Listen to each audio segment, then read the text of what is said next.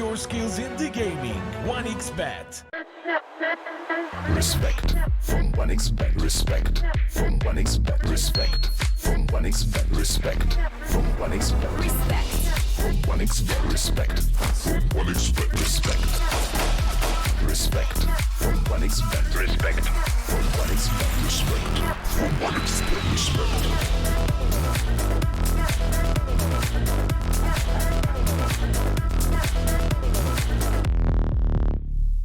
Hello, son. Hi, Mom. Pretty girl. This is Eva. Nice to meet you.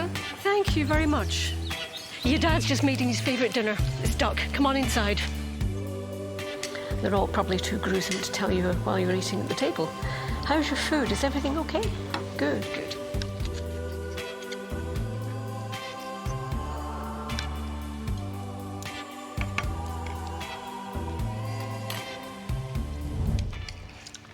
You seem to know each other. Yeah.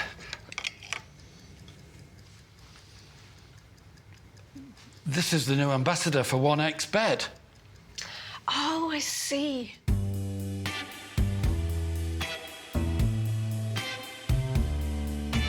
Everyone felt good when Eva Elfie became the new ambassador of 1xBet.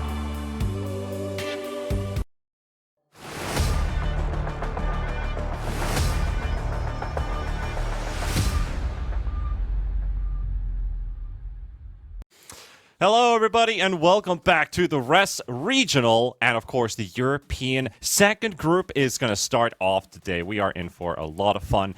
Some great Dota teams that have already participated against each other in Group A, and of course, now the next set of 6 teams to compete. Which of those 3 are going to be going to the playoffs, and whose run will unfortunately end in this group stage? But still, 5 days of tight action ahead of us here, of course, with me and Otomo. Otomo, good to hear you. Good to see you. Good to hear you, man. I wish we were in the same studio room talking to each other, but we will have to suffice with what we have. How you been doing, buddy? I'm doing well. It's been an active few days. I did the end of the first group. Now I'm doing this group. I'm working with you. It's nice because before Relog, we never met each other. It's like you meet someone new, like we're having fun. And it's been a blast for me. It has been a blast having some casts with you as well. Of course, here with the Relog Res Regional in our, I think this is now the 6th tournament. I think we're at the halfway point, pretty much, of all the tours. So what's been unfolding? Let's take a look at the Group A situation, which has unfolded the last 5 days of action, and the results look as follows. We got a tiebreaker. We got Liga team. We got one move fighting for that first place, and Dandelions, who's also secured a spot into the playoffs. Yeah, the last 2 days, one move really did they looked really impressive. They took down Dandelions, they took down Bait. They were able to get all of the victories they needed to challenge Liga. And Spider Pigs, yesterday, they took a couple of games off Bait, which means they actually get 4th. They don't go to the playoffs, but they do get RES points, which all add up for the LAN. And in Europe, top 4 do qualify. So getting some points along the way does help. 2 girls, 1 puck was sadly, they withdrew from the tournament halfway through, so that's why they are 0-10. I mean, they were losing games, then they withdrew. Half their games were losses, half their games were forfeits. Well, seems like the Americans just weren't built for the European level of competition. But what is up in Group B, and that's what we're going to start covering today. We got some spicy teams here. We got Monte, who had a phenomenal first run. They dominated the group. They dominated the playoff stage. But then again, we had an Amiga Gaming also do a good job. Navi Jr., who gave a lot of promise, but are they going to fare better this time around? I mean, we were talking, me and Harry, about this, but Group B, we'd say, is the more stacked group. It's really where stacked. You can say, it's like any one of these teams could be the top 3, whereas, you mentioned not Monte, because I think they were, top 4 last time. Namiga won the last relog.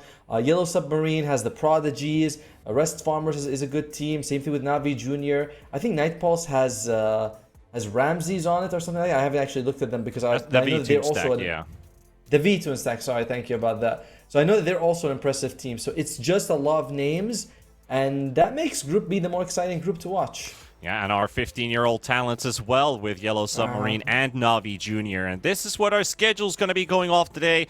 we've got ourselves an East European battle with Yellow Submarine versus Monte to kick off the day, followed up by Rest Farmers and Navi Jr. And then at the end of the day, when we also get Bowie into the casting desk, we have Namiga versus Night Pulse. So let's talk about the matchup here. Yellow Submarine kind of considered to be like this team spirit, academy team, a lot of promise, and the whole team built around Satanic. Satanic, who's also been given a try with Aurora. He was replacing 23 Savage at a Tier 1 event, so let's see if that experience draws him further. But of course, you know, the roster, as you see on paper, it's going place. Yeah, he's good. Satanic has always looked good. My issue with Yellow Submarine in the past has been that I feel like the other four don't really give Satanic the space that they need. Like sometimes, you know, they fall behind a lot and they make a little bit of space for him to farm, but they're like, we need you to carry us late game. And the situation you're going to be in is not conducive to carry us late game. You know, we're going to be like 20k behind, but you're going to be farmed and you're going to do the whole thing. So it's a bit tough. I think Monte's a more balanced draft overall. Yeah, Monte, their opponents for this one, as you mentioned, they came in 4th place in the previous tour. I honestly think they did a really good job in the group stage, falling a bit short in the end, basically in the playoff, you know, bracket, because they won their group. They were pretty much, I wouldn't say undefeated, but they went 7-3, and they got knocked out by Dandelions, who were on a roll. Yes. And Monte in general, I feel like this is a more balanced out team. They have some interesting picks. We see like Crystallize pick a lot of Alchemists. Infernals played almost exclusively Beastmaster this patch. I say exclusively, but it's like Beastmaster's 36 games. Then the next is Timbersaw with 11. So you know what he likes. Yeah. They also play like Enigma position 5. So there's a lot of interesting things from them. And we have the draft starting. Beastmaster's not banned. But Monte, they already took out the Primal Beast. This is more likely for Moonlight than Infernal, because Moonlight just plays the hero way more. Yeah, Moonlight, I remember that he played a really mean Primal Beast in the previous tour. And of course, they just lock in their straight-up mid matchup here with Primal versus Caudal. Of course, Primal still has a bit of flex value, but I think he's pretty happy with the matchup in general, because it allows the Primal still to get his farm. He'll still be able to rotate, maybe even answer the rotation timing of the Caudal. Downside, it's a Dire Caudal versus Radiant Caudal. I keep yapping about this. It's always better to play Caudal on the Radiant side compared to the Dire side, but it's still a hero that will get his farm. He'll make his rotation early. Even if he dies, he'll still get the charge on his Urn/Vessel, whichever he has picked up, and dominates the early minutes of the game. But he needs to get those kills, because that's what really makes it worth it. When you're going up against a Primal, he's going to do the same thing. He's also going to look for kills for his team. I like the Oracle pickup, from Monte. I think that in general we see a lot of Caudal, and as you mentioned, like the Spirit Vessel, sometimes they go Dagon as well, just for more damage. And Oracle's great against that. You have Dispel. One of the best counters, yeah, it's just super good no matter what. We don't see it enough. He can nullify magic damage completely, and there's nothing Caudal can do. You can't get a nullifier. So nice opening here by Monte. And as I mentioned, Ekinart, he plays a more unusual heroes as 5s. Like he does play CM and, you know, the Disruptor, but some Enigma, some Grimstroke, and now we're seeing some Undying as well as Oracle, which are, you know, edge of the meta. Not exactly meta, but edge of the meta. Yeah, very, very different type of a hero pool, definitely, to the traditional Pos 5s that we see around. I think Enigma is also a good bring up as well, because we have a couple Pos 5 Enigma players in this tournament. So just excited to see if we're going to get more Enigma picks than usual. But you see this hero come out? Probably not. And of course, since we've already got the Oracle out there, we've got the Clockwork paired up with the DK. So already going up in a very tanky, initiation-heavy type lineup. The Caudal likes to play around these. And Clockwork in general is amazing against the Primal Beast, right? If you can cog him, you can stop like the charge, you can just jump on top of it. There's a lot of things. Clockwork, you know, Primal, you love moving around a lot, and you hate heroes who can disrupt the battlefield by putting in these barriers that you can't deal with in any way. So, again, like the drafting is very nice. Call comes out, we pick Oracle. We have Primal, you pick Clockwork. Like the counters from the supports have been quite on point. Let's just gotta see what Monte is gonna respond with, because you know, Lifestealer is always an option here. Do you want to pick it this early? You might just have to consider the support pick into the Lifestealer, because it does so good versus the Clock versus the DK. Very classic answer. If there's no Shadow Demon, Hoodwink's a good response to the DK. For sure. Yeah, you have the break, long range, pretty solid. Sometimes, yesterday we saw Clockwork, and he was a lot of times cogging his own allies with the enemy. And it's like, hey, I love that. You can just put in a tree and bushwhack. Thank you very much. What else what do you want for Monte? With DK coming out, I think you can take Alchemist. You have Oracle to protect you. DK is not really a threat no matter who he's with in the lane. It's probably off lane DK because there's a Coddle, so it's likely Coddle mid. Yeah. Especially because I believe that Erase does play a decent amount of Coddle mid. That seems to be the trend I'm feeling. Yeah, there's the option of like Manta / BKB builders, which will be good in general versus both DK and the Coddle. And of course, if you do get cogged up and getting hit by Battery Assault, at least you have those extra illusions to work with. You don't get perma-locked on the spot. So I think Alchemist Lifestealer, probably that Axel. Unless they want to flex that Primal Beast still and pick a mid. I don't think this is your Zeus game. But I think there's still a couple mid options they can consider. Oh wait, you said I don't know. I think if you don't pick a carry, then you're not flexing the primal, right? Because if you pick a mid, primal's off. If you pick an off, primal's mid. So yeah. You definitely want to carry, but they go for the Doom here. All so right. it is going to be, as we imagine, Moonlight with the primal and offlane Doom. Very durable 2 cores with an Oracle on top. So I like it. It's nicely rounded out. The kind of a downside here is they don't really hit buildings with these heroes, so that's what you're going to need is an objective hitter for the team. And it's also going to have to go up against the Medusa, so if you pick an anti-mage, are you pushing towers down? I think that's going to be a bit of an issue. Anti-mage gets banned And he gets instantly. banned. Yellow Submarine. Yeah. I'm feeling the Troll Warlord actually for Crystallize. It's the second most played hero. Lifestealer against Medusa is not fun. Luna's kind of meh. Gyrocopter, like you don't really have a lot. You need concentrated damage on one guy because you have Dragon Knight and Medusa. I think Troll gives you the best. If it's not Troll, Alchemist is okay. Yeah, Alchemist is also okay. But they get rid of the Enigma. What's Yellow Submarine's? Yellow Submarine has the next pick here. Very likely a support.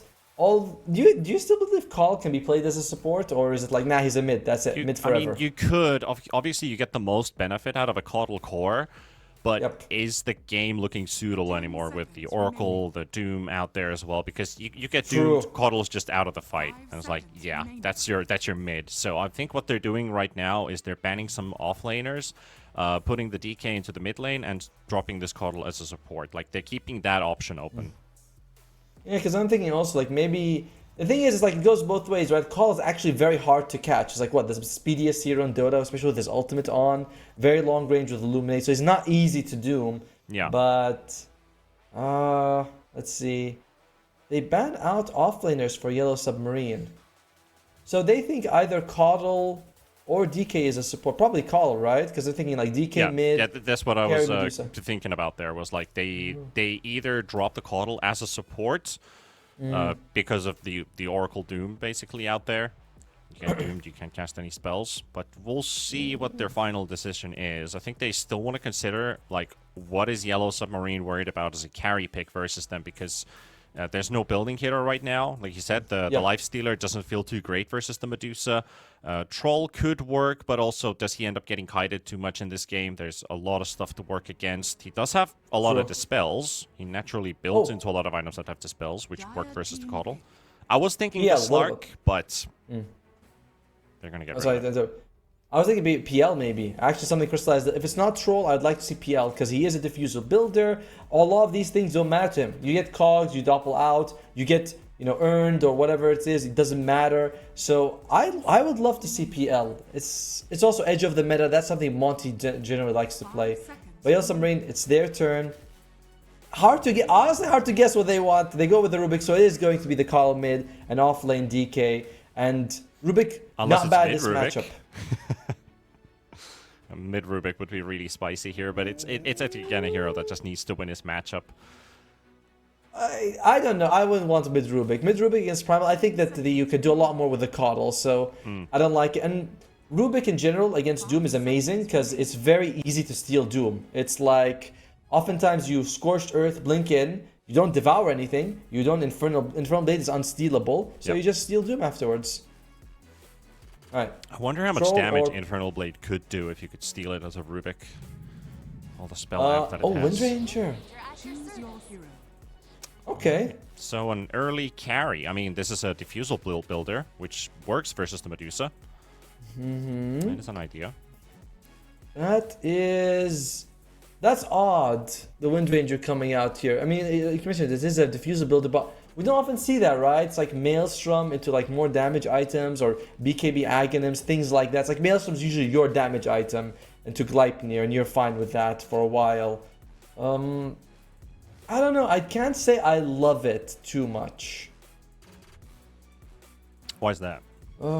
I just don't feel like she usually builds Diffusal that early. You know, she's not usually. I don't feel like she's a counter to the Medusa. She could, but you just get, you know, Gleipnir into more defensive items, BKB Aghanim Scepter. So Doom also doesn't do well against the Medusa. She literally does not care if she's doomed because your mana regens anyway and your health doesn't go down. So I like Yellow Submarine's draft more, but I think Monte's the better team. Which is why I'm going to do the thing where I sit on the fence and look at you and say, hey, what do you think? What do I think? I mean, What do you think, Will? you raise a good point with the Medusa versus the Doom matchup, that Medusa just doesn't simply care about what the Doom does to you. Doesn't mind about it at all. And of course, you know, I think we're looking at, does Yellow Submarine get themselves a strong start to the tournament, or is this going to, you know, kick off later on? Because, you know, some teams, they start with a hot streak. It's like, well, it's a fresh sheet of paper.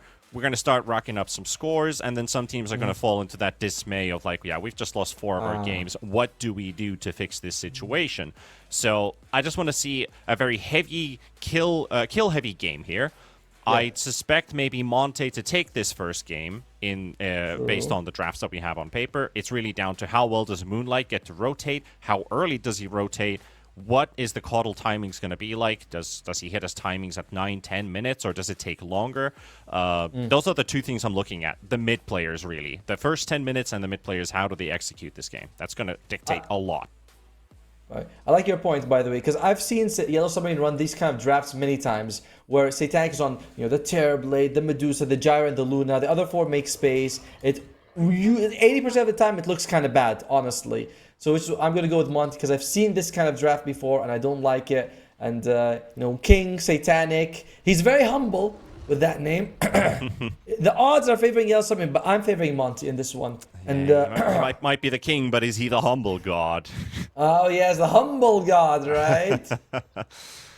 Well, I mean, these are the new generation of Dota players coming out there. So of course the young guns, always filled with energy. It's like they have such a harder path into today's Dota compared to like the Sumail era of like 2015, and some superstar just figured out the game faster than the others did and just rocks his way into the world. Now all these 15, 16 years old players, they face so many challenges because the players in general are so talented now. Agreed. And it's like there's so much more players as well. So before, it feels like every region had like, you know, a handful of teams. Now every region's got, you know, remember the DPC? 8 teams in Division 1, 8 teams in Division 2, and some teams coming in from open qualifiers that you've never heard of, and you're like... Yeah. And you go to Division 2, you think, oh, these must not be the best teams. And you look at them like, everyone's like rank 150.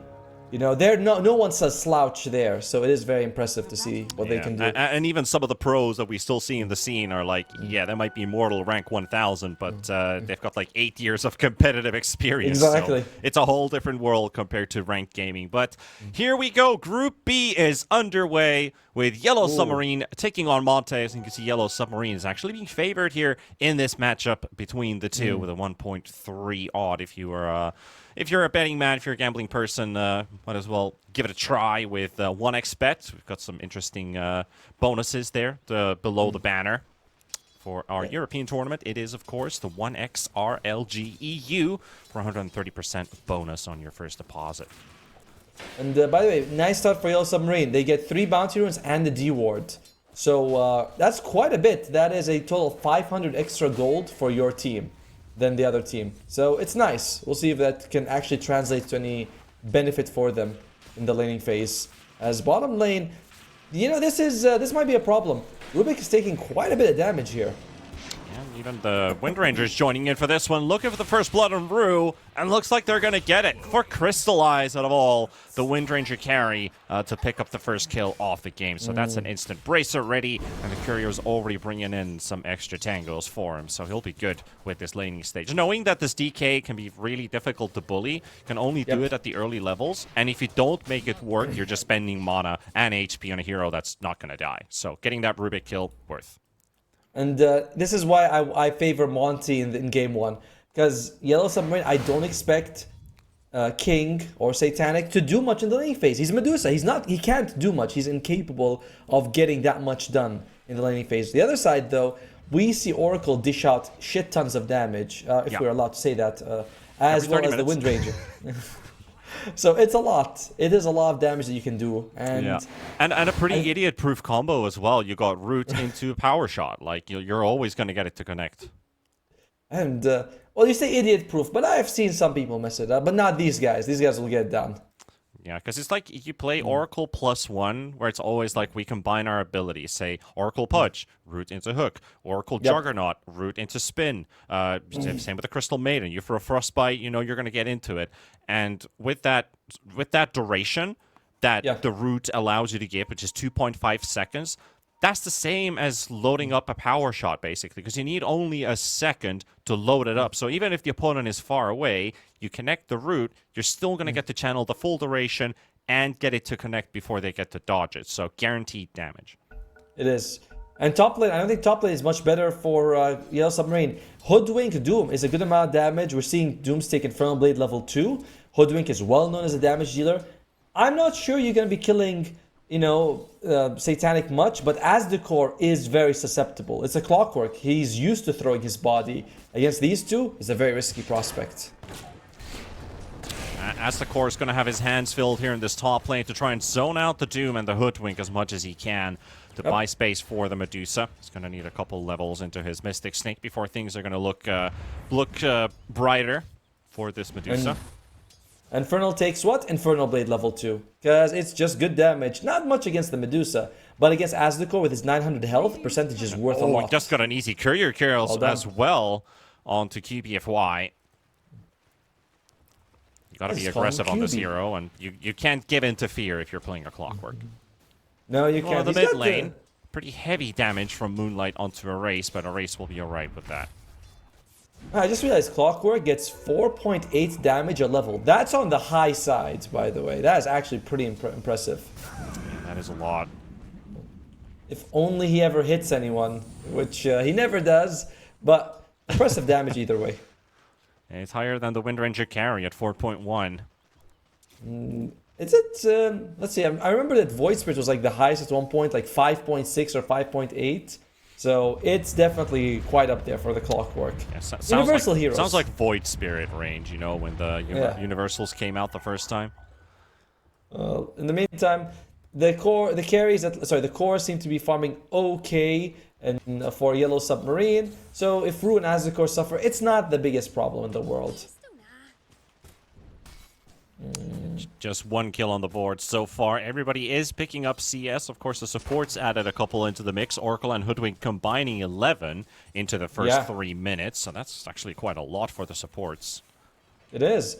And what we're seeing the Oracle do is just pulling a lot. Because he's like, well, we're not killing Dragon Knight at level 3. We might as well just focus on other stuff. And I like this economy focus working out for them. In the meantime, though, Inferno loses quite a bit of health.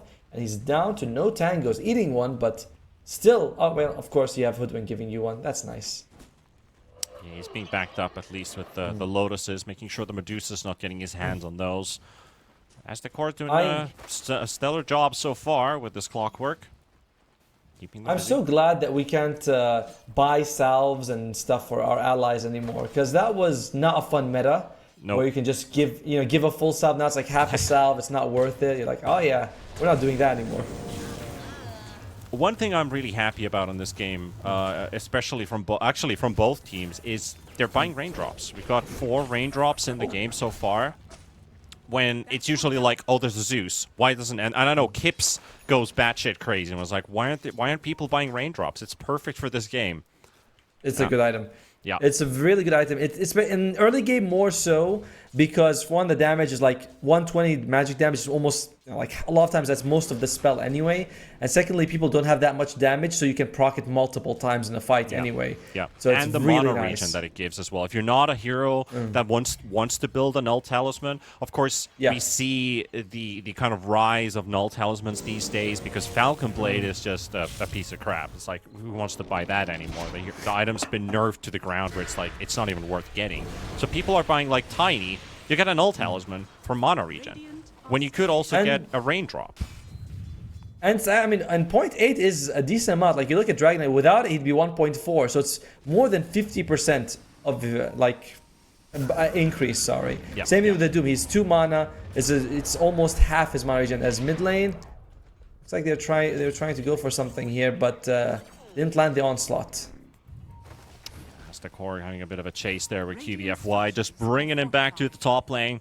But now that level 6 timing for the Coddle, he's already got his urn, closing up on the boots of travels before picking up the vessel. Sometimes you see vessel being built first and then going into boots of travel, but it looks like he's going to do it the other way around. Try to secure that first kill, while at the same time, as you're saying, at the top lane Infernal, got a bit too deep. That's going to be an easy one for King and Aztekor to pick up. And Erase, by the way, he shows up in the last second of the TP. He gets the urn charges that he needs. Without Vessel, it's not as impressive. Oh, actually, does he have the mana for this one? Moonlight's going to interrupt him. Aztekor's coming in as well. Going to lock in the Primal Beast. They don't have enough mana for another Solar Bind, so it's just going to be an Illuminate Blast. And Rue's coming in as well to secure the kill, and a second one off the Hoodwink as well. He'll get the 3-man Bushwhack, but it's just a desperate runaway as he's got the Solar Bind connected. Actually, doesn't, just goes for the quick Illuminate Blast, and that'll do it. Nicely done by Yellow Submarine. This rotation top by Erase gets him the urn charges. He goes mid, and we've seen it, right? We talked about how the Clockwork is super good against Primal Beast. So that's what Aztekor does. Completely disables the pulverize. Well, he can't even pulverize. He's stuck in the cogs, and they get the double kill out of it. A very nice. This is why I wanted to see the Coddle as a core against the Primal. He does fairly well against him in the lane, and just generally counters him later. You can always Blinding Light him when he charges. Yep, the Blinding Light and the Solar Bind as well, because it's like the Primal Beast then has to decide, can I just go in because I have no way out? All he has to do is get level 15 on Moonlight, then you get the Dispel. You're like, alright, fine. Finally, I'm in a good spot. It's like I picked this Snapfire carry so I can get to level 25. Okay, good luck getting to there. So, but you are right. Like when he does get that, it is a kind of a call sign for Coddle to maybe swap targets. To be fair though, a level 15 on the mid laner isn't as bad as level 25 on Snapfire, right? Like level 25 is. I know. I was reaching out. it's quite a bit. The King. He is doing well net worth at the top. The King. He hasn't been bothered at all. The King himself, you know. You've crowned him already. Well, Sumail's the King, right? Yeah, Sumail's the King, and you know, Satanic King. He's still gonna have to win at least a relog tournament. And for the record, Sumail, he by the age of Satanic, he's actually won a TI. Because he got at 16, so it's like, Satanic already washed at 16. Already not washed. the King. Not giving him a chance. I mean, I'm really hoping, but not only just him. I also want to see that his team also performs because Yellow Submarine, a roster of players that not a lot of people know about, not even know about the existence. They're thinking Yellow Submarine. Oh wait, wasn't that the team with like Yatoro and those guys? Yeah, they went to win a TI after that. Two. So Yellow Submarine, they kind of have this mantle of why I consider them to be a Team Spirit Academy teams, because Team Spirit picked up Yellow Submarine and they won a TI with it. I think, and I know that there's a link between the. Oh, by the top lane, it looks like we might lose Infernal here. He TPs away. Aztekor makes it in time. Yeah, cog push to cancel the teleport just in time. These are some good movement. Aztekor in particular has had some fantastic movements. Like the one where he caught Moonlight, now he gets them the stun they need, because between the call and the moon and the Medusa, they don't have that. So very nice by him. Also a bit of stacks being made in the Radiant jungle as well. Can farm those up for either the Primal Beast or potentially even the Doom to pick up slowly but surely. They don't really have a lineup that clears stacks that well. It's really just the Trample on the Primal Beast and maybe an Oracle Root to help it out a bit. Do you think that it's worth it for... I mean, I would like to see Infernal pick up the mana creep. You know, it's kind of good early on. It's percentage based, so it's good. It's based on the enemy's like multiplier of their intelligence. Because that might be the only source of mana burn they can actually get this game. It could be useful, at least in picking up the Medusa. Could help. Nope, you went for the tornado even against creep. the Coddle, too. It's like, nah, give me the tornado, that's fine. Yeah, sometimes if you don't have a blink at your disposal, the tornado is always a good one to pick up. I'll be able to You can push play the anyone you stacks with want. Moonlight. At the same time, Medusa and the Coddle are leading the net worth by quite a hefty amount compared to the rest. It's really the support gold that's impacting the net worth at the moment. But one person who is suffering though is well, actually I was gonna say Dragon Knight, but so is the Doom, and that's way worse for the Doom because you do get that free farming mechanism in Devour. It's not as good as it used to be. You know, 40 gold and you keep it level 1, max out 160 rather than 200. It's just not as impressive, but he's still behind the Dragon Knight who died. I mean, Doom also died, but Doom died twice actually. Jeez Louise. Yeah, he got Dragon Knight killed. didn't He die, got killed sorry. in the lane when he was trying to pull the creeps. And then they ganked him with 3. But now in the top lane, a lot of action setting up here, trying to kill Astakor.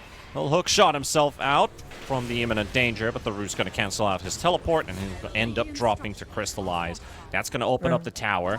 Well, the Medusa's already moved away, farming some ancient stacks there for herself, and only 400 gold short from a Manta style. So this farming pace is quite the something, considering he was facing a laning matchup where he wasn't feeling threatened at all. So this is a very big Medusa we're going to watch this game.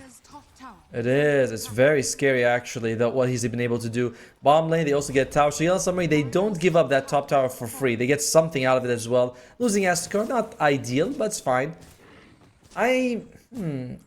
Besides Doom, do you think there's a lot of amazing spells to steal for the Rubik? I know Pulverize gets, like, is considered impressive, but you can't pulverize Primal Beast himself, because if he has Trample on, he murders you.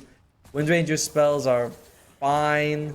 Hoodwink is kind of okay. Oracle's great. Oracle and Hoodwink are actually really good this game. I think like a long-range bushwhack you can throw in. Sharpshooter's a good spell. All of Oracle's spells, even just grabbing a random Fate's Edict could be really big because there's a lot of magical damage that Monte do. True. Although Bushwhack isn't as good for the Rubik because you don't have that tree that you can set up with your Acorn shot. So it's good, but it's one of those things where if we fight in the river, you're like, ah, crap, I have a useless spell. Yeah. Somebody plant the branch. It's like, can we move over to the trees? Somewhat force staff them next to the tree and then I'll add the stun. You're like, oh, come on, dude. Yeah. As the core throws out the rocket. Is he gonna get caught? No, They it's actually Erase. might just run into Coddle. The instant blink reveal. And the Root to follow it up. Erase is gone, but they're bringing in King for this fight. Not using the Stone Gaze just quite yet. Keepify trying to finish off Rue, but won't be able to. And now the chase. King will push them away. And Oracle left all by himself. Rue has actually stolen Fortune's End. There we go, the Doom onto the Medusa. Medusa is taking low. A lot of damage coming in from the Wind Ranger. Moonlight keeping her on the spot. Medusa trying to make a run for it. Mana Boots coming off cooldown right now and will survive a bit longer. Pops the Manta as well, and King will survive. And now the turn. They got the DK to push them away. Still has Blink available. Stun in 2 seconds. Could just jump onto Cubify, but they're going to finish off Infernal, and they'll let Cubify go. They want Primal. They want the Moonlight Primal Beast, and they'll go for it. Erase has returned, and they'll get the turn for Yellow Submarine. Honestly, Infernal messed up. There's no reason to do Medusa. She already used her Stone Gaze. You're not doing anything to her. And like you could have doomed someone else and you get the kill. Like they brought King a bit low, but it's not worth a doom. And yeah, that was a bit of a blunder. That was a bit of a blunder by our friend Infernal. Yeah, they even got the Coddle back. Already getting killed at the start of the fight, but the fight took so long that the Coddle's already returned and looking for revenge kills. That's where you realize we've overstayed our welcome here, boys. And as we mentioned, the mana burn issue, right? Like the Doom comes out Medusa, but her mana is very healthy. I think she has an arcane boost. Yes, she does. She had 2 bangos, which she ate. So she's like, I'm fine. Like, I'm willing to go for 10 rounds against you guys. I have no problem. Yeah, the easiest source of healing. You've got a chakra magic in your team, and you can just stock up on an inventory slot filled with mangoes, and it's like, yep, go ahead, try again. That's true. I haven't actually mentioned, but yeah, you can just get... It's maxed out chakra as well. Only 9 seconds cooldown, so you can get a couple of them. Not bad at all. Yeah, it also you get down reduces to the cooldown 6. of the snake by 6 seconds, so you can almost throw in a snake and throw in another right after. They're smoking up. They're feeling comfortable about this one, but Infernal gets to dodge this smoke just in the right position. So he'll be able to react and blink away. Monte, however, pushing on the other side of the river. Do they have time to hit this tower? I don't think they do. Let's see. Interesting items coming out here. Looks like Dragon Knight. He's going for the Manta style, or he has the Blink Dagger, which you really want in this game. Because if your Clockwork misses hook shot, you have no hook initiation. Shot does come out from Astakor. The Bushwhack's going to be there as well, but the damage is insufficient. Eknar's going to be there to help out the Primal Beast so that they can get away. But they bring in the numbers. Both teams preparing for a fight here. They left Infernal in the top lane. They know the Doom's not around, but he could always teleport and blink in. Which they need to be cautious of. The Bushwhack onto two. Very nicely, actually. It's not the Bushwhack, the Shackle Shot, which caught both of them. Astakor and the DK. DK now getting jumped by Infernal, trying to get the Doom off, but he got stunned before he did. And Crystallize pushed away as well. The Wind Ranger doesn't exactly have a high HP pool to chase. And they're like, we don't want to go in, even though we got the kill. Ironically, the person who gets mana burn is Medusa. She buys a Diffusal Blade. She's like, yeah, this mana burn thing, it's pretty good. Let me get some of that action. It's pretty solid here. Disperser is a very good item. This is queued up for her next. I mean, that's a nice kill on Azukor. You keep the tower alive, but check out the warding coming out from Yellow Submarine. They have a ward behind the tier 1 tower, so they can see when they go for this assault next time. See what they end up doing. A lot of items still lined up here. You know, they haven't quite finished the next items on almost like 6 or 7 heroes. You've got the Manta in the works for the DK. You almost got a Rod of Atos up on the Hoodwink. The Gleipnir as well for the Wind Rangers. So double roots available. Oracle's got the Aether Lens, so at least he's going to be able to get his spells off from quite a distance here for Eknart. Yep. But yeah, I'm not seeing an item for the Radiant where I'm like, wow, once this comes out, it's all over. You know, things are going to change. It's kind of like the standard items. You know, Gleipnir is going to be helpful, but it's no mana burn, which we've harped on about quite a bit. Yeah, King is also slowly pushing his way through that middle tier 1 tower. It is down to the deny range now. Radiant's middle tower is under attack. I heard the onslaught, then I was like, wait, it's a Rubik. He's got the max onslaught on him. Awkward spell to use because you kind of like it's good, but you don't really want to be cast charging range him. though. That is pretty it's sick. huge. That is such a huge circle on the Rubik onslaught. Damn. So it's from the river to the Radiant Ancients he can reach. It's a very long distance. Yeah. As the core. And it's only gonna get bigger. That's what she said. Oh wait, no, as the core, he's right there. He is baiting them a little bit, but they're scared to go up against King. You know, they are like, they're worried. He's got a good mana pool. He's got the Arcane Boost. He's got the Chakra. He's got Gossamer's Cape, and he's the highest level. He is 3,000 gold ahead of the Wind Ranger. That is insane. Pure enjoyment for King. Oh. I thought, I looked at Doom, I was like, wait, is it that creep? No, he got the Purge creep. Which is, what can you actually purge off on the enemy? You can, I mean, it's a slow. I guess you can also debuff your ally, like dispel allies, so you can remove it on yourself if you get hit by the solar flare and things like that. You can dispel the opponent that you're dooming, Kappa. No. Nah, it's not. But I like the way you think, sir. Save him from trouble. Cubify ends up dropping in the river, but they're making moves towards bottom. They're not done yet.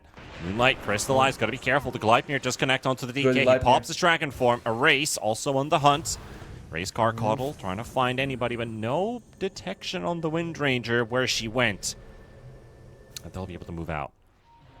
Good move by Crystallize, throwing out the Gleipnir, realizing like, oh yeah, if they get on top of me, I'm dead. Yeah. But the situation continues to go in favor of Yellow Submarine.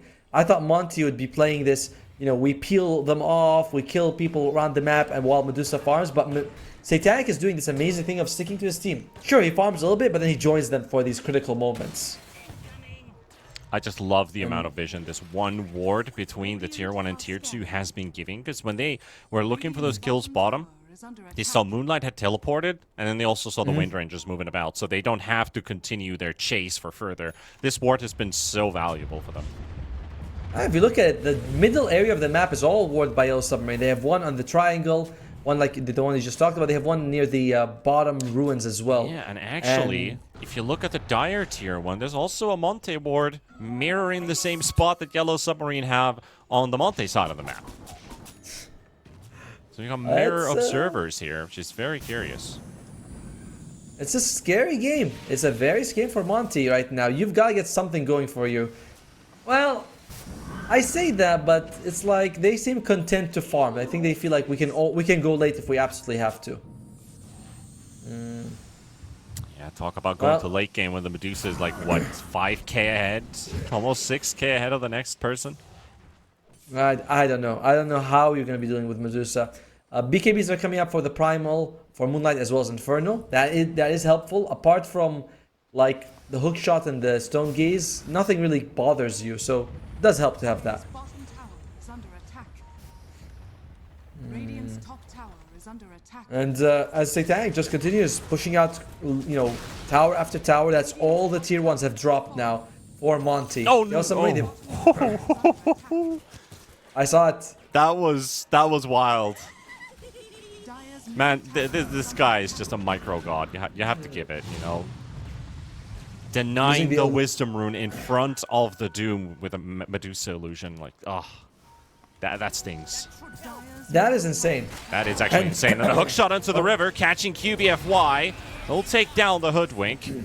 And things are going from better to worse because a race is on the hunt. They've got Eknard on their sights. He'll try to keep himself alive. He won't take damage from the Illuminate, but he's still going to end up dying to the 4 heroes battering him down at the same time. I'm trying to think of what Monte's like game plan to go back in, because direct team fights seem like such a problem. Crystallize, they were thinking of going for the Dragon Knight, but they can't get on top of him. In the meantime, Tormentor's being dropped here. Another victory for Yellow Submarine. I mean, if I'm completely honest here, this is where we start to see signs of an outdraft, because they picked up the Doom, they answered it with a Medusa who doesn't care about the hero at all, and the last pick is a Wind Ranger who is supposed to carry the early game. It looked good for the early minutes, but they haven't been able to establish anything while the Medusa's just been free farming this entire game. So it has to be like an ultra late game for Monte, because they missed their early game timing heavily. And some of it is also self-inflicted. Like you doom Medusa in a critical fight when you didn't need to. They're trying to wrap around from behind, though. They do get the Gleipnir onto the Caudal. They don't get themselves the Shackle shot to connect, but the hook shot's there from Astakor. And Moonlight, he's dropping low. He'll fall. He got the zoom out again, but it's onto the Rubik this time. Very desperate fight. Erase just running away from the Doom the whole time. Infernal finally gets to him. He'll get the kill. Pops the speed KB. Has to tank the damage from King. QBFY on the side as well. Just fighting with the DK. Infernal is just going to teleport home. And Eknard, he's left for dead. And that'll be another kill for Yellow Submarine. 2 for 2, though, with the back wraparound at least. That did work for them. That's honestly not that bad. QBFY still running away from the DK. Oh, dear. He'll be able to zone him out. It's fine. That's a very fast dragon, though. Oh, considering how far behind you are, that was pretty decent for Monte. Oh, he's still gonna find him. Is he? The dragon form runs out, though, but stun on stun, and now QBFY is just down to juke in the trees with Scurry, and that's his last charge, too. Astakor, he'll make sure that the hookshot connects, and that team fight, that will be the 3rd kill for it. It took a while to finish it, though. Are we going to count it as part of the team fight kills that they got, or is it like a separate? I will. I will. All right, for your sake then. In that case, the Submarine, they do come out a little bit ahead, but it wasn't so bad. Medusa. Oh dear, Medusa. This might be a difficult kill. Moonlight Infernal trying to make their best versus the Medusa out of position.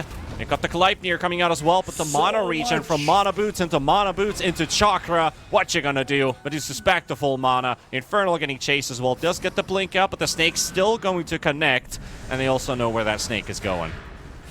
It's not on this plane where, you know, Samuel L. Jackson might be saying a different thing, but this Medusa will make sure that those snakes stay.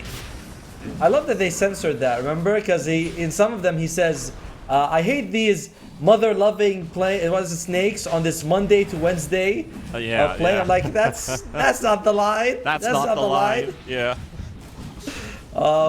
What is the line for Yellow Submarine is Roshan. They're like, yep, let's just go. It's free. And the lack of mana burn. I cannot believe they did not consider taking Troll or PL with Diffusal. Yeah, Instead, and it is they a take- lack of damage as well now. Yep. Dyer's Like middle I mean- these heroes are scaling out of hand. You got 1600 mana on the Medusa, almost 2k HP on the Caudal, and almost 3k DK. And what's the source of your damage? Like, there's no proper damage items Oh. on in their inventories yet. Now they find the Wind Ranger all by herself, crystallized, nowhere to go, and another one for King. And it's like what I don't know. I'm not really sure what Monte's gonna do. We haven't seen like a false promise save either. These team fights tend to be very hectic, where some people think, "All right, we can go kill King," but that doesn't happen. Then the rest are focusing on others, and you don't have like a tiny toss or a pudge hook to bring someone out of position. In general, Monte looks so in a tight spot. are fortified. Dyer's courier has been Yeah, killed. it is feeling heavier and heavier towards an outdraft. Ah. And another thing is, of course, you look at the supports on the Dire side, they're getting some gold. You know, Clockwork's already got an Aghanim Scepter, and we've seen how much damage this thing can do. Yeah, and he's level 13. It's like, Top tower barely have any experience, and you got yourself an Ags in your inventory, sure. is under attack. He's only one level behind the Doom himself, so that shows you just how well he's doing.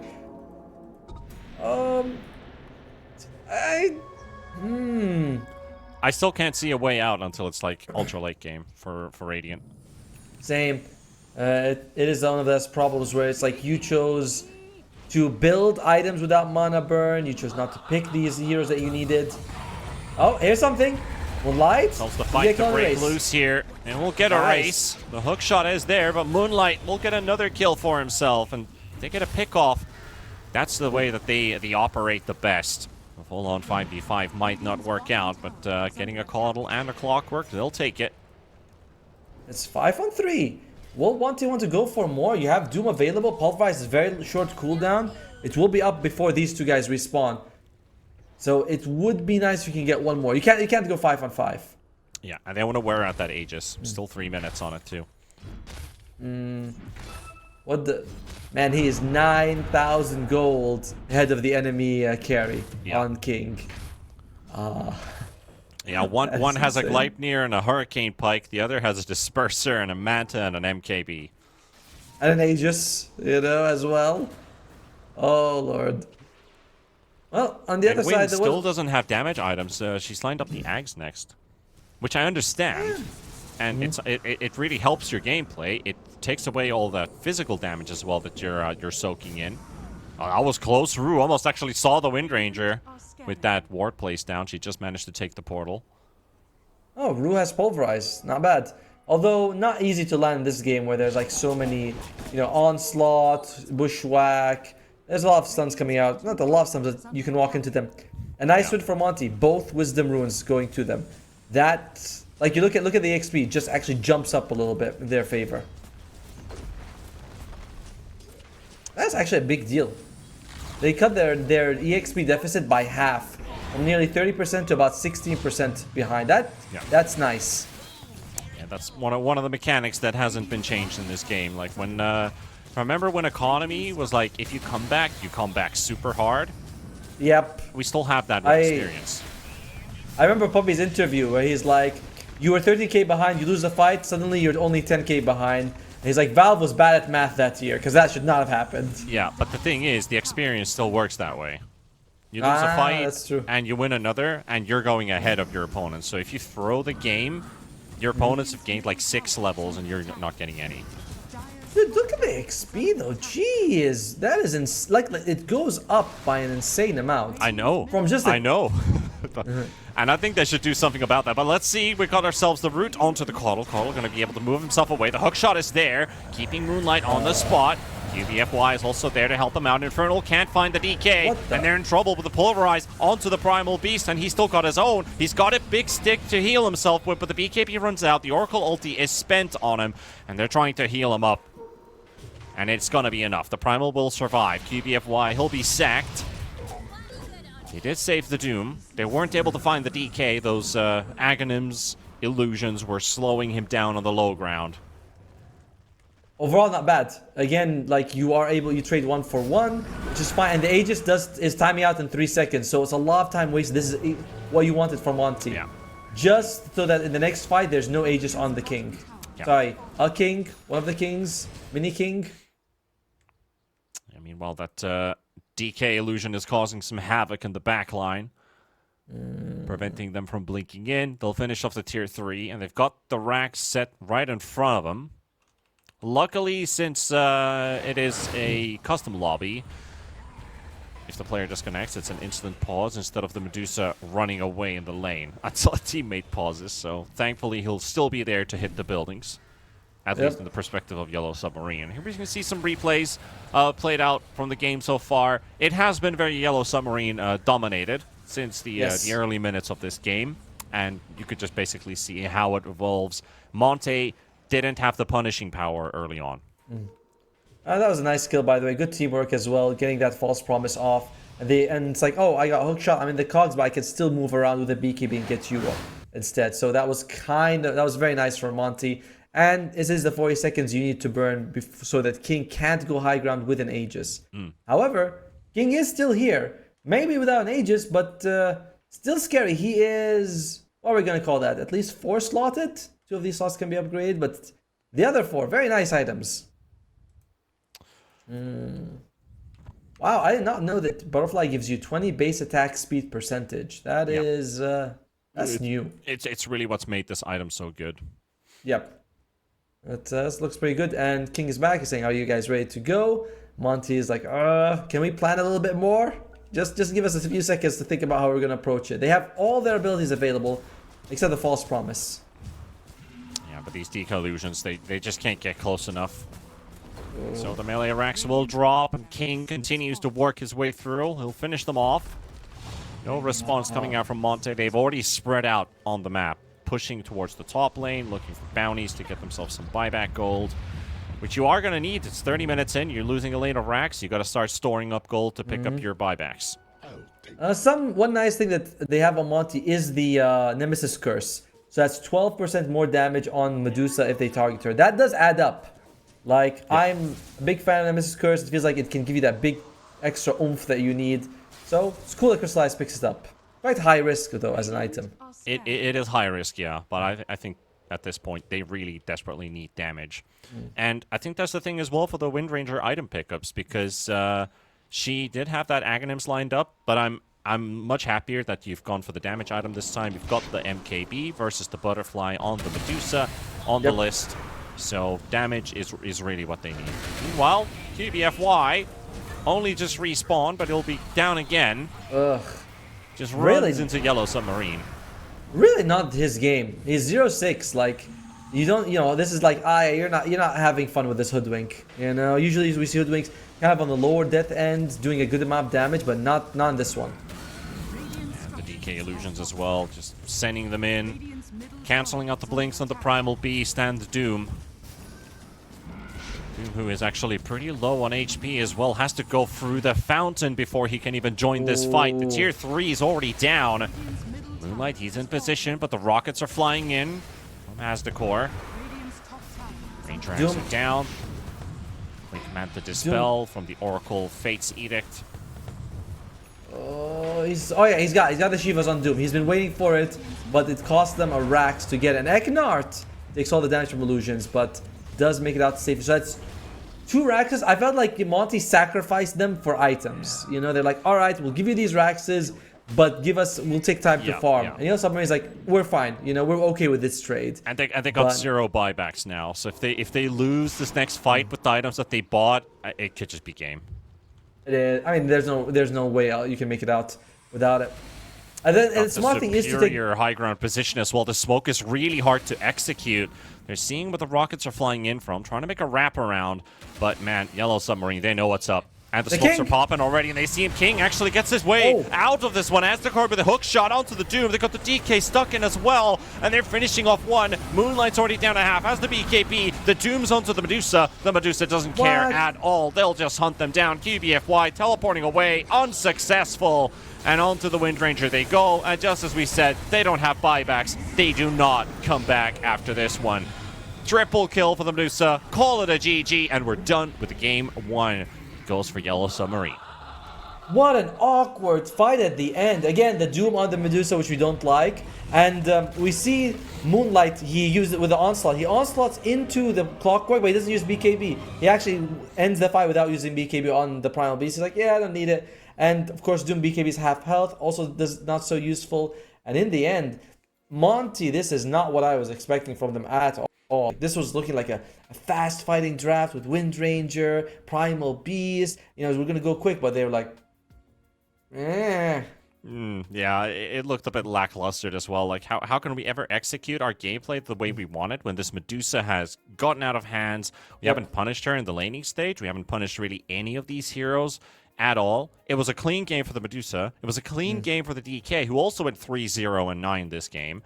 So I think it's back to the drawing board. That second phase of the draft was, I'll just put it this way, it was bad. Like, the Doom looked good. They got a bulky lineup, but then they picked the Medusa into it and it didn't look like a good pick anymore. Yeah, I didn't like as you mentioned, I just don't like the last couple of picks that they had from them. Well, just the last pick, honestly. I just think the Wind Ranger was the issue for them. And to be fair, Yellow Submarine played it really well. This has been their strategy, right? We have Satanic farm, the other four make space. In this game, he farms a little bit, then he joins the team. He farms a little bit, he's there for critical moments, and it looked really nice. So kudos to them, but that's only game one. They have to repeat it in game two if they want to take the series. Absolutely. Some stellar drafting and some stellar gameplay. Yellow the Submarine will take the lead in the series, but we're going to take an ad break and be back for the second game of this first series of Group B.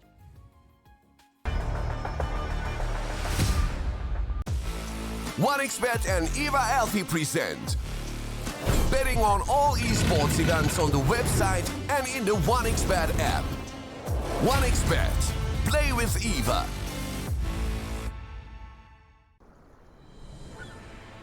What if Kunka knew that he could not only play Dota but also place bets? Better the best black hole.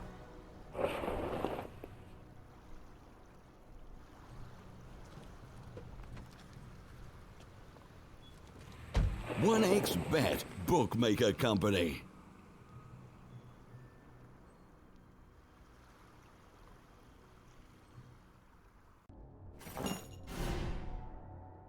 Chances of breaking items in a tournament match are non-existent.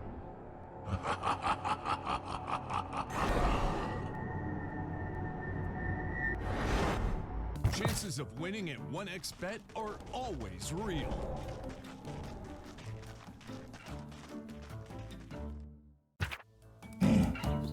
Join with me. At your service. Stealing Aegis from Roshan is very difficult.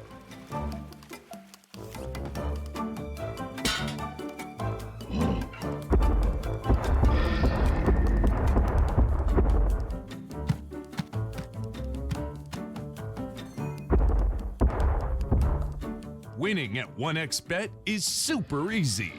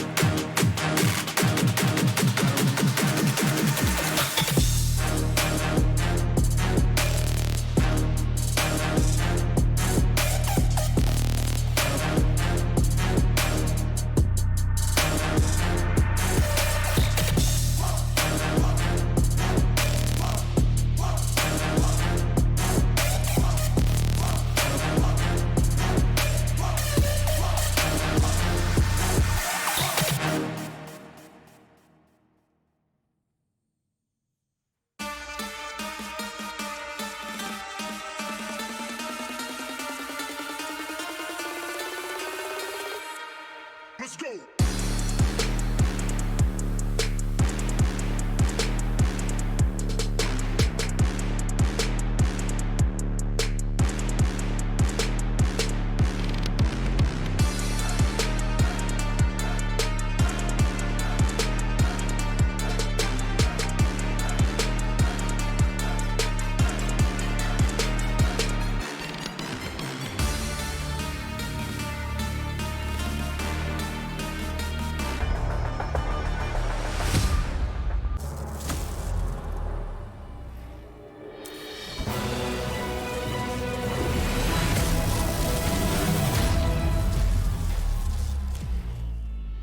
Use your skills in the gaming.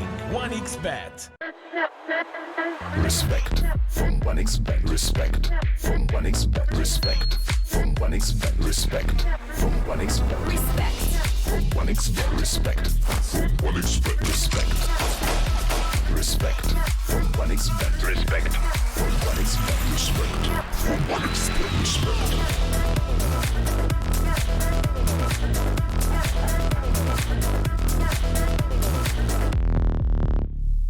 Hello, Song. Hi, Mom.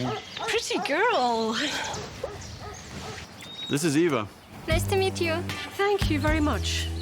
Your dad's just making his favourite dinner. It's duck. Come on inside. They're all probably too gruesome to tell you while you're eating at the table. How's your food? Is everything okay? Good, good.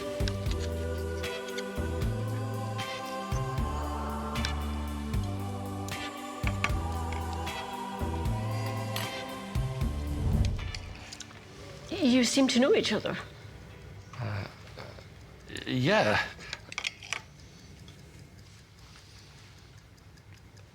This is the new ambassador for 1xBet. Oh, I see.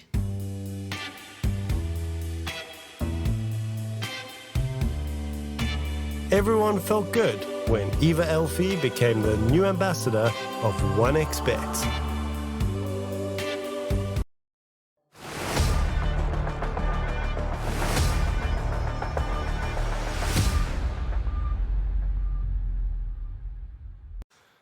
And welcome back, folks. We're returning from our break with Monte versus Yellow Submarine, and game number 2 is starting in mere moments. We just saw Yellow Submarine take a pretty convincing game number 1 with 2 unkilled heroes. It was King and apparently Bring Me to Life, or Bring Back to Life, which is the offlane player for Yellow Submarine. It was an outdraft in the end. The final phases really dictated that. But in-game, most importantly, Medusa was unanswered for. Yeah, I mean, we mentioned, like, it's two things, right? So one of it is an outdraft for sure, because we were like, last pick Wind Ranger, we were saying, oh, Troll would be cool, PL would be cool, but then they pick Wind Ranger, like, that's interesting. That's not cool. Then we see 2 Dooms come out on Medusa. Like, I was surprised. Infernal jumps in, he dooms Medusa, one of them after he stone gaze, and you're looking at it, you're like, wow, that's And there's no mana burn items. There's no even a Satyr mind stealer which does that. You can just eat it as a doom creep, and it's a good item. Yep. Sorry, a good ability. Like no, just completely underestimating Satanic. And Satanic was like, hey, I call myself king for a reason, which is besides being humble. And even like looking at like net worth at 10 minutes, they were all pretty even on the board. Nobody was like far ahead of the other. But then you go a bit further into the game, you look at 20 minutes, oh, he's already 5k ahead of the rest. The next 10 minutes, oh, he's already 10,000 gold ahead of the rest, and then the game's over. So just a bit too many problems presented for Monte versus Yellow Submarine. But let's see how this Game 2 draft rolls out as we are in the drafting screen for all of you people to watch what's going to happen between the two teams. Not banning anything from the previous game. Yeah, we'll see. I mean, they still have Yellow Submarine, completely the same bans. They probably will try to leave the Medusa open for them if they can get a chance. So it's kind of on Monte to plan ahead for it. I love what they did, right? They picked it on the last pick for the second phase, and they immediately banned the anti-mage, and Monte was like, yeah, well, we can't do anything against that. And this game, they removed Pangolier, who is a great, diffusal blade builder. Yeah. Can't actually, I mean, they want to open up with Willow this time. So we had 2 mid picks in the first phase. You think Yellow Submarine is going to do the same and not pick their mid now?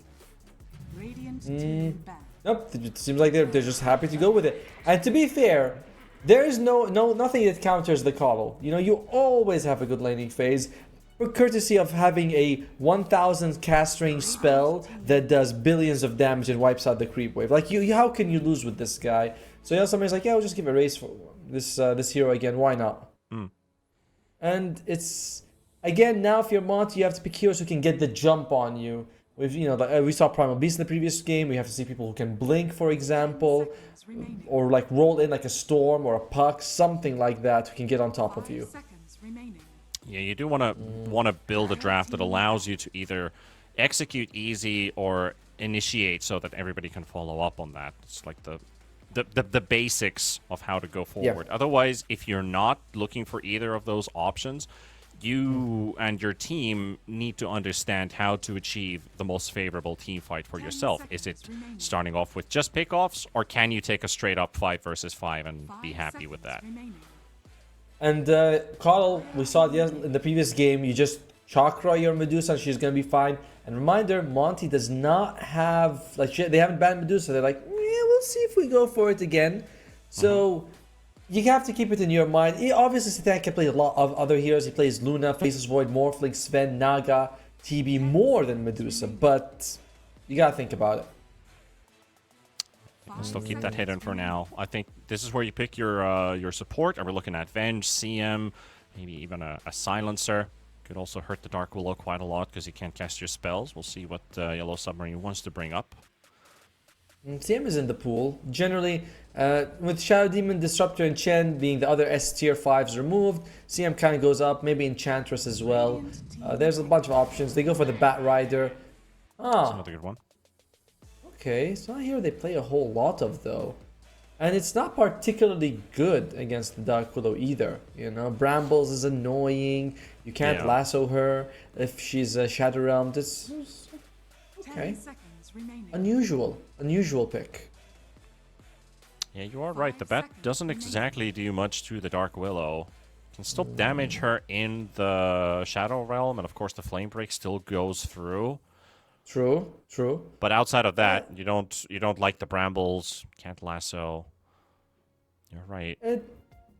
We'll see. I mean, the one thing that Yellow Submarine does pick a lot of is the Centaur. We do see a lot of the Bat Centaur combo, right? You jump in lasso, you use the Stampede to bring him even closer to, faster to your side. It's kind of cool. The hero as a support farms absurdly well. It's oftentimes he's a 3.5 position. He always has nearly the same net worth as the other core. So he's got merit by himself without countering anyone. Yeah, is how I see it.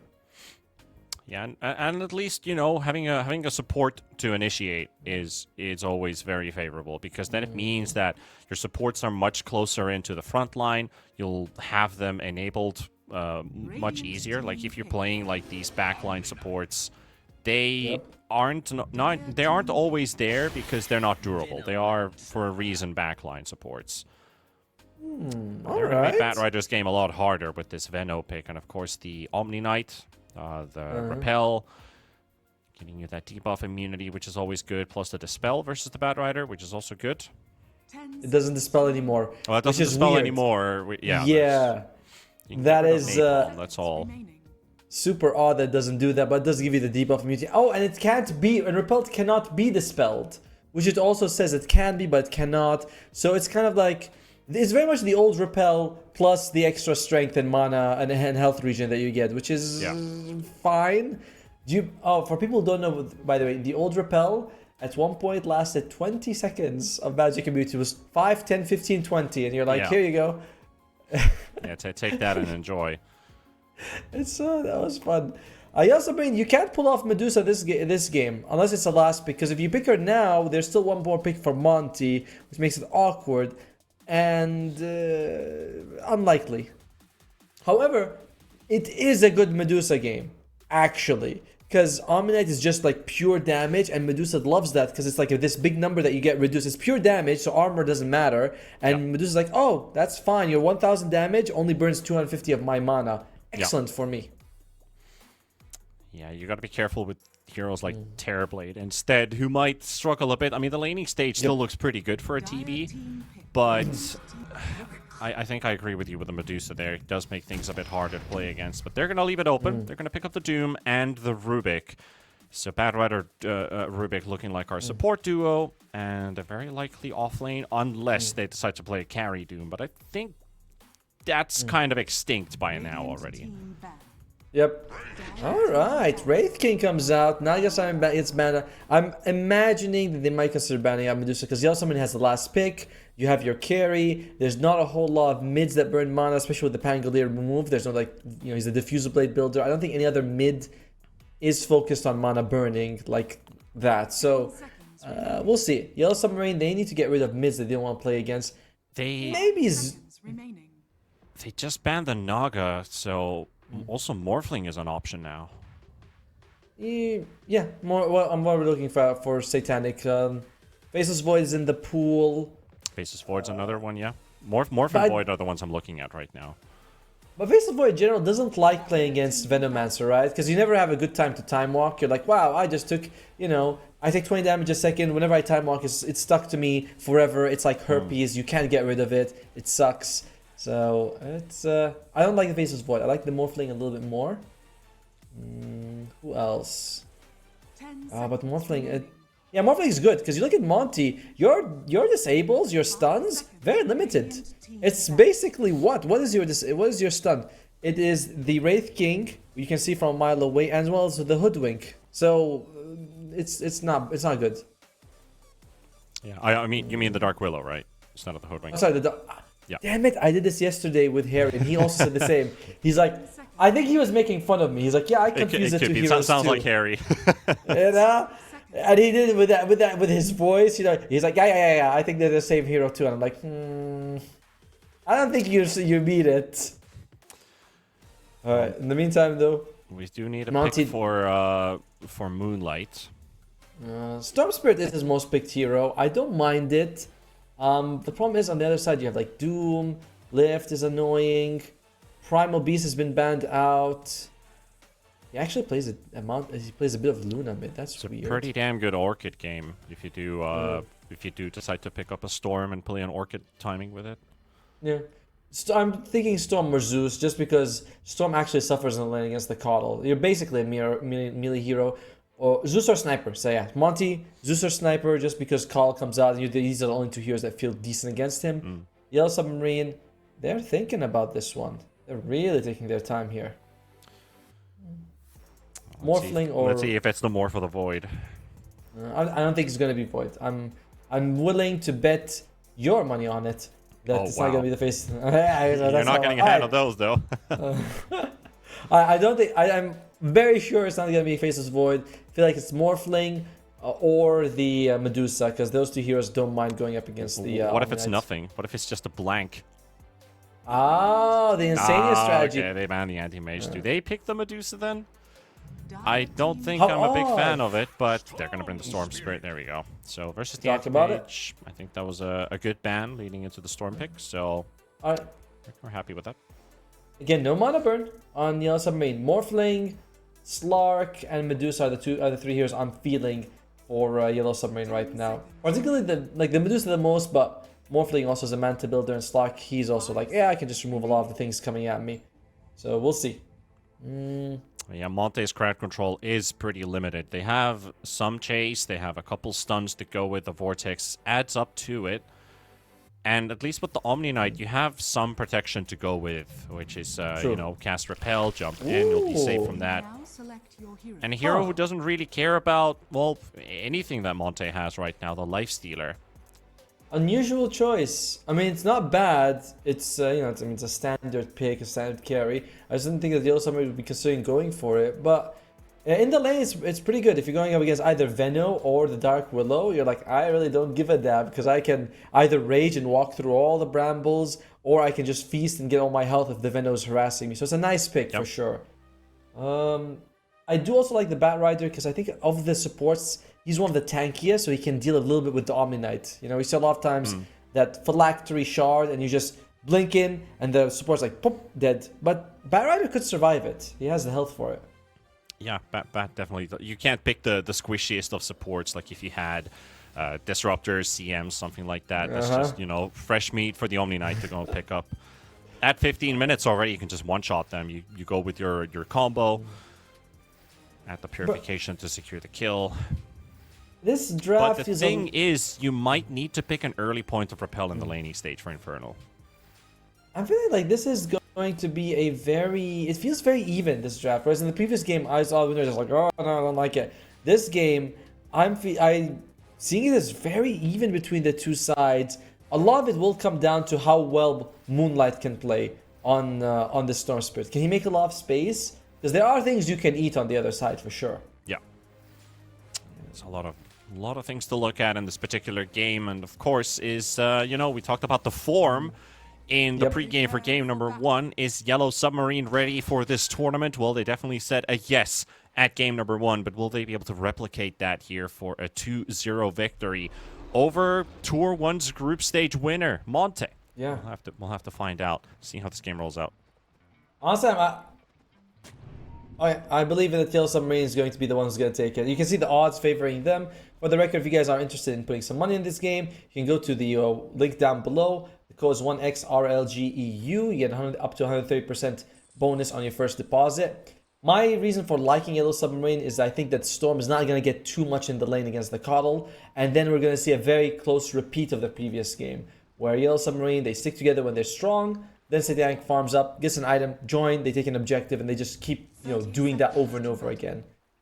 I do like the Wraith King as a counter to the Doom. You don't get doomed, you jump in, you look at Yellow Submarine, it's like, if he's BKB'd and not doomed, I think Crystallus can do a lot, but I don't know, the performance of game 1 from Monte looks really out there. Yeah, and I think there's a lot of options for itemization too, if you think about Monte, like Aghanims on this Wraith King at some stage of the game. They have a lot of sustained damage and dot damage that builds over time. So if they can extend that with an Aghanims later on with a Wraith King, say like plus 40 minutes of a game, something like that, it presents another issue for Yellow Submarine, who got plenty of burst damage. By the way, this game, in the previous one, Yellow Submarine was able to get 3 bounties. This time it's Monte, so they're off to a better start. That's 400 gold benefit for them. It's very nice. And that voice line, the only one who can defeat me is myself, that is from an anime that is where we have this very arrogant character who believes he's the best. So, and he actually plays against another character. It's like a basketball one. The other guy, the guy who beats him, he actually doesn't beat him, but it's close. He's a copycat. Right. So that's why he says that's it's kind of cool. And it's very suitable for Satanic to have that voice line. It does sound like a Satanic thing to say. Right. Yeah. Building a character here, you know. But this is, you know, this is a scene for character development, sure. A lot of these players are still trying to make a name for themselves. we've True. got a couple of veterans on the side of Monte, so it's nice to see that the youngsters on the side of Yellow Submarine they're eager for the challenge, and they definitely came prepared. It is looking pretty good for them. As the mid lane, Moonlight taking a lot of damage against Erase, and this is what I was saying. I feel like the Coddle just absolutely shreds the Storm Spirit. You know, I'm not sure if he's getting kills, but you're going to out-harass him and maybe force him out of the lane at some point. The thing is, a level 6 Coddle beats anything. That's what I was wondering These are Fogg's words when we talked about this not too long ago. It was like level 6 Coddle, when he rotates, he can kill anyone. He just increases the kill threshold to a whole different level. He's a very strong hero. He is very strong. And the thing that impresses me most about Call is that he's an unlosable laner. And I think coming out of the laning phase with a good lane mid is always nice. Like, it's a nice guarantee to have. Well, in the meantime, how's it looking? The only person suffering is Doom right now. Oh. Pretty solid setup here, waiting for that Shadow Realm to be popped. Batrider doing a lot of work in the top lane with QBFY sticking around the brambles, hoping that the Batrider would run into the roots and do some damage to himself. Forcing out the salve, at least pretty early on here. Maybe we'll get a patch one day where fire damage removes the bramble mazes or something. You know, Ice Frog, he'll be like, well, it's a plant. That makes sense. I mean, in CS2, we've got Molotovs that spread. Maybe Firefly spreads. That would be cool. Like, goes to the side. Wouldn't be so bad. Then dies off. But, like, the more it spreads, the weaker it gets. That'll also be not bad. Like, the damage of the main line stays the same, but the spreading damage gets weaker the further away it goes. Yeah, I think there was maybe potentially a decision when it came to like Dota development that elements don't really exist in Dota. Oh, there was one point. Actually, one point in Dota 2, there was elements that do exist, which was oil and fire working together. That was very. Do you remember that? Oil and fire. Oh, okay. I'll tell you about it. Basically, Brewmaster. You know, he has that Cinder Brew thing. Cinder Brew, yeah. Yeah. It used to be that you can only ignite it with fire damage. Like Lena's Dragon Slave. That was the one. True. Yeah, I thought that was another interaction, but I was thinking about that. Yeah. That was the only time that it was like element. I think if that was well received by the community, we'd see like ice and lightning coming in at some point as well. He'd be like, Morphling gets one shot by Zeus. Right? It's like lightning bolt is an instant kill, but arc lightning only hurts. As bottom lane, speaking of insta shotting, this Doom is getting crapped on. I mean, he does have a decent amount of CS from the lane, but right now just hunted down in the jungle. And Eknard for the first blood on the Venomancer. It does take Crystallize away from the lane, but a kill on the core, they'll take it. It is a brutal lane for the Doom, by the way. Firstly, Rubik, he is a shitty bodyguard, you know. Oh, top lane King. Yeah, he's gonna be fine. He's gonna be fine. Almost loses his life. Okay. Meanwhile, in the mid lane as well, Moonlight versus a race. Trying to battle it out. Rubik was also teleporting in with a blood grenade, but he misses. Storm was scouting some stacks from the Coddle here, but Coddle will get to farm them. Well, at least he'll get to keep them safe. Storm teleports all the way, runs all the way into the jungle, teleports himself back to the fountain. Beautiful place to teleport, by the way, with these trees. You have to go like all the way around them to get the lift. Because Rubik was not far, but the trees blocked his vision of that, so that's very nice. As Doom does not go Infernal Blade level 2, has to take Devour, and I mean, he's level 3 now, but he is focused on just like getting some of that recovery farm for himself. Well, meanwhile, Erase, he made himself I think he's got a quad stack now waiting to be blown up by the Illuminate. He's still level 4. Storm is doing his earnest. Try and punish Erase. Oof, that's some damage. I mean, he's not too far away from the kill itself, and Storm, well, not quite the level 6, which Coddle also recognized. And Coddle was able to catch up and experience while the Storm went all the way to the fountain. Look at that stack. That is what you're talking about when you say the Dire call's way better than the Radiant call, isn't it? Sorry, the Radiant is better than the Dire, because you have access to 2 camps while the Coddle can only farm 1. Ah, yes. Plus, you don't need to move away from the lane to stack it as Radiant. While Dire, you have to actually move further to stack it. Well, kills are going all the way around the map. King might drop to the Willow. Oh, nice branch drop right there. So he'll block the vision from this Willow. But overall, in terms of net worth, the King is doing fairly well for himself. It is honestly just Doom who's suffering, who's, you know, we're always looking at low health, unable to get much level 3 in 6 minutes, and he's got a Null Talisman. That is a little unusual to see on a Doom. Yep, it's the mono region. It's not a game. If it's not a game to build a bracer, I mean, Doom's already got a lot of HP. The Null Talisman will do good. Yeah, I'm just thinking, like, why would you need a Null? Are you spamming the Purge? But it doesn't actually... I don't think there's anything you Quite can heavy remove. mana cost when you look at it. I mean, it's It is. 120, which is like a fourth, and it's a 3-second cooldown. Problem is he also needs to close in the gap, so he won't be able to use it right there. Yeah, but apart from Guardian Angel, there's nothing else to remove, is there? It's the slow. It's not. It's really just the slow to catch up. Meanwhile, Wisdom Rune battle here with As the Core versus QVFY or QVFY. Get the Flame Break to poke him away, but he'll die for this one. It's still a hill to die at. Well worth it. Well worth it for As the Core. Good use of the Flame Break to get it in the end. As we were seeing the Storm Spirit, he's top in net worth. Moonlight very happy. Hasn't indicated what he's going for, if it's going to be Orchid, Witchblade, or Kaya, but it's one of those three that you should start off with. And I definitely There's the ulti in mid. Level 3 Veno getting chased. Also burn out the raindrops. Huge nuke there from Erase. They'll get the kill, but there's a lot of traffic in mid. Moonlight is coming in as well. Another Solar Bind available. The Root's coming out, though, and Erase will go down. Doesn't get the heal that he needs from that Illuminate Blast, and he'll drop. Yeah, it killed QBFY would have been worth it, but that was a bit of a dive just for position 5. You're very happy if you're Yellow Submarine. And you know who's really suffering? The one guy that we thought wouldn't. As the Core has no net worth. He is walking around with a couple of branches and a magic stick and 300 gold in the pocket. Not even yet. Oh dear. Yeah, less than 1,000 net worth at 8 minutes. It's a pretty rough start. It is. And like we were expecting him to do well. He's paying taxes to the king. Oh, poor As the Core. He had a great game in the previous one, but he's just not having it with this Battle Rider just yet. Interesting items coming out here. What is... Oh, it's going to be the Witchblade for the Storm Spirit. Moonlight, he wants that early damage. I like it. One thing about the Orchids that later on becomes like less useful when Mantas and BKBs are picked up. Although in this particular game, you know, Erase isn't gonna get it.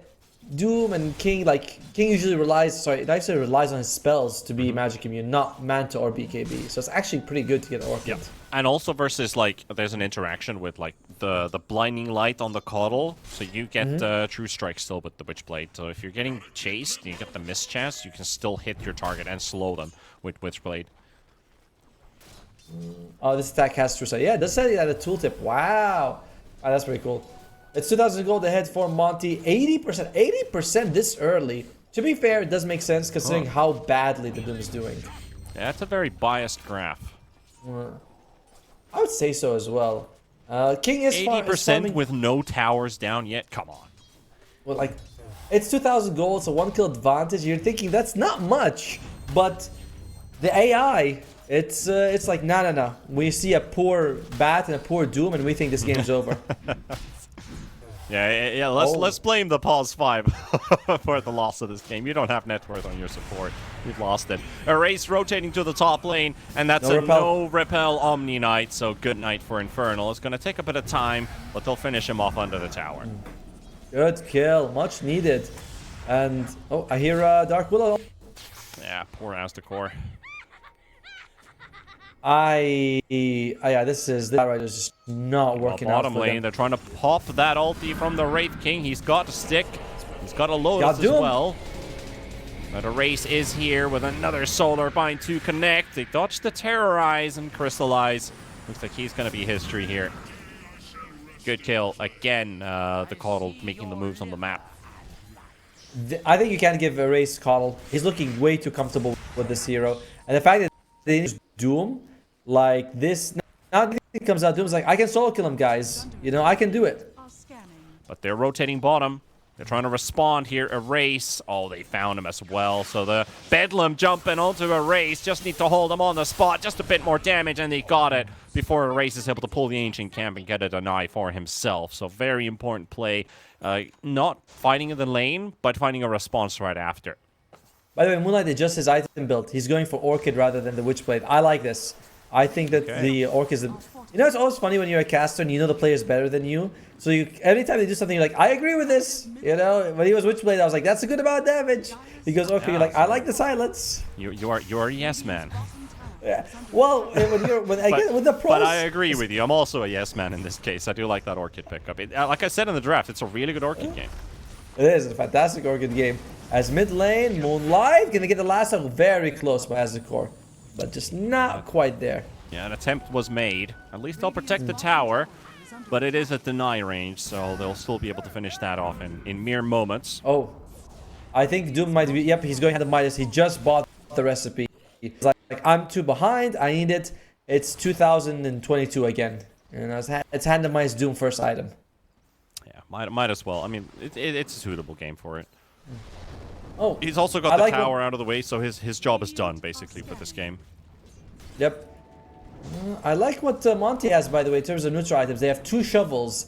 That averages out to 1 bounty in every. It adds up for the next 10. Oh, QBFY, he's in trouble. We do have the lasso used for this one, teleporting away, but not successful. The Firefly burn still gonna stick and linger for the kill. Also, I wanted to ask you a question. We got Radiance versus Radiance. Whose is better, Wraith King or Lifestealer? I think the Lifesteal's Radiance is better. You know, Wraith King, you kind of have like these Mortal Strike. If they miss, that could be a big deal for them. I think I like on the Lifesteal a little bit more. Yeah, I agree. Like, he has the Rage as well, which still allows him to fight versus it. He'll do damage to the skeletons too. You can infest, and you can give it to like the Doom, so you can still Radiance even when you're technically not online. Yeah. Whereas, you know, Wraith King, he's low health, he has to leave. He can't do anything anymore for the team. Yeah. The question is who's gonna get it? Also looks like King is gonna get his a little bit earlier because he didn't go for. Yeah, he's 800 gold ahead in the current gold, and also in net worth. So. I'm trying to see what is the item that makes the difference. Oh, here we go. We're gonna see them fight versus each other. He's just gonna get the teleport out. Go straight back to the jungle to farm. Top tower though, that's history. The whole team is here. I was looking at Crystallize and King. I was like, they have the exact same items, exactly the same, except that one of them has, the other one has a healing lotus. Everything else is exactly the same. The other one has a wand and the other has a stick. Oh, they do that? Wait, yeah, it's true. The King more efficient, or more rushed to get the Radiance at least. Yeah, he's already got the relic in his inventory. Wraith King still hasn't bought his. He's slightly lagging behind, but not too much. I think we're in for a pretty even game here. Moonlight also has the Orchid flying towards him. So if he can find Lifesteal, this would be a very nice kill. Because, yeah, Radiance, good burst of damage, but doesn't help you survive in any way. Well, not against. He's going to have to itemize versus that. Are we potentially going to see a BKB Lifestealer? Do we see a Manta Lifestealer come out this game for the Dispels? I mean, there's a couple roots, a couple slows to get rid of. I wouldn't mind either, or both. You know, you can just get both. They're both useful items. Oh. Both, you know. Why not both? As Doom also, he's keeping the Purge creep. He really wants to be able to remove the Guardian Angel. Radiant Scan was used, so Eknard's able to teleport away straight to the Wisdom Rune, secure it for the team, dodge a gank. He's actually leaving it for the Omni Knight because, you know, Omni, it's 15 minutes in. He needs that level 10 talent for the plus 10 damage. And, of course, the Shard, which is now available. Looks like he wants to pick up the Blink before that. Plus 50 damage, by the way. You say plus 10 damage. Like, level 10 plus 10 damage. Like, no. Yeah, I said plus 50, yeah. At the meantime, though, and we haven't actually seen anything. I played a lot of Omni Knight. I think I played like 40 games of Omni Knight offlane this last month. He's a fun hero. Like, being able to go and one-shot people must be so satisfying. It is. You guys, you remember that problem with Disruptor? It's solved. You know, I blinked on him. I looked at him. The only thing that I don't like is the fact that if your opponent's draft is built around high HP pools. Because they're like, well, I used my burst and now I'm useless for like 6 seconds. Exactly. It's like against Medusa, right? Where it's like you absorb so much damage. Yep. It's not fun. Mid lane, though. Gonna get lassoed again. Willow treading on dangerous grounds here on the dire side of the map, and he'll pay for that. He'll pay for his crimes. I gotta say, I don't think we've seen this Orchid do anything. He just walked next to a creep, so it doesn't even... It's not gonna be a surprise. Monte kind of... I don't want to say messed up in any way, but they're playing a little too passive for my taste. You have Doom on the other side with the Hand of Midas. You have Lifesteal farming away, he's going for Manta, by the way. He's like, yeah, I don't want to deal with this Orchid. I'm going to go for Manta. I think Monte is resting on their laurels a bit too much. Yeah, and now we have Orchid on Orchid as well. Like we have such similar item builds. We have Storm Orchid versus the Caudal Orchid. We have Radiance Wraith King versus Radiance Lifestealer. At least Omni Knight doesn't have a Midas. That is the one difference, is the Doom and the Omni Knight build very differently. Doom, he already has the Veil. I think he wants to go for BKB. He has the Blink Dagger queued up, but I guess he prefers the BKB first. Yeah, I mean he had the money to pick up either the Blink or the Shard, and he had the money to pick the Blink, and he still bought the Shard for himself, which I'm happy about. So I'm thinking now it's time for the Blink, and then going straight for the Harpoon. So you have a way to go in, get your burst out, and then try to catch somebody with the Harpoon after. Meanwhile, the Bat Rider, well, it's kind of like just the Bat and the Willow, just dying. Yep. There's not a lot of kills, but saying dying, you know, that's death number 3 for Bat, and Willow's only died twice, but they seem to be the only ones dying at the moment. It's you know, like, oh wait, we'll see this. It's kind of like in World War II, and everyone was in the trenches, and occasionally you throw a bomb on the other side just so you're like, hey, we're fighting, remember? Yep, well, they're fighting right now. The silence onto the Storm Spirit, but the repel comes out. Quick dispel. King does have that rage used, so they're going to try and jump on Moonlight. Nice terrorize, connecting as well. Crystallize, heavy damage. Omni's going to get the burst in, and Moonlight will get the kill. And Omni is the one getting doomed up as well, but they could try and deny this doom, but they can't. The lasso's there as well. A second Orchid on the Storm, but they don't have the damage to finish off the Storm Spirit, and that's 3 gone from Yellow Submarine. They'll get the reincarnation, but it is the Rubik finally getting taken down as QBFY.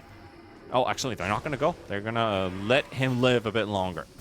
To be fair, they got the kills they wanted, right? Bringing down King, bringing down this farm Doom, and the big... Unfortunately for King, it's just the angle of their approach. That area is so narrow with brambles on... With the Terrorize was on it perfectly. So Yellow Submarine... Yeah, it's just a bad angle for them. They get punished. I'm still surprised that it's 86% for Monte. How is it, if it goes down to 82, how is it that high? That seems like there's someone smoking something, and it's the good stuff. I don't know, maybe the AI. It's onto something. The AI is on, I don't know, man. The AI is cracked right now. As Venno finishes up the Guardian Greaves, I'm seeing this resurgence of like supports who just buy Guardian Greaves and they're very useful with it. And Venno is one of them. It's like, oh, I just farmed the jungle. I get the Guardian Greaves. Very similar to Snaking, by the way, where he maxes out the Plague Wars early as well. Oh, as the core. Nice blank.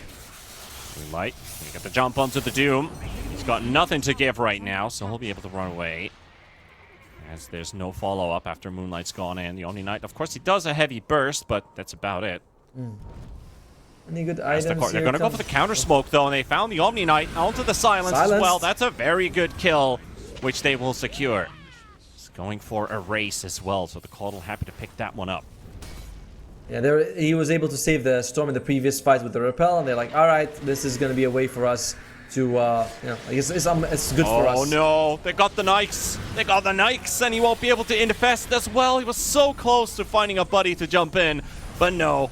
He'll go down, but they do get a trade-off. It is Moonlight who will fall. There's a kill for the Bat Rider. We talked about this Bat who was 900 in net worth. Now he's not even last anymore. As the core? Oh, they got him! Yeah, and they got crystallized as well with the stolen purification. That is a big deal. That's basically all the cores dying. That's almost 400 pure damage, by the way, on a Rubik. Holy crap, it's 380. That's pretty cool. But for the record, I don't think it heals extra though, right? Only the damage increases, the heal remains the same. I mean, so, yeah. Yeah, because I know that the only way to improve heals is with the like Paladin Sword as well as the Holy Locket. So even though it shows both increasing, like its heal / damage, it's actually only damage that's improved. Yeah, it's a pretty, but still a pretty big burst of damage. Sure. It's Especially a third of the Willow and the Venomancer, who are pretty squishy supports. And of course it heals, right? It's like a normal purification has 600 health in your favor, right? Because they lose 300, you get 300, but this one's even more, so almost 700. Yeah. Doom is available. He has Doom. He wants to go and use it. He is being baited heavily at this point. Hurricane to TP out, but crystallizes there for the stun. Oh dear. And they just won't get in time to help out this Doom. Fortunate for him. Just ends up being a bit too deep. I don't think he minds too much. You know, he's like, yeah, he dies. It's not the biggest deal. We'll see if Monte tries to push heavily for this. Crystallize is in the front lines. He does have his ulti available this time, so no easy pick off as before. Yeah, and we talked about the dispels for the Lifestealer. He is opting to go for the Manta first. Of course, with the Radiance, you do get your illusions with the burn too. DFY pretty deep in. He just got the root out onto the Batrider, but that's about it. Storm has finished the BKB too, but he's not in this. Race? He's not in this fight. He's gonna have to take a long jump if they want to turn this one around. Crystallize is already out. Now looking themselves onto this Wraith King, already down a half HP. Storm is about to join the fray. Repel there as well. 200 HP on the Wraith King, surviving. Moonlight's just looking for the angle. Where do I go? Can we fight this? Is it a go? Doesn't look like it is. They're going to leave them behind. QBFY will drop. Wraith King gets out. By the way, he had the debuff of the Radiance on the Omni Knight, but it was before the damage. So it's like, oh, I mean, you know, there's like this linger duration. Erase is still in the chase. He's not done yet. It. Oh, he doesn't actually. His ulti runs out. If that spirit form stayed up a bit longer, he could have gone for it, but since it runs out, not a chance. Nice victory for Yellow Submarine. Crystallize loses his ultimate as well, which means that you're not going to be seeing him being too active for the next minute and a half. Wow, the cooldown from Concussion really increased. It used to be 3, 2, 1 minutes. Now it's like 3, 2.5, and 2. It's a big deal. Yeah. Remember when I when I said during the laning stage when the Doom was able to get his tower and he's done for the game? I mean, it has felt like that. It's just been waiting. Oh, he hits another creep as well. He breaks his smoke too. Unfortunate. But you know, this is, you know, it's just basically been 15 minutes of just Doom farming, getting his items that he needs until he can finally tune in and maybe help out the team a bit. That's all it has really been, is just, you know, finish off the tower and just hit creeps from then on. And he's not even joining the team. Crystallize will be caught here as the core trying to close in for the lasso. He's got it. 50 seconds for that ulti to pop, so he's down. And as the core, if they give us Batrider support for it, they'll be happy. Moonlight was trying to hunt a race. He finds a race, actually. But, he gets it on time. The Vortex to cancel the teleport into the Orchid, pops his BKB.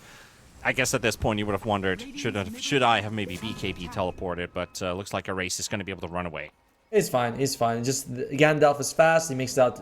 And they trade what? Batrider for Wraith King is perfectly okay for them. Yeah, perfect. Unfortunately, Roos deals a shitty spell, the Vampiric Spirit. It's not bad for farming, but not really what you want as a Rubik. You'd love to get the Wraith Fire Blast. That's a good spell. Yeah, it's a good one to have.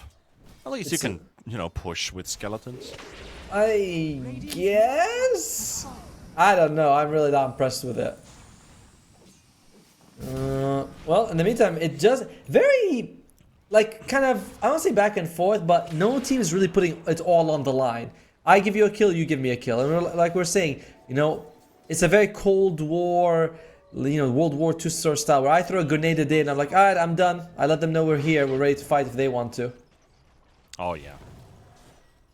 So King in the bottom lane here. They're setting up for the Wraith King. He does have his ulti up.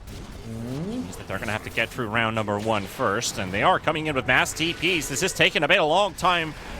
Not maybe as long as they wanted it to last, because they're bringing in the entire team. And now in the Guardian Angel as well. But the Storm Spirit ends up going down. Moonlight's going to fall. The Infest into the Doom as well. He'll be able to keep himself safe for a bit longer. Infernal in the middle. The Omni Knight is going to drop as well. Erase for the kill. And now on to the next one. King close to catching Eknard. As the court does not have the detection. Flame Break also pushes the Venno a bit, but it's going to be enough of a slow for King to close in the gap. And onto the Venno they go. Make it a third. King will finish him off, and Erase actually gets the last tick. You know the points we talked about with the Radiance? You said, which one's better? I told you, I think Lifestealers gets better. And this is exactly what we saw happen. He goes low health. What does he do? He infests Doom. And he still brings value with that Radiance. And Crystallis, when his health was low, he's like, I'm booking it. I'm sorry, guys. I gotta leave. And that was a big factor in the previous fight. And this took so long as well. There was a couple misses, too, from the Lifestealer. And the Guardian Angel that kicked in as well allowed him to turn for a bit. But then again, the moment the Guardian Angel and the Repel runs out, Crystal is like, well, I just lost my Storm Spirit. And they're still going to continue hunting me down here. By the way, they got Repel on the Rubik. Now, that is a lovely spell to have. That is a big spell, yeah. It is a really big spell. I guess the only problem with it is a very long cooldown. Oh, here we go. It's a free BKB. Well, that's a BKB on top of a BKB that Caudal already has running, so... Reincarnation out again. 150 seconds cooldown on that. Meanwhile, Moonlight, who dropped in the previous fight, low on mana here, is trying to make his work through this Rubik. We'll take it. He will be able to take this fight successfully. Roshan is up. It's on the Dire side. Monte will probably go for it. They know that there's always the timing, right? Whenever your Wraith King doesn't have Reincarnation, you're like, guys, I want my second life. I can't play without it. They just go for it. Yep. Yellow Submarine, I think they have no TP on the call, so he can't show up. And no, he TP'd straight to mid. It was like, yeah, we're not fighting this Roshan. So he went straight as that fight was about to end. Just teleported straight to mid, push down the wave, and play the map. Yep, makes sense. As now it's 32:50 is what, sorry, 32:30 is when it expires. Moonlight actually picks it up, so he doesn't have to worry about being doomed anymore. And he wants to go for the Lincoln Sphere. I like it. You know, he's like, I want to be able to survive. Echo Saber picked up on Inferno along with the Blink Dagger, so he's got some damage, but the Omni Knight, it's not the one-shot amazing Omni Knight we've seen in other games. He's just kind of like there. Yeah, he's kind of, I don't know, he feels a bit like a support this game in a way. Like he's just amplifying his Wraith King, making sure that the Storm Spirit doesn't die to the crowd control. Yeah. This ain't no T-Panda Omni Knight, you know? No. That's the guy who brings down the hammer. That's a whole different thing, yeah. What we're looking at Venomancer here, he's just got the Glimmer as well as the Guardian Greaves, so a huge amount of mitigation for physical and magical damage, which is nice. Oh, Lifestealer, he buys a second Sacred Relic. I've seen sometimes you disassemble the Radiance to build a Nullifier, but he's like, no, I want a Nullifier and the Radiance. Yep, I want more damage. Alright. Again, I mean, they have Doom. He's kept the Purge creep since the beginning, so I'm surprised at how much they're valuing Guardian Angel. Definitely are. Here we go. The Infest Bomb on a good target too, but the Storm Spirit survives. He gets repelled and he jumps straight onto the Rubik, but he loses vision. He'll have to jump all the way back to his team. He's out of mana. He'll need to die with that Aegis to get his mana back, and they're just not focusing him right now. King, he wants to focus Crystallize. 10 seconds for his ulti to come back up. You're going to get a heal from Erase, and taking the high ground position as well. Eknart, he's on the side. All of his spells used on the Venomancer. And they will reset this fight for now. Storm gets to run all the way back to the fountain. Regenerate up to full. Big save by Rue, by the way. Showing up, throwing out the Repel just in time to keep Satanic alive, because he was being targeted just now. And also good use of the Glimmer Cape. Storm jumps in. Moonlight's like, I can't see him. I'm in trouble. As Kinky's in trouble again. So the jump from Moonlight. Doom is coming in, and he's got it. He's got the connection, but it's onto an Aegis. Storm Spirit. Crystallize will get the Reincarnation off. He'll spawn for a second time. The Storm Spirit out for the count, and they're going to lock in the Wraith King for the time being. He's down to half HP. Repel comes out once again from Infernal, and he's just buffing him up. He's waiting for the Rage to run out, but King, he's fighting the Omni Knight now, and they got the Doom jumped on as well at the same time. The fight's spreading. They got the lasso. Omni Knight getting control, but the AI, the Centaur intervenes. The Centaur takes a bit of time away from them. They will lose the Doom. The Omni Knight goes down. Aztecor's going to drop the Moonlight. The Root's there. They're going to turn it around. They're going to go for King. They're going to take the Lifestealer down. And it's a triple for Moonlight. Erase will have to BKB, teleport away. All because of a bloody pesky Centaur deciding to stun everyone when they just had him locked in. Monte can breathe a bit easier after that. To be fair, it is a 3-for-3 trade. I mean, they had to use Reincarnation and Aegis on Monte's side to win that fight, because they did get a good Doom on the Storm, but there's a lot of firepower. You know, you have all these people coming back to life and fighting again, and of course the Centaur giving them the time they need to turn it around. It's not. Honestly, it's still in favor of The Yellow camp just Submarine. spawned. The camp just spawned. The Radiants pulled it, and they're just about to finish the Omni Knight, and they get stunned. Yeah, oh god. Poor guy. All that time that the Omni Knight was given allowed the Storm to reinitiate. The Wraith King comes back in, blinks in, and they blow up the Lifestealer. All because they couldn't get the Omni out of the way on time. And again, it's not too bad, despite everything. They did get the Aegis out of the hands of the Storm Spirit, and of course, Crystallize. Now he's level 20, though. The ultimate cooldown, it's not that long. 2 minutes, he is going to have it available for basically every fight. But yeah, we can Meanwhile, stop top lane. jumping in. There's a long jump from Moonlight onto Rue. We'll take the Rubik out for the count, and also the Doom slowed to 100.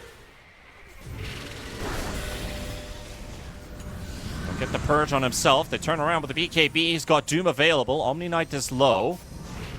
But again, another BKB teleport home.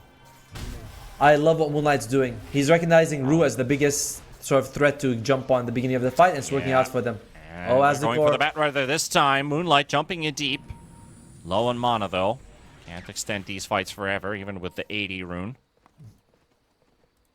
And yep, he's out of mana. Adrian won't be available in the next fight. Getting close to the Linkens, but still needs a little bit of time to go for to get it. But Moonlight with the Linkens, he's gonna be very hard to bring down. BKB Linkens on him. He's also got the Nemesis Curse. I think that's the second Nemesis Curse on the team. So they're really focusing on damage. They want to be able to burst people down when they catch them. Yeah, there's 3 Nemesis Curses in total. 1 Storm, 1 Wraith King, and 1 of the Lifestealer. And they found the Doom. He's got no BKB because he just used it to teleport away, and now he's gone. He'll just doom the Omni Knight for good measure, but he's trying to TP out. Not successful in it, though. Crystallize coming in as well, but there's no Nikes in this fight. Yellow Submarine, they're short-handed in this one, and they'll pay a heavy price for it. Caudle losing his streak to Crystallize, and now Asticor as well. That was not planned throughout. No, and the problem is that you losing Caudle is kind of the biggest problem for Yellow Submarine. That's the guy who's defending your buildings when they push up high ground. And they might push up high ground. There's a minute without him. They could be thinking, let's just force a buyback if we can. Yep. At least there's a lot of glyphs for Yellow Submarine, so I don't think you're going to be punished too heavily for it. And that is pretty much a 7,000 gold lead now down the drain. It's an even game in economy-wise. Experience, though, maybe a slightly different story. We do have a lot of level 21s on the server. Dark Willow is also level 18 with the Doom. Yeah, but I know I'm just never impressed with the Dark Willows that go for this Blink Aetherlens Yules build. I know it's fine, but I miss Hand of Midas Aghanims. I'll always miss it. I'll be like, when we saw Dark Willow, rising up for all supports everywhere, we're like, yes, that's what we want to do. Omni Knight going for the Conda next, so he's going to bring in some damage. Yep. He'll be able to get that Rubik. Stormspirit's got the Linkens and the Shield Ruin on him. So the next fight, he becomes very, very difficult to bring down. Assuming you can get, I mean, even if you can get the Doom on him anyway, you still get the kill, but it's no easy feat. Yeah, no easy feat indeed. Oh. Aghanims on the Wraith King, so everyone's going to survive if they get brought down. Yeah, that's the big difference maker, isn't it? The extended fights for Radiant. Lotus Orb on the Veno, so now if you have Lotus and Linkens on someone, you can literally reflect a Doom and not take it yourself. Because don't you, you kind of respawn? Do you respawn with your mana? Or do you just get, full mana when you die with the Axe? Because does Storm Spirit just get an instant mana pool refill? No, I don't think I think you stay in the same condition you were when you died. Like cooldowns and everything. And 10% respawn reduction, which is such a weird tacked on thing, He's like, let me give them some attack speed, some movement speed, some... let me reduce their death timer for no reason. I don't know. Yeah. It's just... It's not like it's 20% where you feel like that's the difference. 10% is so minimal. I don't know. Ice Frog, I love the random things he can sometimes give skill points.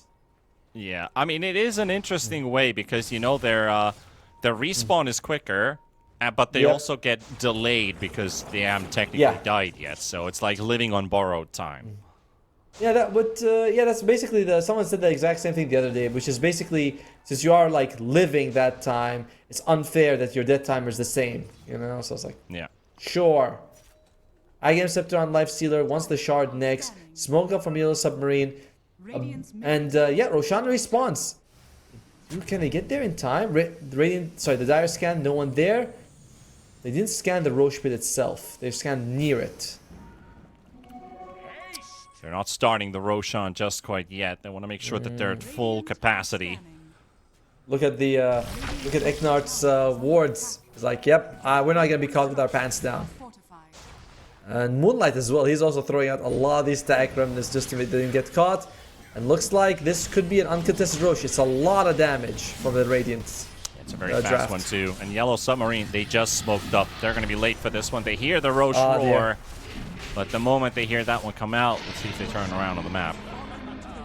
That was by the way. They're going to stay. They're going to go for it. Oh. Maybe find somebody out of position. As the core, really? Wards.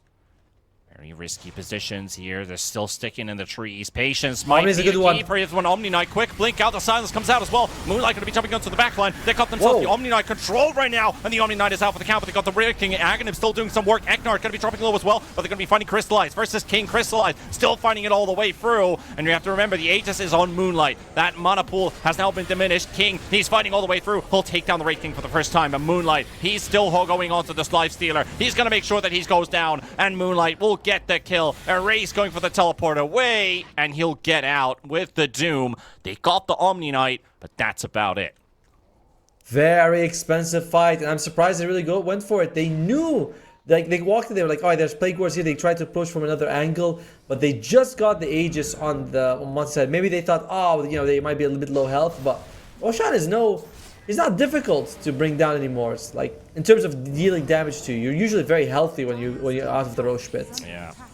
Not like a Tormentor. Jeez Louise, the Tormentors. 50 seconds without the Lifestealer as well, so this is a prime situation for Monte. Yeah, but they got Glyphs and they have Coddle as well. Spamming out. It's the same as going up against a Zeus. It's not easy, and looks like Yellow Submarine is able to repel them. Yeah, I mean, it's not easy, but they did 1,500 damage to the tier 3 in a quick go. They definitely have the damage to do this. But barracks are still standing, sir. That's all that matters. Barracks are still standing. That's all that matters, yeah. Oh, by the way, do you dislike this sort of high ground, how high it is to go high ground? Do you think that it's overblown, or it's like, yeah, high ground is too difficult right now? I mean, honestly, I kind of understand. Okay, they jumped from the Doom to the bot lane. But I understand the metrics of boring Dota, which is the most smartest Dota you can play, and that is choke the map and frustrate your opponents until they leave the base. And just abandon the high ground. So I don't think it's that hard to siege high ground in the end. It's just so draft dependent.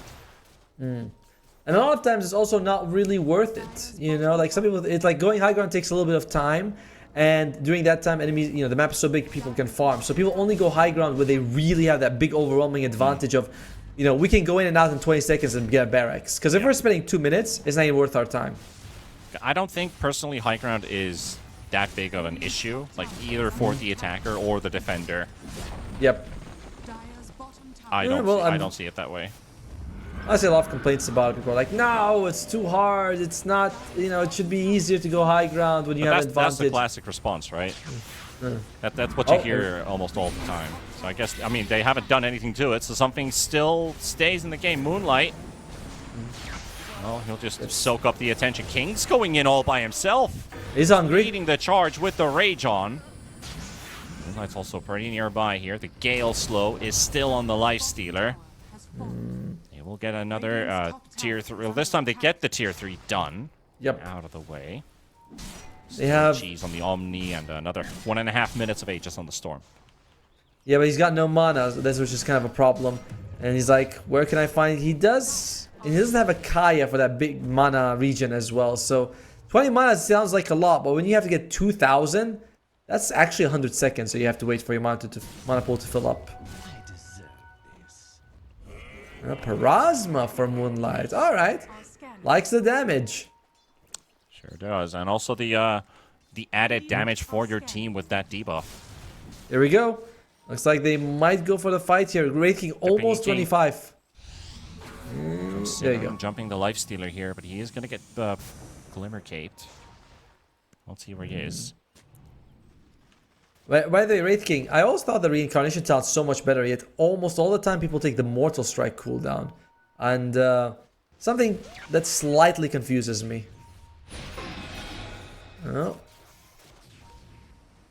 Stolen Remnant. He hoped to find the ball lightning on Rubik. 30 seconds left on the Aegis. QBFY, very aggressive move here. Forces the instant BKB from Caudle. He really got spooked by that Dark Willow. He's like, oh, they're coming. What was stolen? Is he going to cliff the Willow? Sure. Do you do that?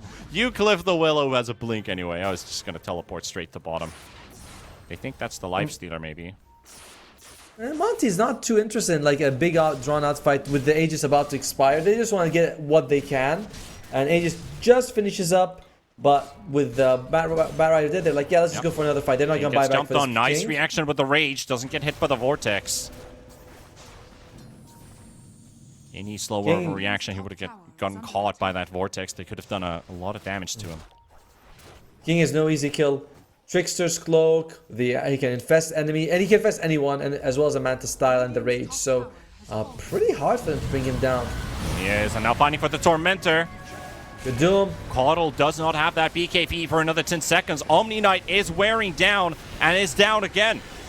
He will find a kill on the Rubik on the sideline. Moonlight, he'll get the jump onto the back. He's inside the enemy base now, holding on to that gem. Erase is low, and he's got him. The damage is sufficient for the Storm Spirit to take him out. King has to be careful about his positioning too, and that Infest. It is only a 20-second cooldown, but it's a one-trick pony.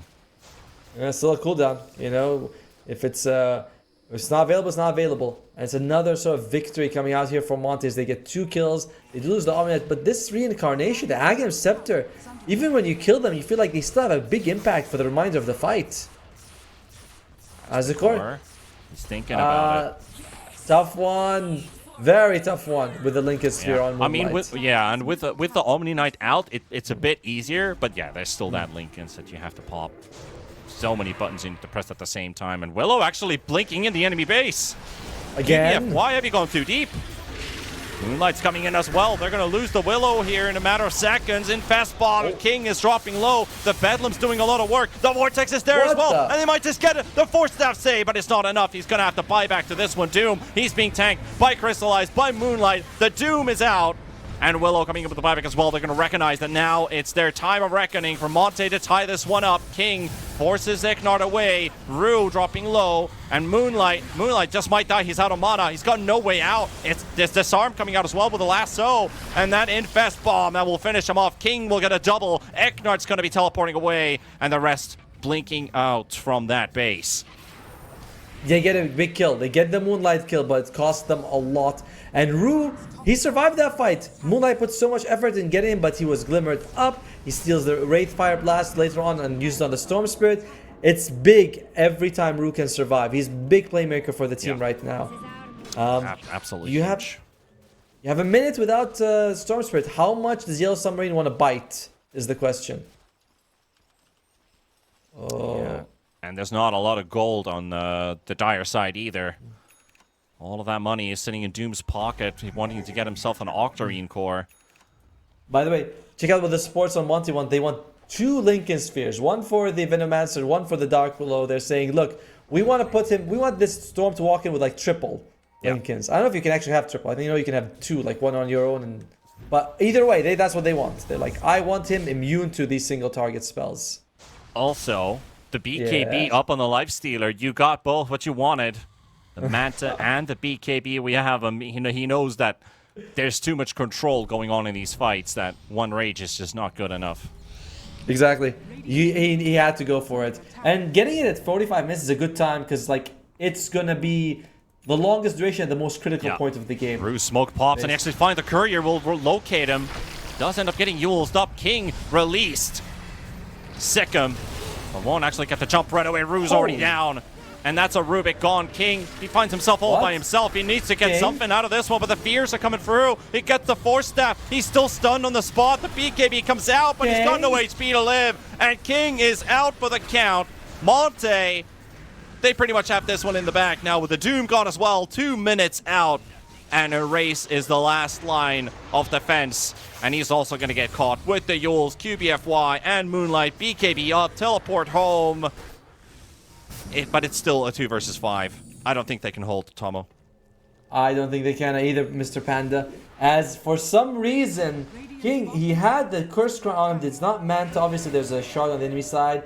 Doesn't BKB. And he's like, just takes it. You know? Takes to the face. He pops the BKB with something like 5-10% health. Gets a few swipes and then he just dies. Yeah. I was looking at the same thing as well. Like, he had 1 or 2 small moments to pop it, but yes, he's believing in his team to save him instead. So we never got that BKB on time. I mean, by the time he got it, it was way too late. And now the jump on the back line. Storm dealing some damage. They've got the lasso, but still not going to do any good here. The Hex on the Caudal as well. Pushing him in the fountain. Moonlight's taking a lot of damage here, and he's out, actually. So the tier 4 is still up. Storm just instantly buys back. They just need 50 seconds, but they got no glyph. Only the supports as well as Call. It's not... Can they hold this? No buybacks left either, so if anybody dies, they're not returning to the base defense. They're fighting in front of their fountain. Monte having a bit too much fun, I guess, but 30 seconds. Yeah, that was 20 seconds bought. The tier 4s are gone, and now the Ancient's going down. So Monte, they're going to tie this one up. Yep, no way that you can get back up in time. No way you can delay them. Nice kill on Moonlight at the end, but in the end, GG's called, and you know, somebody they tap out. I don't know, this game, from the beginning, the AI was onto something. They're like, Monte's got it. From the beginning, they're like, 90% Monte's gonna win. Yeah, very, very biased graphs. The AI was a believer in Monte, but Monte, they take the win, and they tie up the series 1-1 versus Yellow Submarine, so well-earned victory in the end. I think, like, where do you paint the picture? What were the turning points of this game, Tomo? Because this was a lot different to game 1. It was. I think the biggest thing is that Moonlight, whenever he gets the jump on Rubik, they win the fight after. And there was that was kind of very big thing for them, with just taking out the Rubik. On the other side, Venno with Greaves and Dark Willow with Shadow, they're hard to break down. Every time they can kite the lifestealer very easily. You can see Venno only 3 deaths. Shadow, you know, the Dark Willow only 4 deaths. They were able to do so much on the supports. And I think that's a big factor in why they won. But that's the start of the day. We have 2 more series to come, and the next one's starting up right after this one. We're going to be heading over to Rest Farmers versus Navi Jr. right after the break, so don't disappear anywhere. We'll be right back for more Dota action.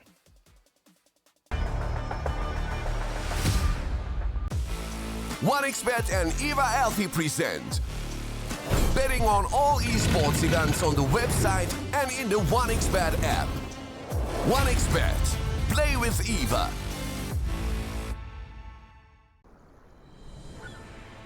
What if Kunka knew that he could not only play Dota, but also place bets? Better the best black hole.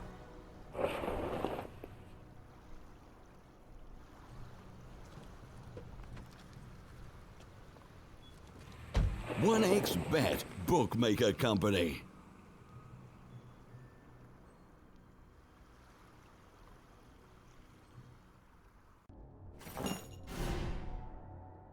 Chances of breaking items in a tournament match are non-existent.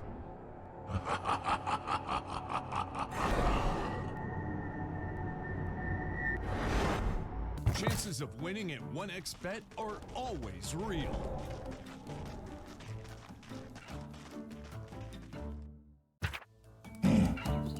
Join with me. At your service. Stealing Aegis from Roshan is very difficult.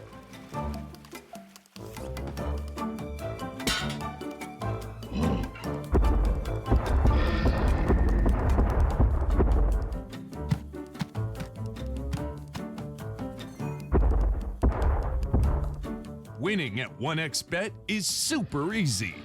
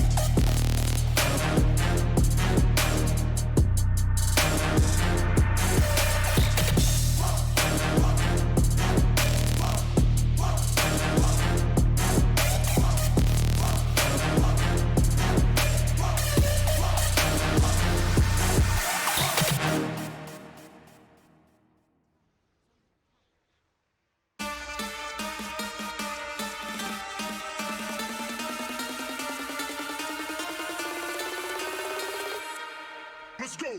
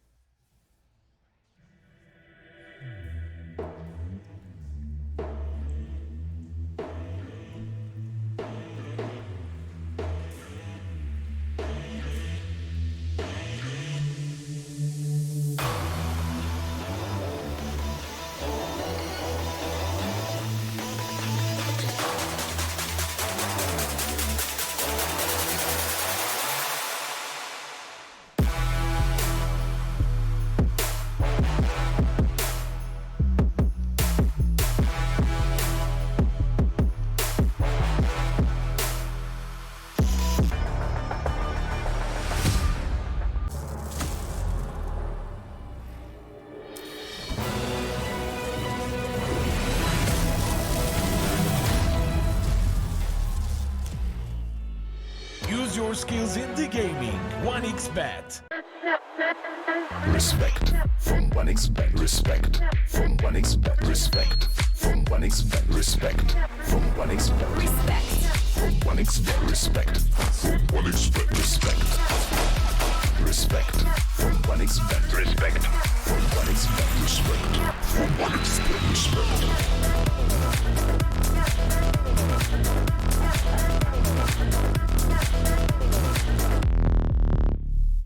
Hello, son. Hi, Mom. Pretty girl. This is Eva. Nice to meet you. Thank you very much. Your dad's just making his favourite dinner. It's duck. Come on inside. They're all probably too gruesome to tell you while you're eating at the table. How's your food? Is everything okay? Good, good.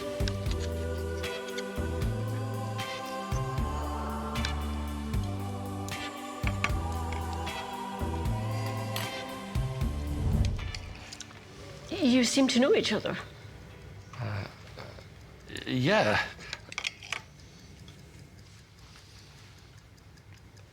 This is the new ambassador for 1xBet. Oh, I see.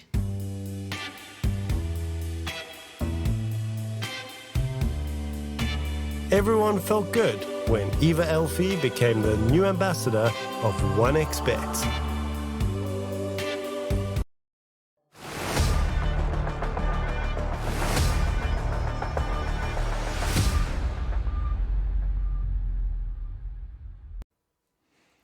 Well, ladies and gents, it's time to head over to the second series here, Group B of the RES Regional Europe. And what we just saw was a tie series. Now, I think this one is going to be it's a bit of a different caliber type of series, but a lot of similarities with Yellow Submarine and Navi Junior, who are going up against Rest Farmers. What do you think about this matchup, Atomo?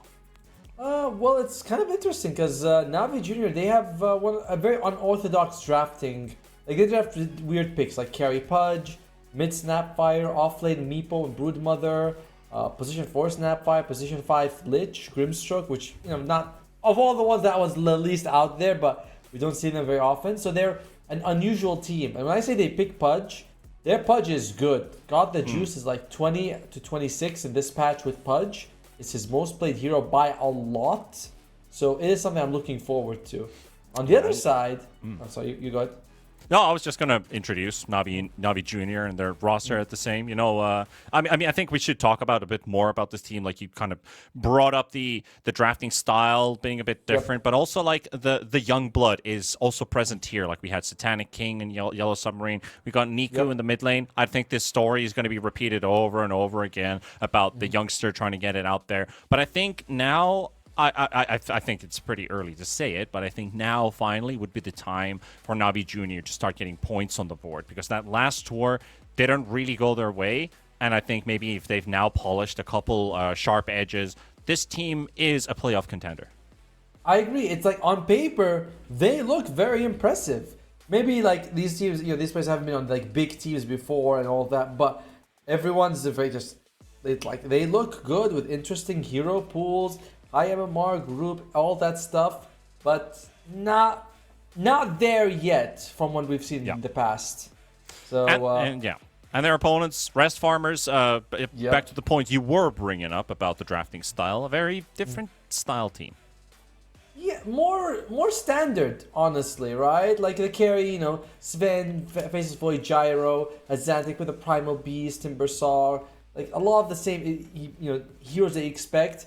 But there has been a big change, and people can see it, which is that Zibe, who is their offlaner, has been replaced, according to production, by Mind Control. He is not standing in. I guess he joined them at least for this tournament. Yeah, and I think that's a good addition to the team. I think Mind Control has a lot to give experience-wise. He's seeing the top tier level of gameplay. And maybe also like a bit of drafting experience as well, because it does look like he is the one picking for the team. Oh yeah, that was something that the reason why he kind of left Tundra was that he was saying there's too many cooks. I expected to have more of a executive role where I can make decisions, but then it's like Pure was drafting, and they brought in I forgot who was the player, but they brought in the player as a manager. It's like there's a lot of people involved, so he didn't want to be involved anymore. But he's here now. Zibe, when he used to play, he was a very big team fight kind of player. Tide Hunter, Mars, Enigma. We'll see what kind of flavor Mind Control brings. As I've been saying in the previous game, if you see Coddle, you pick Zeus, you have a good time. Yeah, both of them are going to enjoy picking up the farm from the lane. Zeus with that early phylactery brings a really big punch, which I think you need that to match up versus the Coddle, who's looking for definite kills when he rotates to the side lane with his either Urn or Vessel, but most importantly, just the Solar Bind in general, allowing that magical damage to secure some kills for your team. Getting another high nuker early on, I think that's the right way to go versus the Coddle. Having a nuke versus a nuke. And another thing is that I like Zeus is that if the side lanes, you're like, oh, they're low health, Zeus is like, okay, I press R and I get myself a kill. I have impact on the map without having to physically move around to actually do something, which is very nice because you can defend your mid and still do stuff around the map, which is nice. Navi Junior, they get rid of the Faceless Void. This is one of Shad's most played heroes. So they're like, yeah, let's not give it to you. And also what I was kind of curious about was, is there room to maybe play a Zeus as a support? because there is a Xantic, and I have this referral point from last year, which was during the NADPC. A Xantic came to stand in for one game, and he pulled off an over 30 KDA Timber Saw in that particular game. I was like, wow, you got yourself a pretty sweet stand-in there, just to rocking that game. No, I try. Like, I'm the first person to practice, and I'm of course the pros do it more. We practice out the Zeus as a support. The thing is, Arc Lightning is good, but it's like you don't want to you can't spam it in the lane because you push it out. Lightning Bolt's too expensive, and in general, the hero is optimized for that Shard Manta build right now, and that you can't do that as a support. It's too expensive, so that's not happening. As they pick up the IO, this is something. All right, okay. Well, we see something like a Marcy. This was I forget. Was it? I was with Rob when we saw IO Marcy, and he harped on a lot about it. Yeah, and you had it with me as well. When we had IO Marcy, I was ranting the hell out of that because it's a pain in the ass to play against. But I will say, having that IO is going to open up a world of opportunities with pair-ups. And you talked about the carry pudge. We're going to get the carry pudge by the looks of it. And the Lich. We also mentioned that they do like to put the Lich as well, which is not, like we said, Lich, Grimstroke, not out there as fives, but also not common.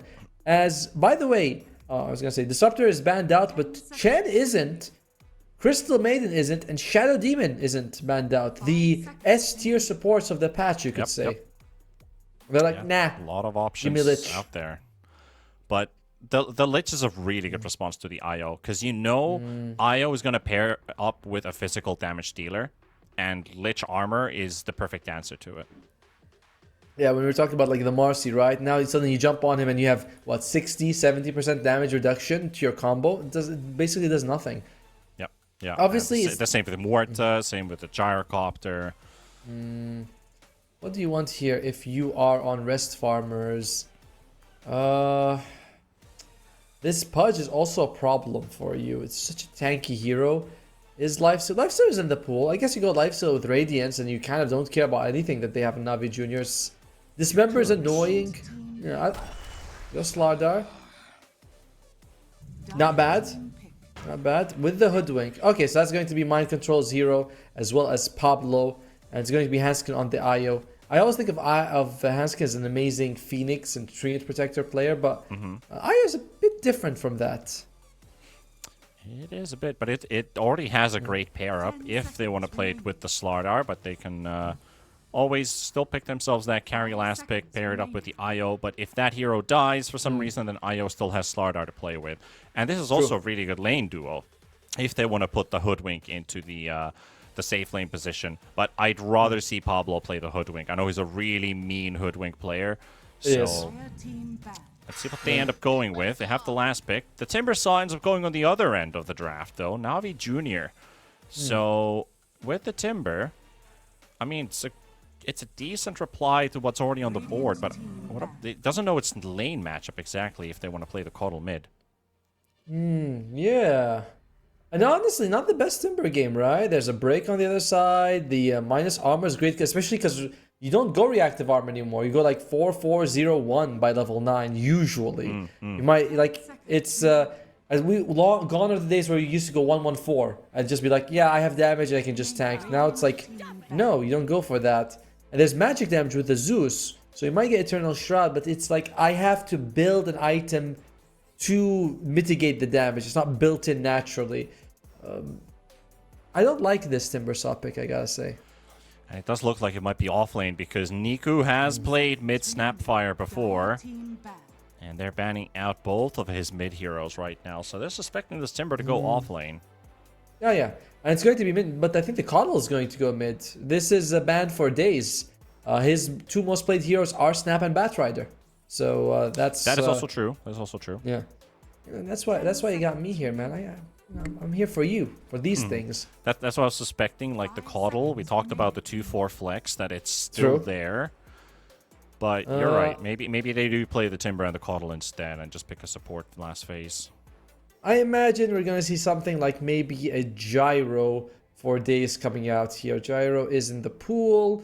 the rocket barrage, not the rocket barrage, sorry, the homing missile with the charge was very nice against all what you have. And it's a block Hoodwink. pick. Sure, that's also actually a big deal. Gyro, yeah, I think Gyro would be the most likely thing for Navi Junior. We'll see what they ban out here. Because if they don't ban it, they pick it. Yeah, and Shad, they've already banned out this Ven in the Face of Void, which he likes. They banned out the Gyro. Okay, so we're talking about Gyro as a pick. Let's think of, okay, so Snapfire, Bat, and Gyro are gone. They want to go Tiny. Is he in the pool? Oh, no, he's banned out as well. Hoodwink is picked. Io is picked. Lion and Shadow Demon are left. Can you play Slardar, Carry, and pick Leshrac for rest farmers? 5 seconds remaining. Could you play Lesh offlane? I'd rather just see the Lifestealer for rest farmers. For Navi Junior, I'm thinking of a support for days right now. Not much in the pool, honestly. Position for Techie. I guess Techies is in the pool, right? You want to go Techies? It's an option. There's no real Techie. vessel carrier unless it's the Caudal mid. If Caudal mid builds it, then you don't have to worry about that. Yeah, Carl's gonna go Vessel. You're not. I don't think you're worried about who. Like you have that settled. You just have to find out a pairing with the Timber Saw. Techies seems like the best for me, unless they want to go for maybe Shadow Demon is also not bad, but I prefer the Techies just for that run at you because you have. I think they want to run at you if you're Navi Junior and Shadow Shaman Techies gives you some of that for your tower damage, good laners as well. What about Phoenix? Daze doesn't play a lot of Phoenix, but it's good in this game because there aren't that fast hitters on the other side, except Zeus, like maybe later on if he goes for the Manta, but no, I want something in lower cooldown. Because it kind of halts the whole team fight from rest farmers, but if he doesn't play it, he doesn't play it. You're going to bring out the puck, so it does look like I was right about the Caudal for a bit. It looks like it, so pause 4 Caudal, pause 2 puck. We bow our heads to the Lord himself, T-Panda, who can spot the Caudal. It's the Io Marcy. It's the bloody Io Marcy. Of course it had to be. And it's going to be a Shad for the carry this time. And Han's going to pair it up in the lane. So, yep. Have fun, Timber. Have fun. He's not going to enjoy it. You can also interrupt him mid-Timber chain with the not rebound. What is it called? The one where you grab and put it out? I know it's a suplex. Dispose, thank you. Should have called suplex. The German suplex. It's so much better. But well done. You see, like we should every time a call is picked, we should have you on the phone. Like, is it support? Is it mid? You'll be like, it kind of reminds me of when we had the previous European tournament, if I remember correct, where we still had Milan, and Milan was just like pick this and this, and then they picked directly those two heroes. I was like, yep, Mr. Oracle. Yes, it's always different when you have like professional casters are like this level, then the professional players are like way higher. It's something else. And of course, we have the top T-Panda call predictor here. I like the call on this one. I try my best. But I thank you for the compliments. But still, I think now that we actually talk about the puck pick here, how it sits into this game, it will allow them to choke these fights a lot. You've got coil and hook. You can break those links, those coil links easily into a follow-up ulti. You can displace a lot of rest farmers' heroes. You have a lot of chase. You have a lot of team fight. You have a lot of pick-off potential. But you don't hit buildings, which is the one thing for Navi Junior. They need to get big skirmishes with a lot of casualties to be able to take objectives. To be fair, Rest Farmers doesn't have good building hitters either. I mean, like, it's not as impressive for them as well. I like Navi Junior, the call support. Yeah. At least not early on, yeah. Because you can, like, Puck is very low cooldown spells, Timbersaw's low cooldown spells, even like Lich, which unlikely you're going to be chakraing Lich in the middle of the fight when you have the other two, but he's also a hero who's like, I would love it. It's very nice for me, so... It's a good draft from Navi Junior, but I believe in Rest Farmers. I believe in Mind Control. I think that he's gonna be on fire to prove himself to this team. So I'm all in on him. Well, let's see if it works out. Marcy IOs. It's hard for me to go against this. So if I look at the laning stage, I'd say Rest Farmers are winning 2 lanes, and then it's really down to Navi Junior. How do they corral themselves back in? you, as a viewer, can also do the same thing and, make your own judgment calls by getting yourself the 1xBet application for your mobile phones, which you can also keep an eye open for stats and whatnot, and maybe a bit of betting on the edge as well. But take a look at it. There's still going to be plenty of these tournaments to come, so you can keep an eye open on the go. But, yeah, Rest Farmers, I believe they'll take 2 lanes, and I think Navi Jr. is going to sneak in a victory in the end. Navi, you're really? I'm all on Rest Farmers. I think Rest Farmers is going to be taking this game, but we'll see how it goes. I'm going by heart and not brain on this one. I think Navi Jr.'s got it in the bag. Like it's not going to be an easy win. No, it does feel like both teams really are willing to brawl early, right? Like usually Marcy Ayo wants to fight early. Slaughter's a good fighter. Hoodwink Zeus can give you a lot. Other side, very much the same. Puck wants to fight. Pudge is not a carry who sits and farms. Same thing with the Timbersaw. So this is one of the most critical laning phases you can see for either team, where the late game is meh, but the early and mid game potential for the snowball is amazing. Yeah. The battle begins. Of course, the amount of sustain that this Rest Farmers safe lane has with the sidekick plus the IO, I mean, it's just obscene amounts of healing. Like 25% lifesteal at rank 4 and 48 damage.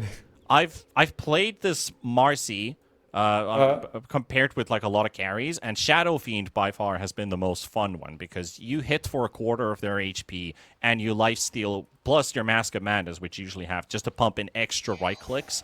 It's just too much sustain to fight against. By the way, Sidekick has definitely got to be one of the weirdest scaling abilities. I don't think other spells double their damage every level. Yeah, because it's very unique. Most spells are like, 75, 150, 225, or maybe like 90, 160, 230. But this is like, nope. 6 is like, 12 is nice, 24 is okay. 48 is like, holy shit. That's a lot. That's a lot. That's a lot. And it's for you and your brother. Or whoever it is you're linked to. The thing is, you have to worry about is the Caudal Blast that is going to make things a bit harder. So for them to find kills, they first have to burst through a Timber Saw, and then still going to get hit by Illuminate Blast. So it's not like we're just right-clicking you. We're using spells from a distance. And what you built this lane combo on is closing gaps. I'll be honest, I don't think that the Illuminate is going to be as much of an issue as you're saying, because once we see the points coming in... It's not an issue, but it levels the playing ground a bit. Oh, yeah. Yeah, because once you get more points Sidekick and Tether, you do get more and more healing. At the same point, Illuminate, though, 290, 395, that is a lot of damage, to be fair. Yeah. And it's something you can cast from a safe range, and you know how the Marcio is going to position themselves. Exactly. All right, let's look at the other lanes. Mid lane, Xantic spamming Arc Lightning, Nico spamming Luciborb. All right, we're done looking at the mid lane. Let's go top lane. Now, you said it. There's nothing to watch in the mid lane for sure. But the top lane, yeah, it's a Pudge versus Slardar matchup here. Pudge already bringing up that early Ring of Protection, which is important for this lane to get that +2 armor. He has only one base armor, basically, on Pudge. So you're going to need it versus the poke. There are matchups where if you know you're not getting right-click that much, you can consider the early bracer components and start working on Face Boot's Magic Wand. But here you need it. Like Riddy's, he'd really love to have some of that armor because he's got nothing to play with. And Pablo, he'll get the first blood. This lane could go either way, though. Like, it's amazing for both sides. Hook into multiple slows, you get a kill. On the other side, you got Bushwhack into Slaughter. That's an insane combo. So this lane, very dangerous for both sides. That's a lot of slows. That's a hell of a lot of slows. Yeah, they get the turnaround, get themselves a response kill. That's going to be the first Flesh Heap stack as well for the Pudge. And he's going to go all the way in. 3 more seconds for the hook. And Mind Control, trying to wiggle-waggle, trying to dodge it. Got the juice, ready to build up the hook, but he's a bit too far away, so he'll save his mana for now. Wave is pushing, though. I can't believe that I still believe in Rest Farm. God the Juice has won 20 out of 26 games with the Pudge. That is an incredible win rate competitively on a hero, by the way. That is. And I've actually played quite a lot of Pudge myself as well, both position 1 and 3. I'm currently 16-2. So I've really enjoyed playing Pudge this last month. So you're the one who got us to 1 billion games with Pudge. It was you. I wasn't, unfortunately. But whoever got it, that was, it was a bit of a milestone, wasn't it? But you contributed to the problem, to the epidemic. I did. Actually, top lane's relatively low CS overall, though, 60 and 14. Whereas the other lanes, especially bottom, Shad is doing fairly nice for himself. 24 and 2 to the 90 and 3. It's not the biggest thing, but PMA does feel like he's a little pressured. Not a lot, but a little bit. Just a tad. And Zeus hits so far. And boys, remember, Zeus hits level 5. So once that happens, aggression on the side lanes becomes a lot more difficult for Navi every time the ultimate is aggressive available. onto Niku here. Aggressive there with the heavenly jump going right on top of the puck. Yep. In the meantime, though, Xantic, just that level 6 gonna be a big not a big turning point, but a big power spike for Rest Farmers as a team in general. And Skin, he's got already the magic stick with 10 charges, which means that PMA can't really go for him. I do like what we're seeing coming off Days. He's like, let me go stack. They're probably not killing PMA, so why am I in the lane? I know that we're not going to be doing anything as well. Yeah, they're going to make an attempt for it, but he's going to chain away, and that blast will do a lot to turn things around. Hanskin and Shad playing it safe. Do have 2 points in the sidekick, but it's not quite the level 3 yet. Marcy only level 3 for the time being. Another blast on its way. Big connection. It does hurt. It does hurt. It's 290. There's nothing to scoff at. There's another one coming. Oh. Oof. Shad takes it to the face. But that lifesteal, it also adds a lot to the lane. But overall, I think I prefer seeing Days just going and stacking, and that is what he's going to do. He goes, throws a few illuminates, and goes and stacks. Very efficient use of his time. Oh, that's cool. He's been a rune spawning, a lot of traffic in mid. Niku, is he going to get lucky with it? Yes, he is. He's going to pick up the shield rune for himself. We'll be happy to bring that one up. PMA does leave mind control alone in the lane. Got the juice and Riddies. Were considering going in for a moment. But they have no idea where the Hoodwink actually is, so they didn't want to close in the full gap. He's fairly tanky with the double bracers, and he's a slaughter, so it's not too bad. As Hanskin, he goes and puts a sentry to block those stacks. There's a 4-stack Ancient and a 4-stack. Look at top. They're setting up. They've been setting up for a while here.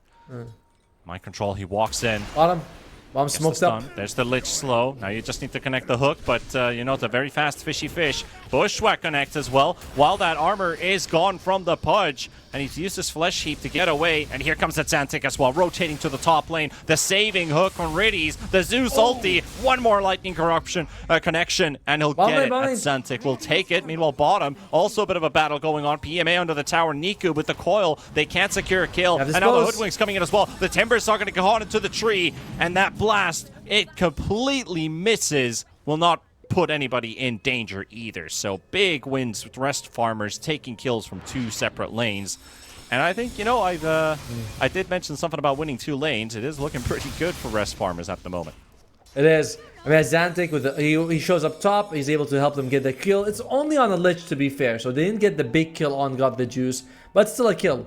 And they smoke up with Niku. They go bottom, him and Daze, but they get nothing for their trouble. So there is a nice stack. That is a nice thing that you can do for Navi. It's like, all right, we're having trouble. We have these giant stacks. Let's deal with them. Hanskin soaking up some experience for himself. He might get level 5 with these creeps dying. Timbersaw is tanking a bit. Marcy's going in full on. But they got Timbersaw to be spotted. They got a decent amount of XP out of that, and I don't know if they spotted the Ancient creep, but they could probably suspect, right? They're like, they probably stacked both, who stacks just one? Yeah. To be fair, I do that sometimes. I stack only one, then I'm like, I did my job. What, he wants me to stack 2? And it is difficult with like some melee heroes to stack 2, because you have to walk all the way there and walk a certain path, and you're like, I'm so lazy. These days are probably not worth it anyway. You know what? We're going to see a really scary Radiant lineup early when you consider all of these. So we talked about the sidekick. We talked about an armlet on the Marcy. We're talking about the Orchid on the Slardar, plus Corrosive Haze. Oh, yeah. And then the Phylactery on the Zeus. How much damage is that? People will die. Oh. Hoodwink has a Blightstone, so that's a -2 armor. That too. You know? And the Sharpshooter Burst. I mean, people will die. Like, there's so Yes. much damage that Rest Farmers have in the early game. But they do have also, like Navi Jr., they have the shield from the Lich, they have reactive armor, they have the, what's it called, Flesh Sheep active, heals from the call. Like, there is mitigation from one side and damage on the other. And it's not small mitigation, like, these are big things to work with. Oh, you saw the change to Flesh Sheep, it's a lot more visible now when you use it. As got the juice, takes a lot of damage just from... So I think just from an Akon shot, basically. Yeah, he's lost all of the armor that he's getting from his items right now. He had +1 with the Blightstone on him, or the Blightstone debuff on him. I told you it adds up. That Blightstone, don't underestimate it. I kind of feel like Orb of Corrosion got a lot worse when they removed Blightstone. No one really cares that much about the item as much as they used to. Yeah, and it feels like the only hero who could build it is a Lifestealer that continues to fight in the lane. Oh, it A bit of a battle going on here. They've got the Slardar in the front. He's the one to drop first, and Pablo, he'll get a kill, but got the juice. He's already spent his hook. Nico, high ground miss, not going to happen. Double kill for him. DMA battling it out with the relocate. They got a couple seconds left on Shad, and he might just get away with the IO, so they'll disappear. Making it a 2-for-2 trade. It's the Caudal and the Lich, but they do lose the Slardar. Not much. I don't feel like any side comes out very happy with that. Sure, you get a core, but if you look at the recap, gold slightly in favor of Navi, experience slightly in favor of Rest Farmers, so it's not like anyone really walks away happy in that situation. Oh, and speaking of Orb of Corrosion, Shad actually builds it. It's like, yeah, this item's not so bad, even without the minus armor. And to be fair though, the reduction of healing and all that stuff, pretty good against the Timber Saw and whoever gets illuminated. It's 20%. That's decent. It's fine. Yeah, it's pretty solid. I'll be honest, I would have preferred he just rushes straight up going for the armlet, but it's also like you can make a case that Orb of Corrosion gives you something this game. Yeah, Zantic, he's almost got the money for the Phylactery.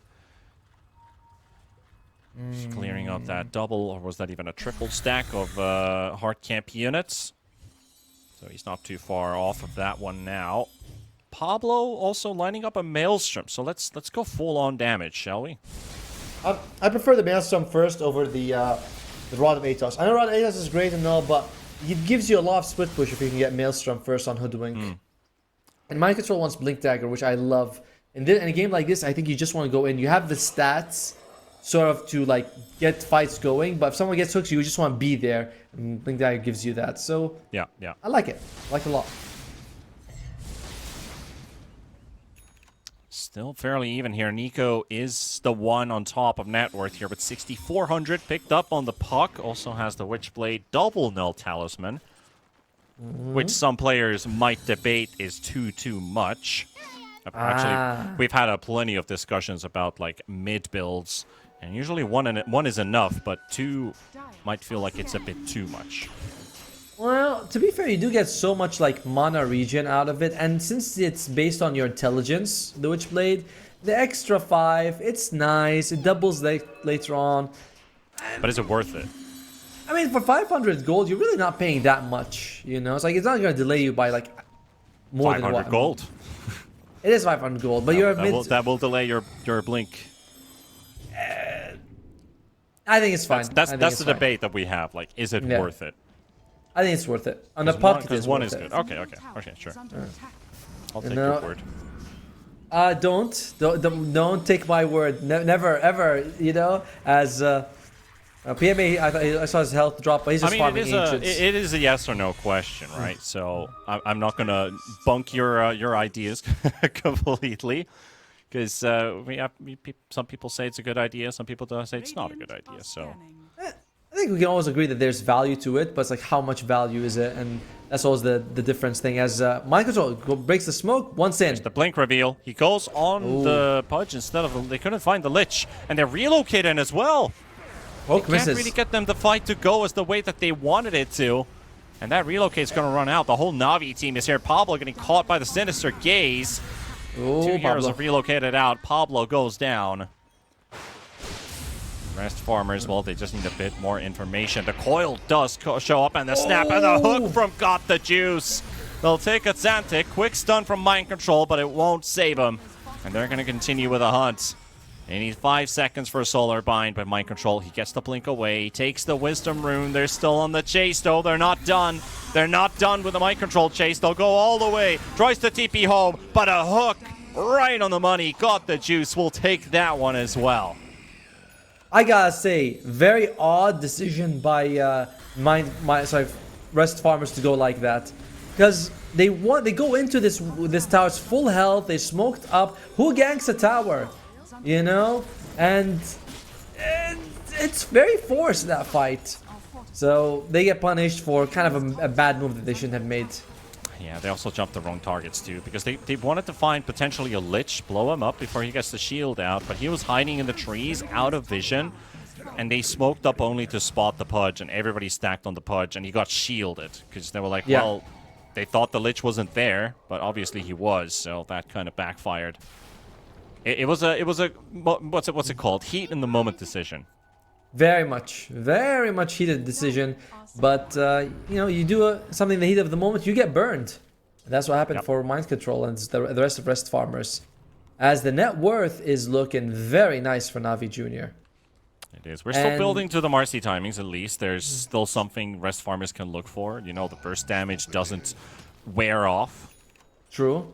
But I do think that both teams are looking at the mid-game, you know, like, this is one of those 30-35 minute games that's kind of decide then, rather than it's like, oh yeah, we're going to go like full 40-45, sorry, not 45, 45-50 to end it. So these skirmishes matter. They matter a lot more than they would in a normal longer game. Yeah, you're right about that. You know, all the scaling has to start from somewhere, and if you fall behind in the early game, things are going to change a lot in terms of that end result. 5 armor talent. Also, actually has the shard lined up very early on, so he'll get the bonus magic damage on his right clicks. Yeah, this you put this with a Witch Blade, you do so much per hit. It is very nice. I saw what was it? The shard picked up along with the Mindbreaker, the tier 4 item, and you did 75 extra magic damage per hit. That was wonderful. I mean, not wonderful for the victims, but wonderful to watch. And in the meantime, though, what are we looking for? Mind Control Orchid. Okay. Feels like it'll be a rather late Orchid by the time he gets it, actually.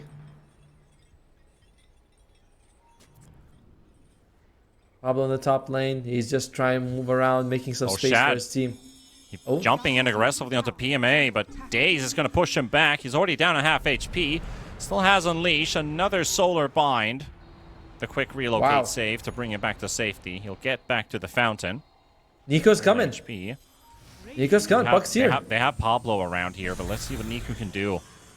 Chakram on top. Hanskin's the only one to show. Will drag into safety, but the coil is there and might set up Pablo as well. Io still surviving, but the blast will finish him off. Nico diving under the tower. Shad teleported in as well.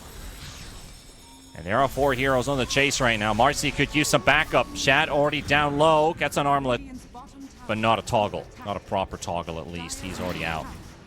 Oh, Na'Vi Jr., they're running all over them. They are running all over them right now. Yep, and Rest Farmers, they had... now. Yeah, 12 seconds to plan for that fight, but they were like, no, we're not going to go together. And they just lost one by one because of that. It's very unfortunate. I'm surprised Shad TP'd in with the other 2 cores not going for it. Yeah, well, not quite on the same page here on the side of Rest Farmers. Nope. That could end up hurting them because Na'Vi, like in the first tour, they didn't get the results they were looking for. But winning a matchup like this could be a free pass for Na'Vi Jr. to get a real kickstart for the tournament. Yes, it is. As I mean, group we saw Yellow Submarine. They only Monte were 1-1, so starting off 2-0 puts you in a very nice spot. You only have to win like 4 more games, and you're basically off to playoffs, which is nice for them. Yeah. Zeus, he is going to go for the right-click build. Every time I see a Zeus go for this build, they always get a Grove Bow. And I'm not saying like, oh, you know, like, it's like, how come that happens? You know, it's crazy. Yeah, it is crazy that you always have it there. There are some games where you just don't get it and have to opt for something else, but you're not going to feel happy because you don't get the attack range and the attack speed and the magic resistance. Like the whole it's all set good. is just so good. It's built. It's like when you were playing Tiny and you core and you see Titan Sliver. It's like, really? Tiny and Titan Sliver every time? And you're like, yeah, that's how it works. Core Tiny always gets Titan Sliver. Oh yeah. Oh, Titan good old Sliver. Titan Sliver. That was a real item. I like how neutral items used to give you badge of community. That Minotaur horn. They're like, yeah, let's just give you a mini BKB for free. And you're like, yeah, I'll take it. Every time. Minotaur horn. Oh man. That was one of the more broken ones. Still brings me back to like, hey, Iron Talon.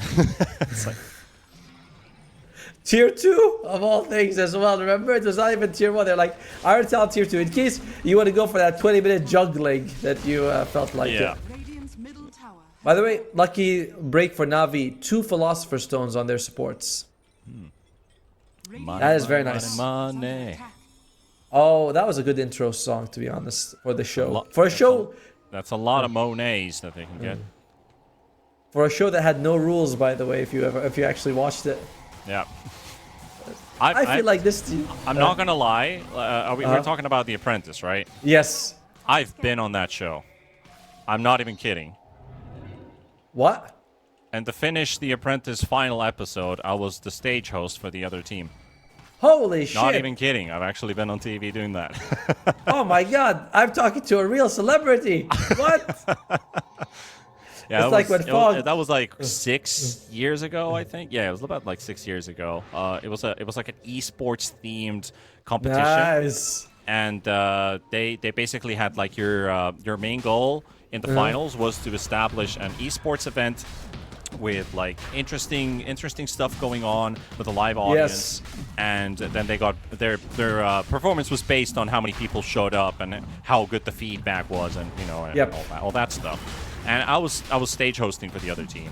I was casting NHL, unfortunately Fortnite, and then we also had a Dota 1v1 with like some semi-pro players. But it was a fun event. It was a fun thing. But still, talking about Dota, think about this particular matchup. I think, you know, I hate to be an oracle here, but I think it's gone quite according to plan. They won 2 lanes, and now Na'Vi is slipping away with the game. No, who cares? Tell me more. Well, wait, so you were on camera? If I can find the episode, you know, I'll be like, yes, that guy, him. Yes, me and him, we're best friends now, you know. There might be still an episode somewhere, yeah. Well, kudos, as that's the most surprising news I heard today. You know, it's like, I didn't think I was going to find that out, but... Oh, but I think the theme music was a bit different for the Finnish version, but... I imagine, you know. Oh, well. Never forget what a banger of a theme song that actually was. The Money, Money, Money. I liked it too. All right, back to this game. Xantic, he does finish up the Manta style, so he is sort of ready to go in these team fights do start. Like, he can actually get into these good team fights. Pablo, I think his career died with the Maelstrom on, so 23 minutes before he even picks up a Maelstrom. Pretty late, considering everything he's going for. Like, he's got nothing else except Maelstrom. He doesn't even have it. Also, the same thing for the puck as well, because Nico's building into the Ags build, where it's like you need Mjolnir, Ags, and then maybe a Daedalus. But you can still have value just with the Parasma. Like, I think like Nico's in a good spot, and I like that Mind Control decided not to go for Orchid. He goes for the BKB first. I didn't want to criticize it, you know. And he was like, "I'm gonna go Orchid to him." He's like, "No, MC, not like this."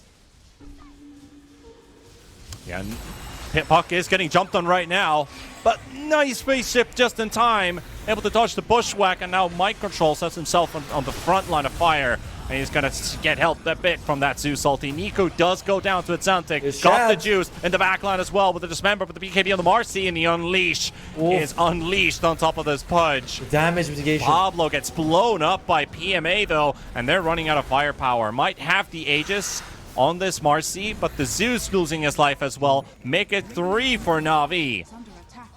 And they're just too much to deal with. PMA, no respect given. He's got 22 stacks of reactive armor, just diving the high ground, forcing Hansken and Shad on the back foot.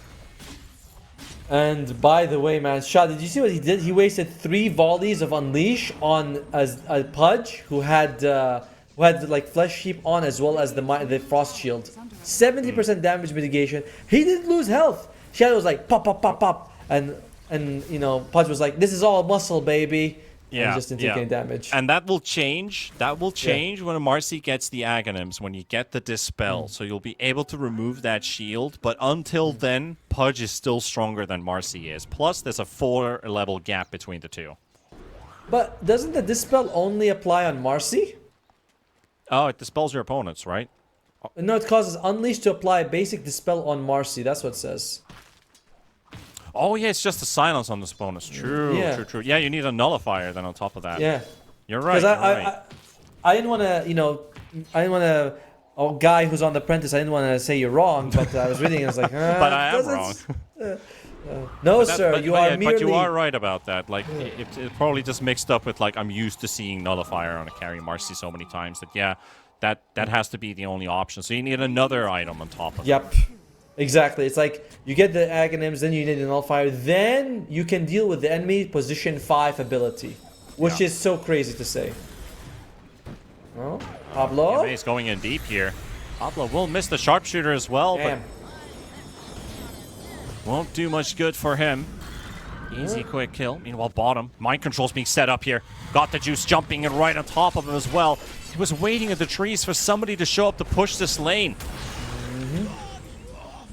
And that's going to be another Flesh Heap stack. It's still, you know, it's only 5, so it's not a whole lot, but they are adding up. And with Aghanims goes scaling. so... that's what they all say. I've never seen something like, you know, 500 Flesh Heap stacks. It's usually like, you know, 25, 30, and that's it. I don't even remember the highest amount of Flesh Heaps I've ever had, but you start to get to pretty ridiculous HP numbers with it. True. You get a lot of strength, that's for sure. With the Shivas and the Ags, Pudge does a lot to mitigate healing. How much is it actually? It's 25%, an additional 20. So what? Half the healing is basically gone? Pretty much, yeah. That hurts the Marcy a lot. Oh. There's the reload save. Nice save. But there's nobody to help him out, so it does look like it's just going to be Hansken going down. That's because, like, Shad, no! Shad, don't leave me! Oh, well. And your fish food. Or Pudge food in this case. Another Flesh Heap for him. They are adding up more and more. This is... What does it say, the win percentage? Uh-oh, Pablo. They're just running all over them. Like, they're having a whole lot of problems. This was what we said. Like, this is a very fast draft that you're going to snowball heavily because both sides want to fight. Only Azantic could bring you back for rest farmers. Azantic... Ooh. Wait for it, indeed. You're going to have to wait a bit longer for that to connect. The Blinding Light into the hook misses. Yep. It's not the easiest, to be honest. Sometimes you do push them a bit more or less. Very nice play if it did connect. If he did, we'd be like, it's amazing. If he didn't, a couple of guys in chat would be like, I could have done it. And I'd be like, yes, you probably could have. Yes, you definitely could have, yeah. Yeah, you just would have made 50 mistakes, 50 different mistakes until that point. You know? Yeah. I still miss the days when everyone got super hyped about Manta dodges, and now it's expected for people to Manta dodge abilities. Right? Like, you know, it's like when you saw it like on an X mark or a glimpse, you'd be like, that is amazing. Now people are like, you can't do it? I'm like, I can't. I'm sorry. Got the juice diving in deep. He's got the hook on the IO. Perfect target. How do you go against... How do you go against this couriers man's to save Pudge? counter the tower, that he will lose it. Looks like he didn't have anything on it though.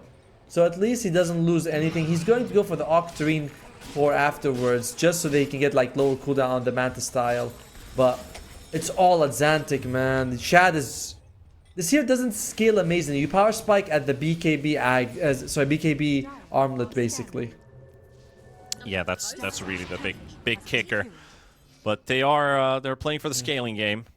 Yeah. IMC will find days here. Oh, he doesn't get the corrosive haze on, but he's got the shard, so just the stun on the ground, and he'll see exactly where that Coddle's going. Forces out his ulti. Yeah, for like the Aghanim Septo on Mars is decent, but it doesn't really feel as impactful as the BKB. Yeah. We'll see. Nemesis Curse maybe might help Shad if he wants to go for it. No, he goes for the Vindicator's Axe. That's also solid. Oh, Pablo. Behind enemy lines there. He's out. Courier snipe. He's got Nemesis Curse and Maelstrom, so this Hoodwink does hit now. Like, you actually do some damage. Wow. There's almost an Eternal Shroud up on this Pudge, but the smoke up going, they all get popped at the same time. Pudge's gonna get the jump, but he doesn't get the connection with his ulti. Timbersaw goes straight for Pablo, finishes him off. The coil is also onto Atlantic. There's nowhere for him to run. Slardar still trying to take the fight to it. They're looking to fight it anyway. Pudge is low, but the shield comes out from Riddies. Still fighting against it, just not doing enough damage. Beautiful Lich ulti. Bounce to bounce to bounce. And Mind Control's got nowhere to go, so they decided to take that fight with just 3 heroes remaining, and it's unsuccessful. I feel so bad for Shad. He turns on Unleash. He's like, alright, who do I hit? Timbersaw. Timbersaw's like, I got Ags. He's like, alright, got the juice. Turns out he gets Frost Shield. He's like, oh crap, I should just punch myself, because there is no way I'm winning anything here. And check out Dace's net worth. He is a core. Oh, look at the replay, man. Like, it just looked like a despair moment. You know, they lost that Xantic. Mind Control's like, well, they're stacked up for a stun, but Shad wants to go in. He gets one burst in, and Riddies is there for the shield, and Pudge stops taking damage. I love how one of his bursts just removes an actual, like, barrier. It doesn't actually damage the Pudge at all. Yeah. Because he had to, I'm not sure what it was, a Solar Crest or something on him, and he's like, yeah, just gonna go through that. It doesn't say 100%, but feels very 100% for Navi Jr. to win this one. It does feel like it. Shad, Skin thinking about a jump again, but Mind Control only gets the stun onto PMA. He will continue to torch the Slardar. Drawing up that fish. Another hook attempt. Good hook. And good try, hook. wow. Double hook with the Caudal. Misses both, but still, you get an A+ for effort. But yeah, style points at least. But it is scary, right? If you're rest farmers, you can never let your guard down, because only one of these hooks needs to land to get you a team fight victory. Yeah. So he should throw it every cooldown he has. Yep, and he's got a chance to blink in. He'll go for it. He hooks a creep. Bushwhack misses. Daze on the front line. There you go. Ogre Seal turned up to the safe line and actually catches the IO. There's the Timbersaw finishing off Hanskin. He needs to buy back. Shad needs help. Shad's already low. Oh, the coil snapped as well. He was running back and forth on the edge on it. And he'll pay the price. And Hanskin just bought back, and he's down, and that's game. Yeah. That has to be game. There we go. GG. It was kind of an interesting idea from both sides. We won a snowball, but Navi pulled it off so much better. We were saying, like, we both said the lanes are going to go well. I thought the rest farmers would take it all the way to the victory. You believed otherwise. And Navi Jr., they proved you right. Just so much more durable. That's the thing, really. Timbersaw, Pudge, as well as the Frost Shields from coming out from the Lich. So much mitigation against that physical damage. Shad does nothing. Shad unleashes, and nothing happens, and that's very sad to see. Yeah, good answers from Navi Jr. In general, I'd say like that laning stage impacted so much to the Marcy IO capability because they already start winning the lane at level 2, sometimes even in level 1, where they just toss you back, they right-click you for free, and you don't get to do as much damage as they regenerate. Be at the Caudal. The Caudal Blast really played a big part in keeping that lane in balance. Timbersaw, also a tanky hero, hard to take down. Then you start to look at, okay, what are our possible kills around the map with our Marcy IO? Lich, maybe Caudal. Caudal kind of hard to get to because he'll just blast you away. Lich has the shield, and the only target that's always available is the Pudge because the puck's never there when you want to catch him. So good positioning over this entire game from Navi Jr., making it hard and frustrating for rest farmers to ever find a suitable target. So they played this really well, even if most of that stuff was behind the scenes. And when you talk about like damage mitigation, on one side they need to get Nullifier to remove the Frost Shield, but on the other side you're sustain, right? You're going for heavy sustain with Marcy Ayo, but we got Pudge with Ags and Shivas, so your sustain is so much less. So not only do we beat you in damage, but we beat you in durability, and it all comes down for like a fantastic laning phase. But as game one, we'll see if we're gonna get another equalizer or if rest farmers are gonna bow out early. You heard the man. See you guys in a bit.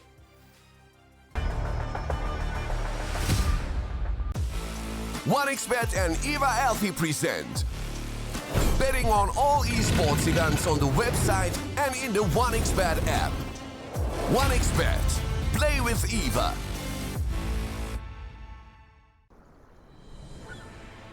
What if Kunka knew that he could not only play Dota but also place bets? Better the best black hole.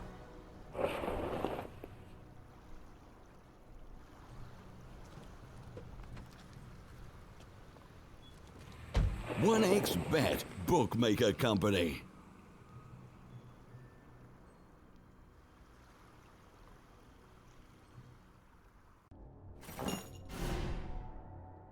Chances of breaking items in a tournament match are non-existent.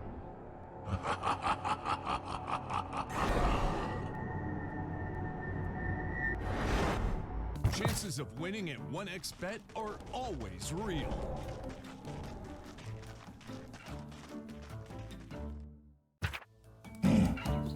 Join with me. At your service. Stealing Aegis from Roshan is very difficult.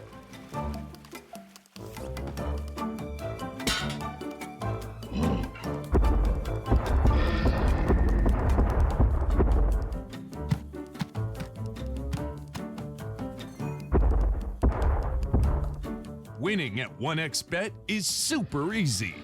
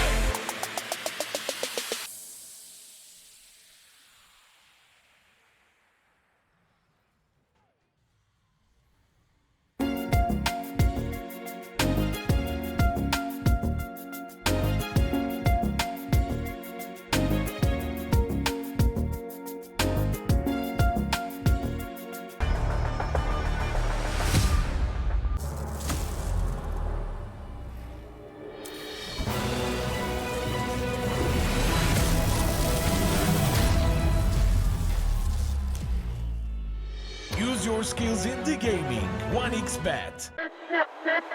Respect from 1xBet. Respect from 1xBet. Respect from 1xBet. Respect from 1xBet. Respect from 1xBet. Respect from 1xBet. Respect. Respect from 1xBet. Respect from 1xBet. Respect from 1xBet. Respect.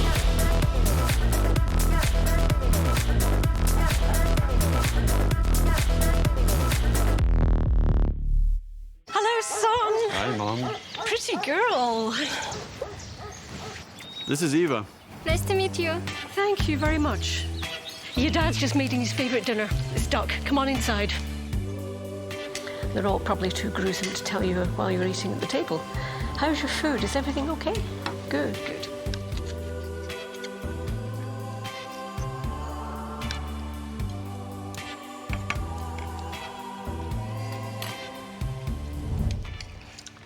You seem to know each other. Yeah.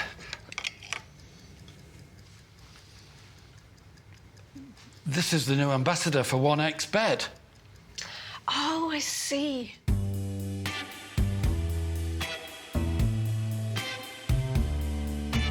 Everyone felt good when Eva Elfie became the new ambassador of 1xBet.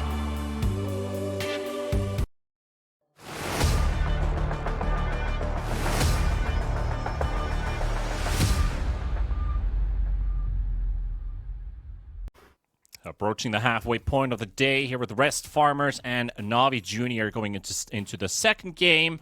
And Navi in the lead, Atomo.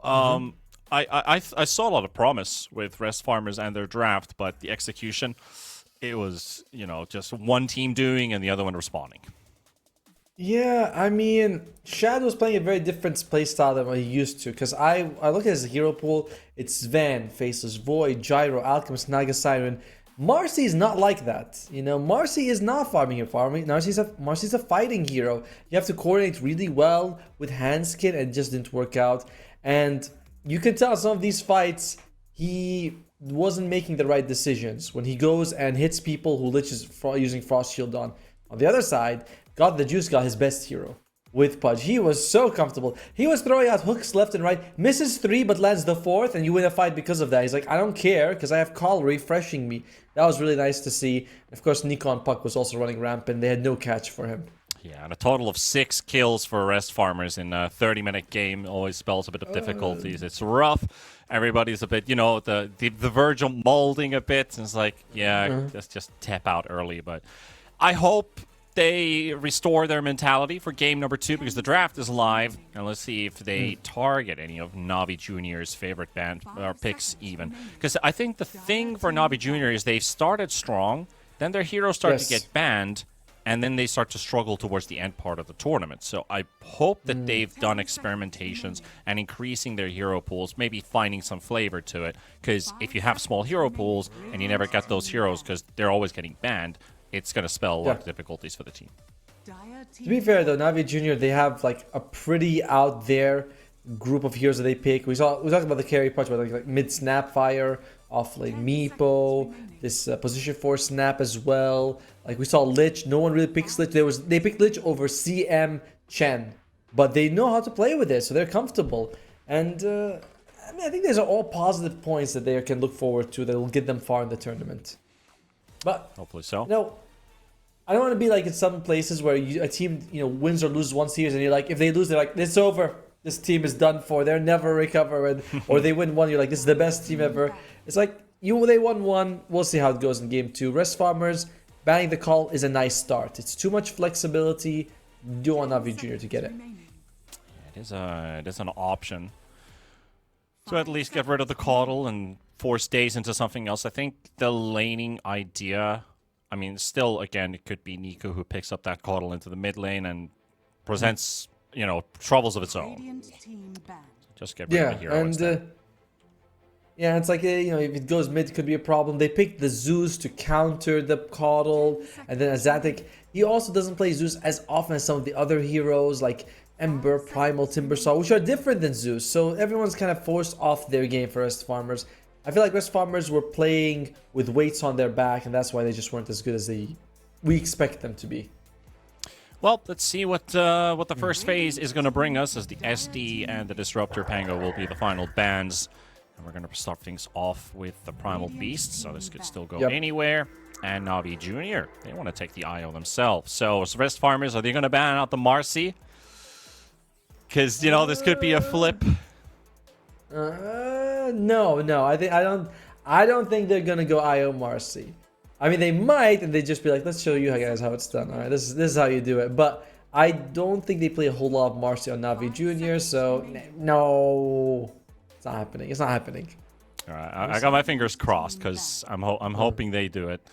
No, and there we go. It's banned. so they will ban out the Marcy.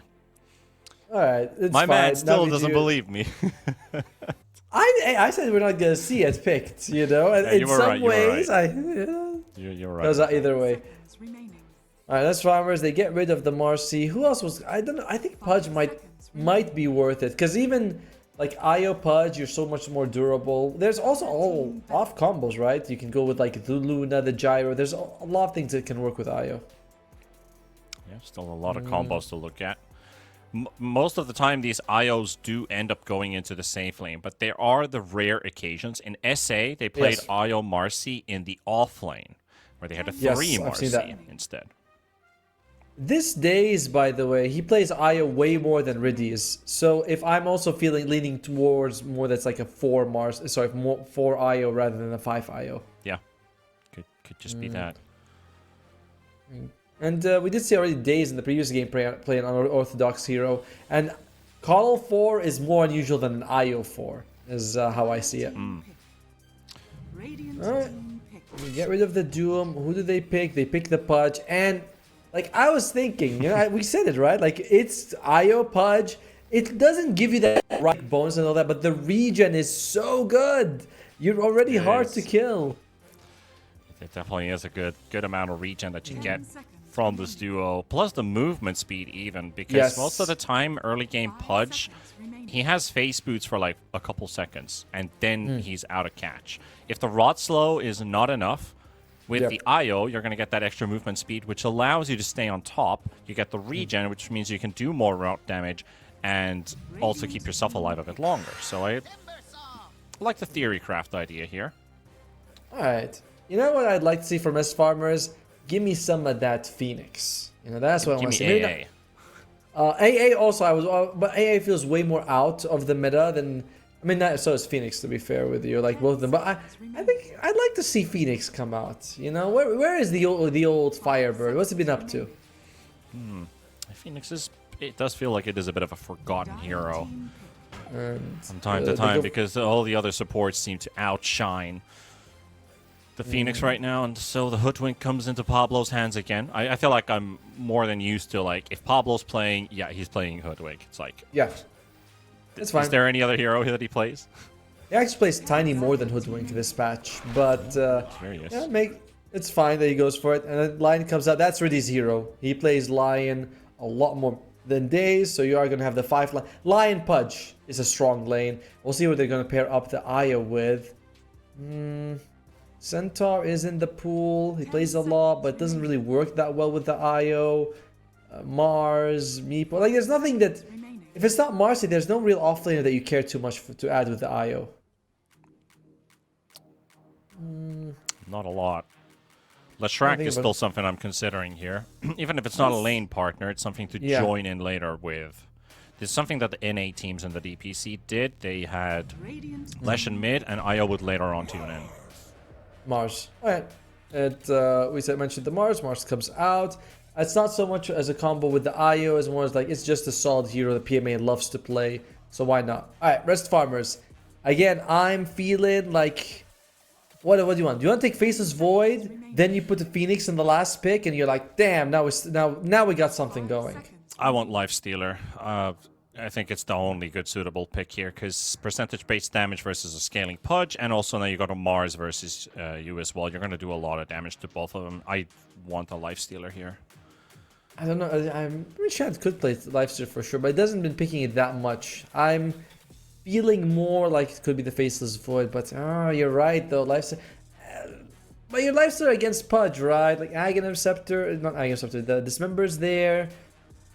You have Infest Bombs. I was thinking about the Faceless Void, like, as a solo hero it could work. But you don't really have too much to go, like, of course you always think about what can you throw in the Chrono. But it's how much work can they do outside of the Chrono and not into the Chrono. Can Primal Timber Hoodwink do enough if the Faceless Void is chronoing somebody far away? I feel Lifestealer's a bit more reliable, and they went for it, so... 10 seconds remaining. Okay. What do they need now? They need support for Rust Farmers. They need... Right. And I'd like it if they could get something that can hold people in. But maybe Treant Protector is like Hanskin's famous for his Treant, but it's also not an out-of-meta hero, but it could work. Also, you got Timber, so what about Furion? It's just a lot of damage with the Whirling Death when you drop Sprout. It is pretty good. It does give you that global presence that's sort of like a counter to the Aya. Yeah. Aya shows up, UTP in as well. Yeah, but a lot of strength heroes as well. Timber Sucker has a lot of benefit out of that. No, I don't think that's something we'll see from Hanskin. I'm more likely to see a Crystal Maiden, a Phoenix, or a Treant Protector. I'm thinking those heroes are more likely. Okay. As Navi Junior takes their time, they need a mid for them. You mentioned a good mid. What was it? The Leshrac, yeah. Leshrac I would have been good. Leshrac I would be really good. His Snapfire is in the pool, which I think Niku could also happily play with the Mars Arena. You know how we were saying that Pudge for God the Juice has a huge win rate? 21 out of 27. Snapfire, very bad for Niku. He plays it a lot. He likes it. He doesn't win with it. Yeah, that's true. Doesn't win with it. He's like, guys, let me go Snapfire. This time it'll win. They're like, yeah, sure. This match doesn't matter. We could lose it. And when you mentioned Furion, because I've been watching these like Warcraft 3 tier lists of heroes, and I'm like, because I mentioned Furion, like, oh yeah, Warcraft 3, the beginning of all of this. All right, we got a lot of reserve time here for Rest Farmers. I think getting rid of the Dazzle was a really good idea. Like, there are games where mid-Dazzle just seems unstoppable, and they don't really have a hero that stops it right now, so they're going to get rid of the puck. Smart. They have a pick now for Rest Farmers. They need a support. They need a position 5. We mentioned Phoenix, Treant Protector would be good. What else is there? AA would be great if you can get an AA, but this hero is not been picked for a very long time. 5 seconds remaining. Still, even if it's not being picked that frequently, it does fit this game really well. So I wouldn't say no to an AA here. It was what I was calling for in the second phase already, that they could pick it. Yeah. CM is also in the pool if they want to. It's a strong laner with the Lifestealer. You can get on top of this line and... Oh, okay. Curious about this one, though. Why the Veno above the AA? The Veno does give you the Poison Stick, the heal reduction as well, right? But it's like 15%, which... But to be fair, you can easily apply it, right? You just throw up Plague Wards, one hits the Aya, one hits the Pudge, lasts for 15 seconds. It's not bad, but it's like solid passive impact, whereas the AA Blast is amazing, good impact, but it's inconsistent if you miss it. So right. I see the logic, but I can't say I love the logic. Navi Junior, who do you want mid? They could Leshrac. Makes sense. So you do have a minor counter in the Veno. I think this is a game where Lifesteal actually wants the Orb of Corrosion. I was saying this item sucks, but Orb of Corrosion with the Poison Sting, 35% heal reduction. It's nice. It sure is. I mean, we're on the same line with the teams here because we read like half the draft going their way. But still, I mean, I think they're both happy with what they have. I'm still a bit iffy about this Venomancer pick. Was this the right decision for Hanskin? That's because I don't play Veno that much, and I'm not an expert on the hero. I only know it's good against like particular melee cores like the Ursus and stuff like that. So I think it's really down to Hanskin to just show me like what this Veno is truly made out of. By the way, I want to give you guys a bit of info. The level 10 talent for Veno, oh my lord, it only reduces your regeneration. It does not reduce like the healing and stuff that you get from other people. So like a mech still heals you the same amount, but your healing that you get from like, you know, the plus when you're on your green bar, that gets reduced 15%. So it's not incredible in this game. It's just, it's more like if it was a Necrophos or something, that a hero that really uses HP regen Alchemist. as a alchemist, like heroes like that would make Whereas a lot more sense. I think when Io tethers you, it doesn't show up in your green bar. It shows up as a buff, so it's not really affected that much. It's still helpful, but yeah, I'm gonna go with Navi Jr. on this one. I think Navi Jr. comes in looking really good with this Io Leshrac, with the Pudge. Going against God the Juice's Pudge is crazy. So yeah, go all in on Navi Jr.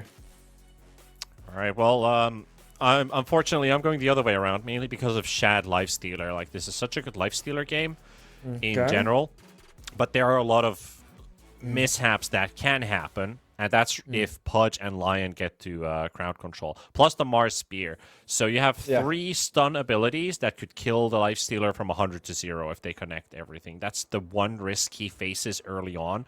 But if he just farms, stays away from the enemies, I think Shad will have a good game set up for himself in this game. But Navi, lot of snowball potential, and you got to try and stop that snowball somehow. And they also got Leshrac. I love seeing Leshrac in this game, because when you have Leshrac, you always have that great pushing potential that you come from. Like, you don't get that with a whole lot of heroes. Leshrac gives it to you at level 7, basically, where I think he can just do what 1,300 damage with the maxed out Edict. It's very nice. It's very nice. Let's see. It's 40 explosions. It's a lot. It's a lot. Meanwhile, smoke comes out here for rest farmers, but they can't find anyone. Niku walks in. They only see It doesn't drop anywhere. It's really hard to catch him unless he just walks into him like he does, but he's going to tether away. And the hook connects onto Pablo, and that's going to be a hoodwink down. So, you know, that's a nice bait play by Navi to try and jump on the Io. Io gets away, and then you get a hook and response. So beautiful. They have hook in about 2 seconds. Does he want to use it? Days flies by. It's like, where are you gonna go? Where are you gonna go, boy? Got the juice. He wants it. Oh, that's not it. Doesn't matter. Niku still gets a kill for himself in the mid lane. So push towards the bottle. It is gonna be 3 bounties at least, maybe even 4 if my control still gets 1 more. So that is gonna help. Adzante get to his bottle, but Leshrac already has a head start. The thing is, they're all going back to the fountain. It's like, they're not going to play the lane at all. They're just going to the fountain. Or they have to go. They have to get the mana out. So in total, you got, in terms of gold, they're even. Navi Jr. they get 1 flesh sheep stack because he wasn't in range for the 2nd kill, and a little bit of experience as well. So tiny victory for Navi Jr. overall. Yeah. You know, gold-wise even, bit of experience and 1 flesh sheep stack. I mean, it's a trade you'll take any day, but it's not much of a trade. Alright, so top lane, this Lion as well as Pudge combination could be very dangerous. Pablo is very low health, easy to catch. And MC, if he's off, you know, if he's half health, you hook him, you're still gonna get a kill. Yeah, there are some openings you can utilize. Also, they're trying to set up for a bit of a hook there with Got the Juice, trying to get the Earth Spike into hook. That can be some good early damage. Hoodwink always a target that deals a lot of damage, but also doesn't take damage too well. Yep. Same thing with the Lion, though, to be fair. Like, both of these supports are very squishy. They got these, like, big bodyguards for them. And they're like, could you hit him? You know? My big brother is gonna kick your ass, basically, is how these supports function. I think the big difference here is if the Dire get to open up, they get a kill. If the Radiant get to open up, they only do damage. They're not really killing the same way Navi can. Oh yeah, I definitely agree there. I think that's way more kill potential Navi in the top lane. But the CS, very nice coming out right now for MC with 10 already. Yep. It's a good start for the Timber. Meanwhile, the other offlaner, PMA on the Mars, only picked up 7 so far. Shad, he's going to get the lane for himself for a bit, even though it is parked right in front of the tier 1 tower of the Dire side. That lane is going to start pushing. This is just a farming lane, honestly. Like, you can't really kill the Lifestealer with once he has rage. You can walk out of anything. Handskin's kind of killable, but Io doesn't give you so much, so it's like, it's not incredible either way. Yeah. I'm not very impressed. Yeah, you're all right about that. Mid lane, I expect Nico to do slightly better than the Primal Beast. Not much, but a little bit. Just because of that range, the spam from the Lightning Storm is very annoying for Xantic to deal with.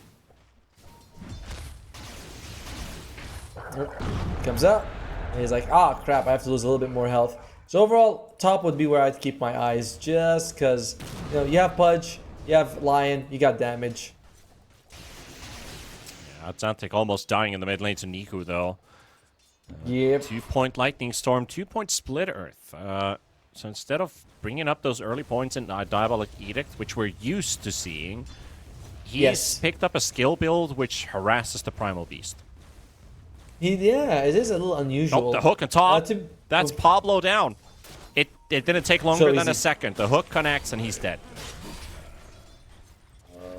MCs, it doesn't have a Timber Chain. So they don't have actual stun. They could if Riddies wants to throw a hook in a couple of seconds. They might not even need it. Oh, he just leveled up, but the right click from the Lion is going to be more than enough. Finish off the kill. Pablo, he'll just teleport to a lane where his core has just died. So unfortunate for him. 4-0 for Navi Jr. in the early minutes. I mean, God, the juice is so strong. And I'm surprised they gave him the Pudge.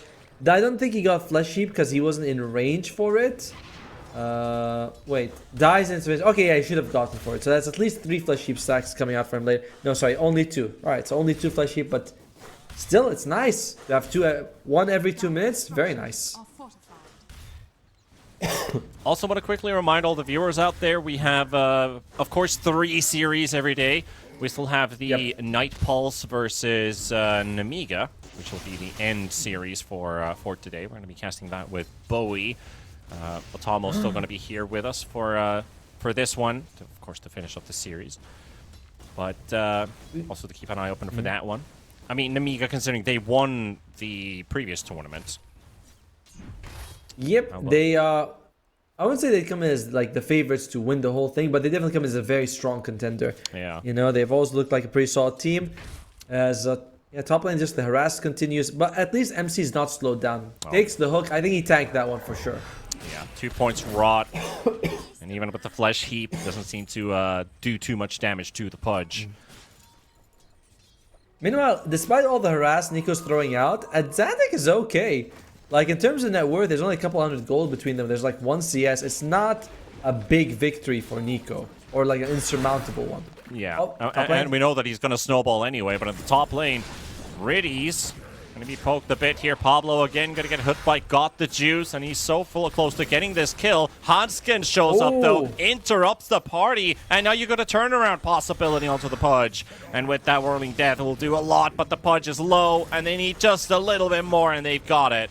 There's always the risk when an Venomancer is involved that they might get themselves a deny, but not this time. Riddies will go down to mind control, while in the bottom lane, as they sent the Veno to help them out, Shad goes down to PMA and Daze. Still, you're pretty happy for Rest Farmers getting those 2 kills, but it does take quite a bit for them to get it, as this is the only way you can counter God the Juice. You gotta bring more numbers. As, God the Juice, can he get the hook off? No. A lot of traffic in mid, yeah. Denying the regen, I think that's more important than picking it up for yourself, because it is a Lesh that would have otherwise taken it. Very early rotation by God the Juice. Not sure it was really worth his time. Misses out on quite a bit of EXP in the top lane, but alright. Any Flesh Heap you can take early, I guess that's also worth its weight in gold. PMA almost going down. Shad almost got the kill. Very low, forcing him at least all the way back to the fountain. So this Lifestealer gets the lane for himself after just dying. By the way, I love the sound design. Dota is so amazing. When Pudge moves, you hear the chains of his body clinking. Yeah. It is pretty amazing. It also reveals you, if you don't see the hero exactly with your own human eyes, you hear the audio cue, you know Pudge is around. That's a bit of a spoiler as well. Pay to win, or pay to lose. Never thought about it, but I mean, God the Juice, you know, basically, that's like in the horror movies, right? When you hear the monster before you see it. So maybe that's what he's doing. Yeah. He's like, yeah, I'm coming for you. Because I use this exact same chains basically on the pudge, so I've also gotten used to it that it's sometimes better to just stand still. Yes. Do you ever like miss a hook and you're like, guys, they hurt me? They're like, what? They hurt you? What the hell are you talking about? Well, this one he won't miss. He's got Riddies to help him up with the setup, and Pablo already down to half HP. But Timbersaw, you gotta keep in mind, this guy does pump a lot of damage already. Does get hexed up. Stun just comes off cooldown. Even Niku showed up here, but they're gonna miss this one. Riddies did not hex Pablo. Surprising. And he hasn't been using the Mana Drain as a slow either. He's actually putting it level 1. So, this is like the more classic build that we're seeing. As that Xantic takes the slow, he's in trouble. Xantic does end up going down. It's another one. Like what Daze is doing. He's like, my relationship with PMA is over. Leshrac is now my best friend. Oh yeah, that one. That's what I'm sticking. Friendship ended. It's kind of like play with with you anymore. with the Rest Farmers manager Neff. Friendship ended with Neff. No, Neff's a great guy. I'm sure, and it's just like that other one, right? Where it's like, I don't want to play with you anymore. So it's like he's just throwing bars. It's like, I don't play with you. There's a better toy over here. Oh yeah. Let's see. Any items coming out here? Orb of Corrosion is picked up on the Lifestealer. We expected this. It's just too good this game not to go for. It's like almost a late game item until you can upgrade to like Skadi. Just how much you need it. Yeah, that you'll use it for a very long time. The bonus attack speed mainly is what really makes it such a good item. If it didn't have the Gloves of Haste, you're relying on just your E. Oh, they're actually rotating to Shad here. Got the juice. Possibility for a potential hook, but Shad's running away. Meanwhile, at the same time, diving at the tier 2 towers, Leshrac getting caught. Daze can't keep him alive. And so Pablo will get this one. Even Riddy's rotating for this one. And Shad and Got the Juice are still chasing each other here in the bottom lane. But can't seem to run into each other. And now Mars is left alone. There is no arena yet. He'll level it up now. Pudge, he's running away from that the portal. Okay, I have no idea how they actually got that kill. Like, it didn't look like the Infest was close enough to do any damage. No, it's magic over time from Handskin. He's got 2 points in Venomous Gale and 2 points Poison Sting. So just with the dot damage gets the kill. Riddies is stacking here. Mind Control is like, oh, for me? Mind Control is having the best time. Well, thank you very much. Will he go for it? Or he seems he's like careful. You know? He wants to, but there's too much traffic around here. And here comes the Pudge. They'll just start eating up the timber saw. I don't know how you chew metal, but this guy's just built different. And the MC he did bite off a bit more than he chewed, going that area with only Pablo supporting him. And you would know Navi Jr., they aren't quite in the same spot as the previous game, so they're going to be defending those stacks a little bit more heavily than you'd expect. As Nico's going for Kaya. Daze is mech first. I imagine it's mech into the shard. Like, no need to upgrade to... Oh, dear. That's a bit of a mishap, because there's no one else here except for Mars. There's even a Veno helping you out. What the hell happened there? I don't know. And Shad doesn't play Lifestealer a lot, so...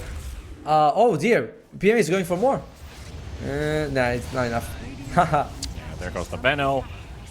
And also fighting at the top lane. Got the Juice will drop.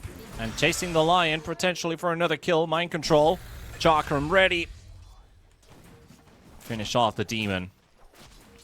Really is a bit low level here. Only 5 1/4. So he might not hit level... You get his ultimate to like level 14. Which, you talk about infinite scaling. When the scaling begins at 15 minutes... slow scaling for sure. It's gonna take a bit of time to start working out, but I think even with all the early kills, ooh, that was a close hook there. Even with all the early kills that Na'Vi were able to pick up, Shad's still having a great game despite the 2 deaths that he has. He just needs to survive this one. With Daze and Niku also showing up, and they do have the damage, but the Infest just in time. Pablo is there to save him, and another hook is available, and it connects. Whoa. It missed in the first place, but doesn't matter. They're gonna get the job done. Niku with the double kill. I can't remember seeing that, right? Where it like misses, but on the way back it grabs you. That is pretty cool. And there's gonna be a tower as well. They almost take the bomb tier 1 as for Navi Junior. So they're doing well. They're doing quite well for themselves. But certainly not as strong as the previous game. PMA, he's going for the Blink Dagger, about 1,000 gold away. Got the Juice, got the Veil, but only starts working on the Agams right now. Lion still like level 5. We'll hit level 6 in just one creep, but yeah, like this, there's no lead for either team. They feel very even right now. I just realized that Venomaster wants to go for a Spirit Vessel. Not an unusual item in any case, just how valuable it's going to be in this particular Yeah, it's like one. someone has to build it. It's absolutely necessary. There's Leshrak going towards the Bloodstone. He has the Kaya. There's still no Dispels on Navi Junior side, and won't be for a while. Like, Io could build Lotus, but it's going to take some time. He's actually going Holy Locket and rather over the Shard. That's different. By the way, I want to ask you something, because this is a bit of a mechanic question. When someone has slow resistance that's 30%... Oh, wait, top lane. We'll talk about later. Oh, just the time for Dismember, but the Chakra Man is here. It's mind control. He gets hit, Nice but the stun. stun as well. The beautiful turnaround. Navi Junior. They're going to get the kills instead. They're going to finish off mind control. Push away at Xantic. Hodgkin's coming in, trying to help and salvage the situation. Nico, are they going too deep with this one? That's something on the chase, and yep, they went too deep. Oh, the hook. Punishment applied. DMA coming in with the arena, Oh, though. nice arena. No mana for a spear. He's like 8 mana short. Members available. He got another eat available onto a Xantic. He uproars, but he won't have the sustainability. And Navi Junior will clean up a second and looking for another. Hooks available. Can Pudge get it? He's so slow. Think that squirrel's a bit too fast, and yep, that hook's never gonna connect. Yeah, unfortunate for them, but still overall victory for Navi Junior, considering the fight started with God just almost dying. Days. There you go. That's a very slow-looking tether. He's got the hook. Can you save him? He got the juice protecting the front line. MC with a haste rune. The hook connects. It's onto the lifestealer. He's going to need some help. Shad, he's going to get the infest out just in time with the haste as well available on MC. And they're going to be able to reposition themselves. The spear connects onto the Veno. He's on the other side of the trees. Nico also pretty deep in. Pablo trying to help him out from the low ground. Lifestealer, he's almost back to full HP. It's Xantic coming with the charge as well. Rest Farmers, can they turn this one around? Is Navi going to get the kills? Nico going to be the one to fall first. And now to the punch they go as well. Caught the juice, isolated. They're going to take a second kill. Day's going to get hunted down for a third. And on to PMA to make it a 4th kill for Rest Farmers. And a triple for Xantic. It could have gone either way. But Rest Farmers, they pulled the longer straw this time. I love... Did you see? Look at the damage that Xantic did at the very end. That onslaught. He hits 4 people, tramples on them. Fantastic move with the pulverize. The fight just lasted a little bit too long. Navi Junior, great save on Got the Juice, but at one point you're like, I think the fight's over, guys. But, you know, we're still here. We still gotta go for more. And they do pay the price for their confidence, you can say. Yeah, that fight lasted for so long as well, because it was a couple abilities here and there.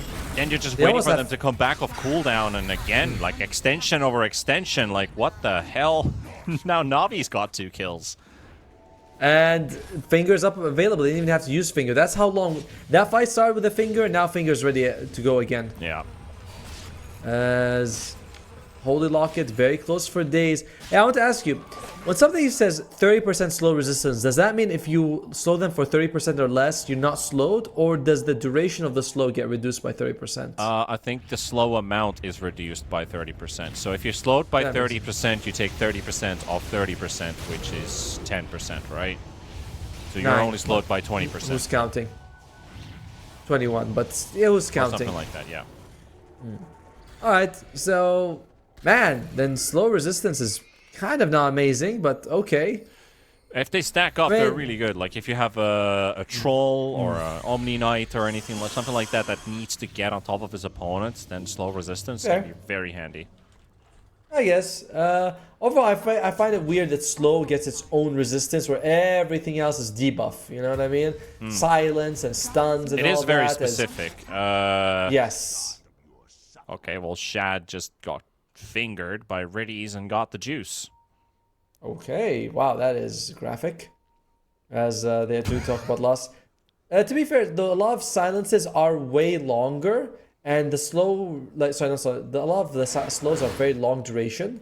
So it makes sense that you have these big slow reductions coming out. This as is well. the long It's fight, extensions over extensions. Long fights. Good save there as well from Mind Control, picking up the Lifestealer on the run with that haste, gets the infest, and they're just waiting for spells to come back off cooldown and waiting for them to reunite with that Xantic. And when the moment this Primal Beast charges in, look at that. That's the initial damage, the quick burst after. And it was so close that rest farmers could have lost 3 heroes if Pudge was able to stand in the middle, but he just doesn't have enough HP to soak up that much damage. He did a great job tanking for them until that point of the game, but it's also like, you run out of steam. The finger was used. There's no December. Arena was like they started that fight with Arena and they were down to 40 seconds by the time he died. That's how long these fights are going.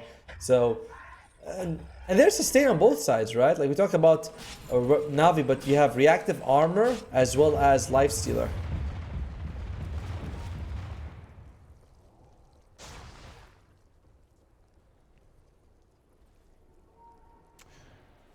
Meanwhile here, the items coming out for either side, that's interesting. Eternal Shroud's on a Xantic. He's right, there's a lot of magic. Well, actually, Navi Jr. is mostly magic damage when you look at it. There's no real right click. On Navi Juniors? True. Yeah.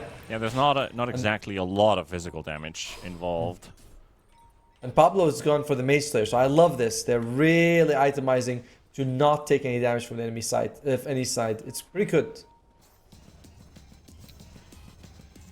Middle tower is under attack. I'm also curious about, IO works as a buffing battery for the team in this game. If this were to go super late game, I feel like IO doesn't feel that amazing. I agree. You want to go with him and run to victory, basically. And with the items that they're getting on rest farms, they want these long fights, and IO feels... Oh, Bloodstorm's used Nico! Oh, that was close, but the relocate save. Sharpshooter might have done enough damage to finish him off. The arena's placed down, but they can't get to use it. PMA trying to TP out, but that's optimistic. MC is going to take him down. Riddies will get hunted down over the tower, and a double for Mind Control. Got the juice on the run as well. They can't exactly spot the location of the Pudge, but they got the wave under the tower, so looks like they might look for a tier 2 of the way. Oh, they're in trouble. They're in trouble, Navi Jr. They should be hitting a big power spike right now. They don't have the mech on the IO, by the way. They only have Holy Locket. Wow. How often do you see IOs not go for mech? Yeah, and usually Holy Locket first. What? It's not a very common first item, to be honest. No, it's not at all. Is it something that he feels like he needs the mana regen, the bonus healing? It's all good, don't get me wrong. This is an item IO should aspire for, but first item, no mech? Okay. And the other side, we are seeing Philosopher's Stone being picked up on Handskin. Very happy if you're the Vin in that situation. Yep, and he also has a shovel that you can always bring up. And we are... the wave. Nico is nearby, but that tower continues to take hits. Wow. I'm surprised Riddies has Light Collector on him. This feels like a super whatever item. Okay. I think, this item has been picked up from time to time. Actually, looking at some of the Immortal games, you see Light Collector from time to time. Yeah, but it's fine. But when it was 10% movement speed, that was pretty solid. But 5% feels super underwhelming. That's the only stat you're getting. That's the only stat you're getting out of it. You're getting a little bit of regeneration. Okay. It's reduced by trees, which is some of the oddest things I've ever seen. About when you're next to a tree, you get less regeneration. You're like, thanks, man. Why? It's like a replacement Tranquils during the day because of the HP regen, and you have a Mars in your team that destroys all trees. So it's like you have an active Tranquils throughout fights. And Ion's HP pool, not the highest. True. The 12 but the mono regen feels a bit... I mean, you'd say it's great, but there are probably better items out there that do They are much more usable at this stage of the game. But probably if there's... I think he just had some crappy tier 2s to select from. And it's like, well, Light Collector is probably the next best item I can pick up. I'm trying to think of like 4 worms than that on the neutral. In tier 2? I'd say maybe he had Bullwhip, which has lower regen. He probably had Orb of Destruction, which he does nothing with. For sure. Special, maybe Vambrace? Gossamer Scape as well. It's kind of like whatever. Yeah, I guess. In some games, Gossamer can be amazing, like if there was a TA. But I guess I'd agree with you on this one, that Gossamer probably. And maybe Dragon Scale? Yeah, like... yeah, it's like, it's very hard to think, because you can also make a choice for some of the others. Like, I like Bullwhip. I think Bullwhip on allies would be amazing. Bullwhip is pretty good, yeah. So it's like, if you're thinking about the regen alone... Yes, it's garbage. But if you're looking at it as an item, it does give you a lot of nice bonuses. As Breast Farmers, more and more map control going their way. They're going to be taking the first Tormentor of the game. Who's going to go for Handskin? Nice ability, you know. If it does go through like the BKB, which is it's a very fun thing. You throw it out on BKBs, you still stun them. So I'm looking at Shad, who's not had the easiest path in this game. This Lifestealer died 4 times. A couple mishap deaths as well in the laning stage. We saw the weird, like, hey, how did this Mars kill the Lifestealer in a 1 versus 2? He does have the open wounds. He's also pretty much getting closer to... wait, what does he actually have on the way? Because he's going for Desolator. He's going for Deso. Okay. Yeah. I like it. You want to go for... spread damage is bad this game. You want to bring down 1 by 1 so that you don't, like... You know, if you just want to do as much single target damage as possible. That's how it works for them. Yeah. Both MC as well as Atlantic have Eternal Shroud. They also recognize it's all magic damage. Why would we... We don't have to itemize for anything else. As Atlantic jumps in, catches Io. Kills Io, fight basically. here. If they can get this Io out of the way, it's taken them a bit of time, but the onslaught will finish him off. Also the Hex onto the Timber Saw. Nice arena from PMA. Waiting for the spear connection. He'll get it onto the Timber with the finger as well, but it's just not enough damage. The Eternal Shroud keeps him alive for long enough, and that allows them to reinitiate. Azanting on top of Niku. Got the juice. Teleports away. Niku will bite the bullet. And it ends up being a 2-for-2 trade. I think you're pretty happy if you're Navi Junior, just because at least you're getting something out of this. But unfortunately, you lose your most valuable hero, your most farmed hero in that situation. And you can see the Eternal Shroud on MC in that situation takes so much damage from it, and he just kind of shrugs most of it off. You get that feeling that, are you regenerating faster than you're taking damage when you have max stacks of Eternal Shroud? It feels so silly sometimes. And reactive armor. So, you know, he's also getting a lot of health out of that. Yeah. And they finally got the tower out of the way. I feel like they've been hitting this for like the last 5 minutes. They got the job done. Kaya Sanj as well boosts his healing by, what is that, 12%? No, sorry, 25%. Jeez. The Timber Saw is just, he's eating very good right now. Yeah, 17.8 with 0 stacks up. Only goes higher from there. Only gets more and more impressive. See what they can do. They could surprise them. Blink ready on Primal. Shows up out of nowhere. Catches the punch. Pops his BKB though just in time. The Infest is still there. And it's going to be a bit of a Kinder surprise the moment the Lifestealer shows up. And he's waiting for his time. And now we go. Got the juice. Almost taken down. Io still healing with the tether. And it's not going to be enough. They're going to take him down. The arena comes out though. The finger as well. He's got no rage. And he's trying to armlet toggle. And it's not successful for the Lifestealer. Na'Vi finding an avenue. They might be able to win this one. But Niku, he's also teleporting home. One after the other. They just want to get out of these fights. Days, though, he'll end up dropping, and it's going to be an even trade. While losing Shad. Oh, that was the one thing. He held his patience for so long, but he's like, well, I'm going to eventually have to show up. Otherwise, this Timber Saw is just going to die for nothing. Or, sorry, the Primal Beast is going to die for nothing. Yep. In the meantime, though, it's another sort of victory for Na'Vi, where they get a little bit more golden experience from these engagements. I feel like Rest Farmers are pushing the issue, and the lack of tower damage, you feel it, right? You see, you said earlier, they finally take the mid-tier 2 because it is taking them a long time to get them. And Riddies, he's got the shot and the blink, so only needs the plate mail to become, you know, Giga Chad mode. But how long is this tempo going to stay? Because Navi Jr., they've been stuck on their side of the map. They've taken two tier 1s this game. Is there going to be a change in pace at some point? Is there a way Navi can get out unless it's just wiping rest farmers? Can they ever make a play if they're all alive? I mean, if you can find one guy, you can bring him down. But I'm trying to think of when... It's like in a 5-on-5, it just feels like you are weaker on Navi. And there's no item coming out that changes my mind. If you had like the Shiva's Guard on Pudge, that would help. But he doesn't even have the plate mail yet, let alone the recipe. But if they can get Shiva's on Pudge, that would help a huge amount.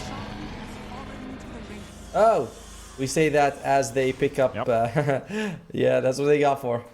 Yeah, and Timbersauce Chakram is flying through the map as well as we speak.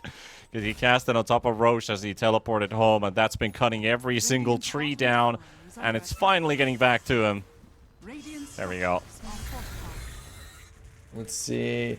Azantic, by the way, he's walking around with a regen rune, so they'd love to take a fight right now where he can heal with his 4,000 health.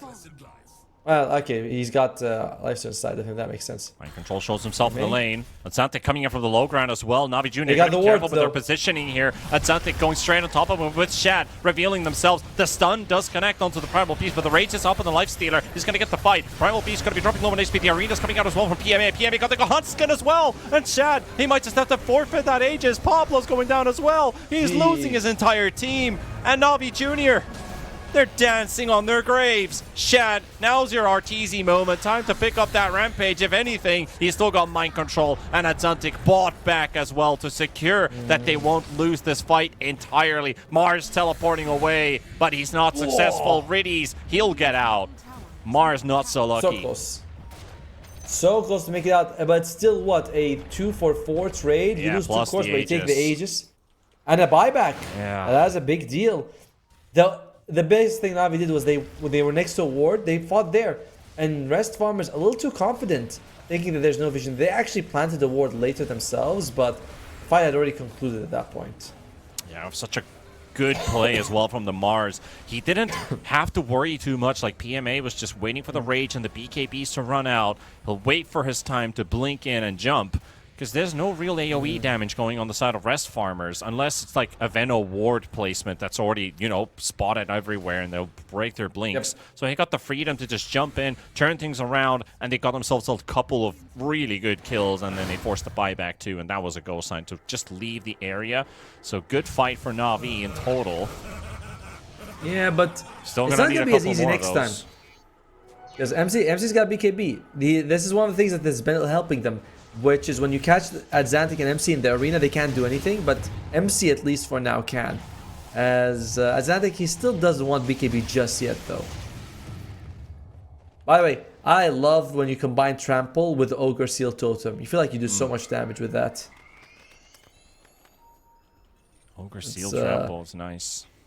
It is nice. It's a lot of damage. You don't, but for the record, you cannot Force Staff and Trample. You don't proc it. When I was trying out like support prime, I was like, this could be cool. And I forced that myself and I did no damage. I was like, wow, this kind of blows wow, now. This is pretty bad, yeah. Why the hell did I do this? As Nico, he's got the shot, he's got the bloodstone, he's got the talent. So these split earths become massive. And I think we can see one in the bottom lane. Oh, wait, they have no vision there, so we can't actually see it. Oh yeah, there you go. Do you see it? It's pretty massive. Yeah, I see. Yeah. I didn't know that you had to have vision of the area for you to see the thing itself. Like I thought you could see it, not who you catch, but the actual animation. But they're like, nah, Fist of Fog of War basically doesn't exist in some way. Map still has some interesting places.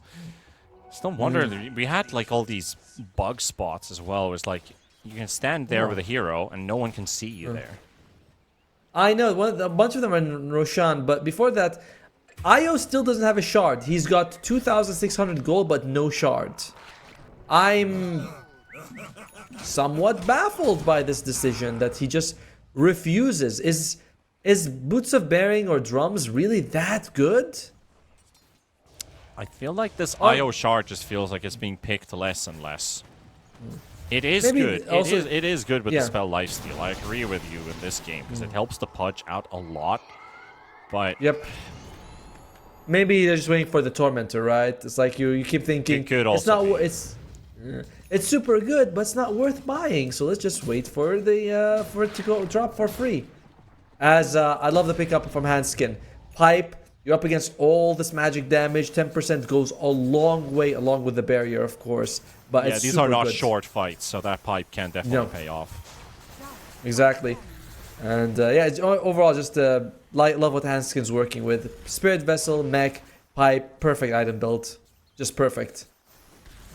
And Shad, he's going for Skadi. We not a very common lifesteal item, but we said that you're gonna upgrade Orb of Corrosion into Skadi this game because you have to, and he's right there. Scotty's perfect versus Pudge, Lesh, and Io. All three of them suffer versus that item. Meanwhile, the Timber Saw does get jumped on early, and Xantic is here. Shad's not in the fight yet, and look at how much damage they're doing with just the 4 of them so far. They relocate to the back line, and now Shad's joining in the fray.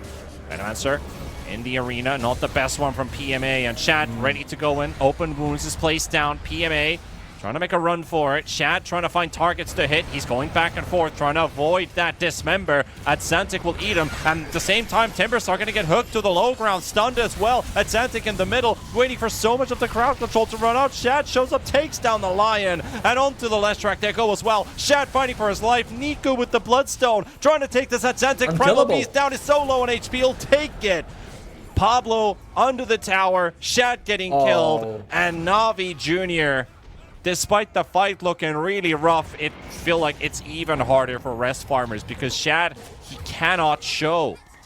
There's too much control. If he gets caught once, he'll just get killed, and that's just what we saw. He's forced to even get a buyback, and the Xantic, that was a dieback reminder. He used that, so he's gone for a long time, and they're... And this is their high ground glyph.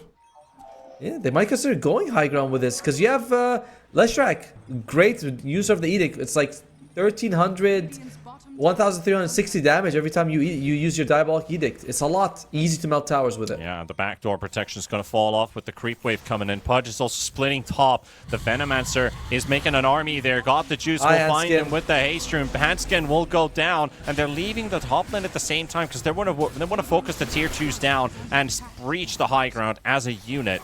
So there goes your mid tower. There goes pretty much soon your top tower. Mind control. Well, they don't have a creep wave here, so trying to mount some kind of a defense. Yeah, Navi Jr. quite disciplined, not sort of pushing bottom when they had, I said an opportunity to, but they're like, all right, we just want to go get like kills and towers, and they do. They go 2 kills and 2 towers and a nice kill out of it, holding the net worth advantage. I think for the first time this entire game. And losing Handskin in the beginning of that fight in the bottom lane, he was the first to die, so that pipe aura went with him. Yeah. It's not like 10% is game breaking, but it helps. Oh, do you want to know what's the best tier 3 item in the game? Like, without a doubt? Without a doubt, the tier 3 item? Yeah. Check out what everyone has in this game. Check there's a winner. You are right. You are right There's about that. I thought that was just a ogre. common question, but now that I look at it, yeah, we got a bunch of ogre seal totems this game. Hook almost connects from Got the Juice. Mind control on the high ground. He does get eaten by Pudge. Gets hit by the bushwhack. Got the Gleipnir landing in as well. Still waiting on the low ground with the Infest Bomb. They can't get to this Lesh Shard though. The split Earth Shard. Something that they can't fight in. Pudge with another hook, will not find a target. Primal Beast trying to get a quick jump on the Pudge, but he'll be making his way out. And they're going pushing. Alright, Navi Jr., they're doing a really nice job of always planting a ward near a cliff and trying to fight near it. And rest farmers, they know this, because they got punished heavily for it in the bottom lane. Meanwhile... They pinged the mid-tier 3 tower on the side of Navi Jr. that, hey, we should just push... And we might just potentially see a bit of a base race, but you're up against the Leshrak Diabolic Edict, so good luck with that. Double Fortify is being used. Who's gonna be... I think rest farmers will want to go back. Yeah, and they're also having difficulties with the split Earth. The hook connects onto Pablo as well. Pablo! He's gone for 50 seconds! It's a 5v4, and the base defense hasn't even properly begun yet for Rest Farmers. Beautiful onslaught by Ansantic onto the backline. Shad coming in with the damage as well. They're trying to take down the Lion, but it's just too much damage. The Lifestealer has to back away. Hunskin's gonna drop. The Venomancer is out of play. PMA still continues to stand in the Chakram. He will stand his ground. Mind Control, he's gone as well. Ansantic's gonna be dropping low on HP, and he's lost his buddies. 3 gone from Rest Farmers. And it is really starting to look like a Na'Vi Junior victory. Slowly but surely, victory after victory. This East European roster just really came to play, and they are rocking these late game fights as well. And I love the split burst. That one was right on the stairs. This one as well. And it's like, you can't get close. And got the juice landing the hooks left and right on Pablo. You've been relying on his Mage Slayer to reduce the damage. It's not happening. Na'Vi Junior, I feel like they outplayed Rest Farmers quite a lot in this series. They really have. And a lot has to do with positioning too. Yep. And to be fair, when you play against Pudge, positioning becomes a much harder thing to pull off, right? Because at any moment you can just be hooked from a mile away. Daze goes, uses his relocate, picks up the Wizard Rune just to show up, just so he can have a little bit more levels for the team. Any items coming out here for either side? Shiva's is an idea for the Timber Shop. Io has the shard in his stash. Finally! I say finally, but it's like, he's got Boots of Bearing though, so he does give a huge amount of health to his allies when he's tethered. Meanwhile, anything from the Radiant side that we can look forward to? Looks like, I don't think anyone's bought an item since the last time we looked at them. And Xantic is being stubborn. He does not want a BKB. He goes to finish his Sanjin Kaya instead. I'm not liking it. I feel like he needed a BKB 2 fights ago. A lot of just a lot of like unanswered questions on the side of Rest Farmers, what they have to address this game, and there's no easy answer to any of them. Yep. Meanwhile, Pudge is going for Refresher Orb. Not the most common item, but you know, we're entering the very late game, so it's like, yeah, I need to get the double BKB. Just that by itself is worth it. Yeah, like last game they had the coddle for the double hooks, but now it's just literally about the BKB. Yep. And they have Wind Waker on Leshrac. Mars has Deso. It's been a while since we see the sort of damage dealing Mars, because we saw that. Oh. But it helps. We saw that every little bit helps. They're teeping out from the arms of Na'Vi. They're not going to get the capability to jump, neither the Hoodwink or the Venomancer. But I think, yeah, you are right. Like these right-click Marses, I think they all disappeared with the Revenant's Brooch changes. Yeah, it was at one point it was Armlet and Deso BKB Mars, and we're like, oh yeah, that's pretty cool. Then that was kind of nerve. He's like, all right, Revenant Brooch with what did you used to? He had like a bunch of other items. It's like Vlad's Deso Brooch Rapier was technically the build. So Rapier really was the butter on top of it, but it was more like the Vlad's Deso and the or even Mage Slayer in some cases. And we were like, all right, that's the damage. Then somehow that gets nerfed, and he's like, all right, it's all magic. It's Nule's Refresher, and that's all I need. But, you know, PMA, he's reviving a classic. Also, they picked up Pudge's Refresher with a relocate, so sure. Might as well do that to pick up items. He got the shard on the Io. He has a cheese as well. Full Holy Locket. Martyr's Plate. Just so and the Martyr's Plate as well. Yeah, like, man, this guy's got a lot to give. Despite all of that, the supports on Na'Vi are actually very low farm compared to the supports on Rest Farmers. It's just that the cores are giga farmed on the other side. Yeah. 28,000 on this Leshrac. 10,000 gold ahead of the Primal. And the Lifestealer. MC gonna get hit by the early stun. Hook to the low ground. Got the juice. Look at this. Can he get this one? They got the Infest Bomb onto the backline. They're looking to take down the Lion. Lion's gonna be falling down. Radius is falling. And still get the Dismember out onto Shad. Shad needs some help, but he's gonna go down. Hey, we talked about the stun locks. And they're gonna get it on this Nikes. That's gonna mean Ansantic's got nothing to fight for. He's lost his will. Na'Vi will take 3, and looks like they're going to take this series as well, because this base is defenseless now. No, he didn't even pop the BKB on Shad. Doesn't even have the opportunity to do that.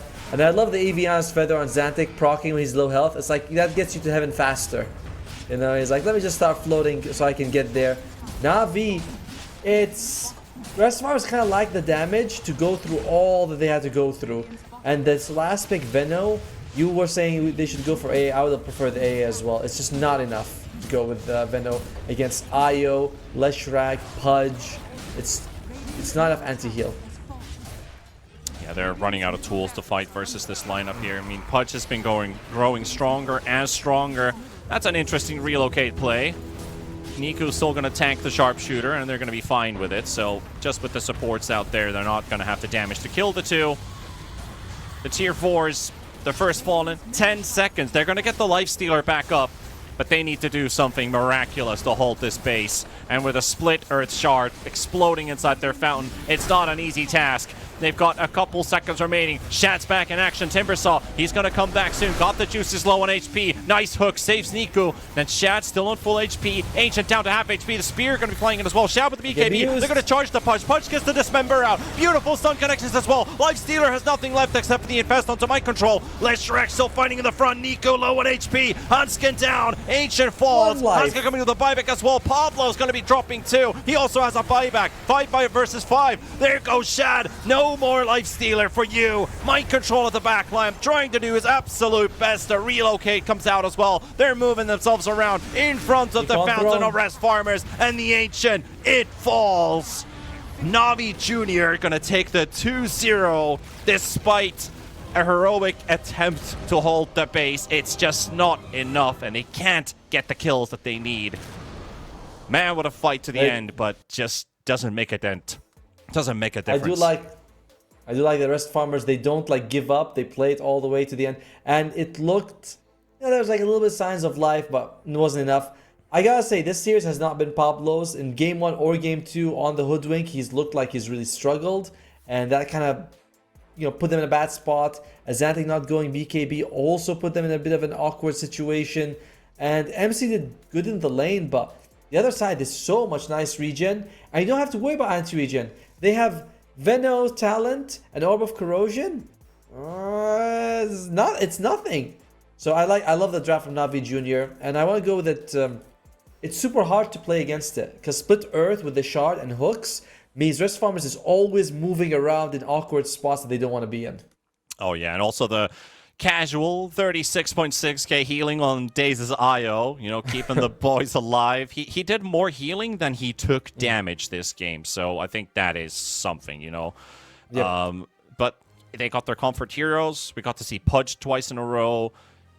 I think Na'Vi Jr., like, if they get these heroes, they can go far. But I believe, you know, this is one series. They still got a lot more to play. If they don't get their comfort heroes like this, will they look as good? Well, that's for the rest of the teams to decide if they're going to win those games or not. But Atomo, we still got one more series to go, and we're just a tad behind schedule, so I think it's only right for us to throw into a break and get ourselves ready for the next series. Thanks for tuning in for the cast today. We're going to get Bowie onto the casting desk after this one, but any final thoughts before we throw to a break? I just want to thank everyone for tuning in. I hope you had fun. And yeah, you're in great hands. You're with T-Panda and Bowie, who are the handsomest two of the Relog casters. So enjoy your time with them. Hey, Tomo's a great guy. Make sure you follow him on social media as well. We're going to take a tiny break and then be back for the third series. It's going to be Nightpulse versus Nemik. We'll see you guys in a bit.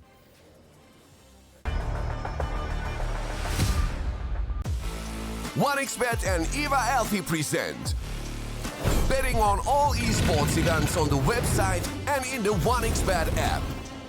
OneXBet. Play with Eva.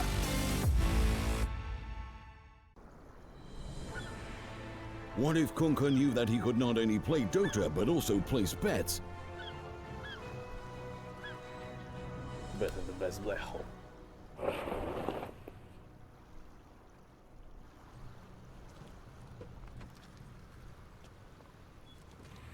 1xBet Bookmaker Company.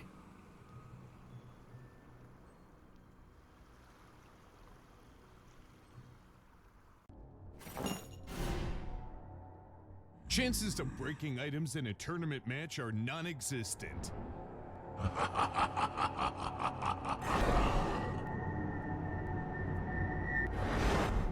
Chances of winning at 1xBet are always real.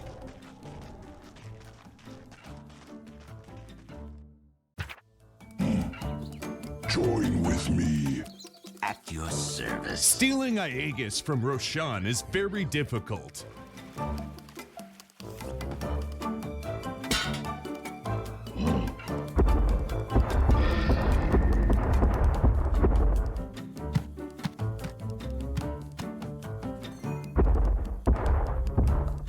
Winning at 1xBet is super easy.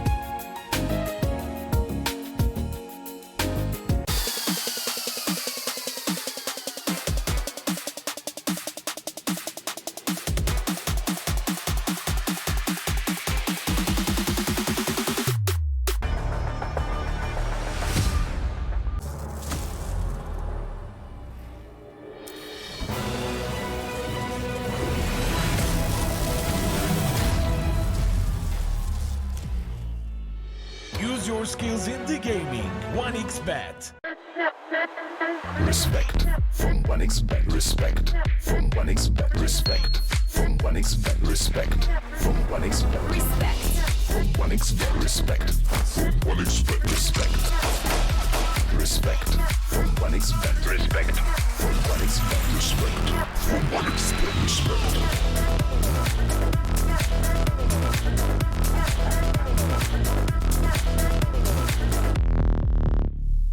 Hello, son. Hi, Mom.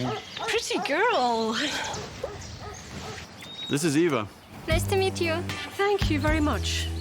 Your dad's just making his favorite dinner. It's duck. Come on inside. They're all probably too gruesome to tell you while you're eating at the table. How's your food? Is everything okay? Good, good.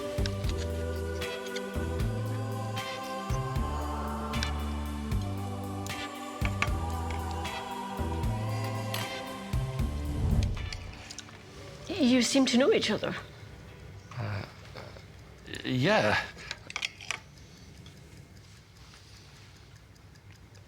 This is the new ambassador for 1xBet. Oh, I see.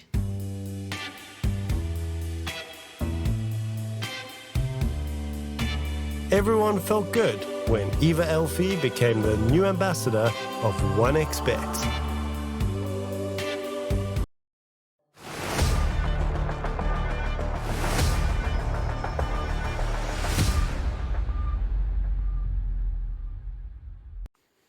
And going into the last series of the day, welcome everybody, all of you new viewers and the people who have been watching all of this European Dota happening here at the RES Regional European Series of Group B, which kicked off today. We've already had 2 series played out with Yellow Submarine, tying it out with Monte, and now Navi Jr. 2-0ing Rest Farmers, meaning we're going into the final one with an Amiga versus Night Pulse, and Bowie will be joining in the caster desk. Bowie, did you get a glimpse of that previous series? We had some Pudge action 2 games in a row.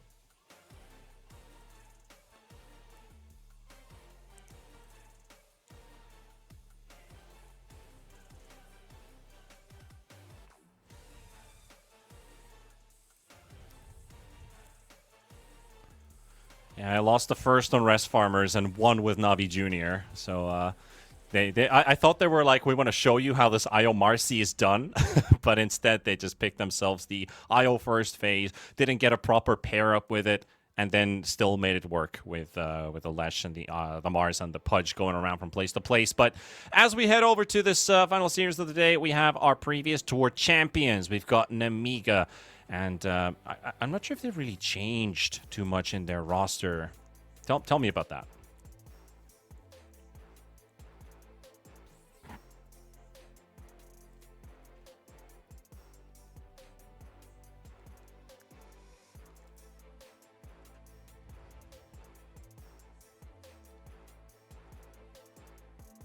Yeah, Violent, and I think they had Hell Scream at some point too.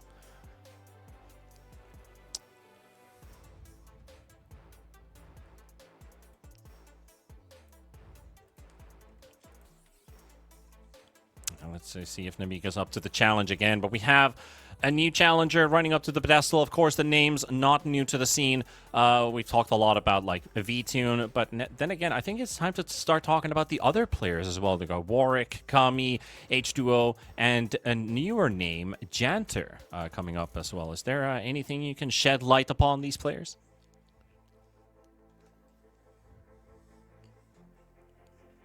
Oh.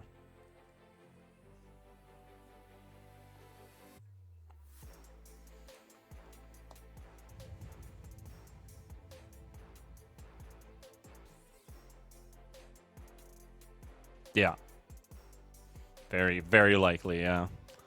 Bad. Razor.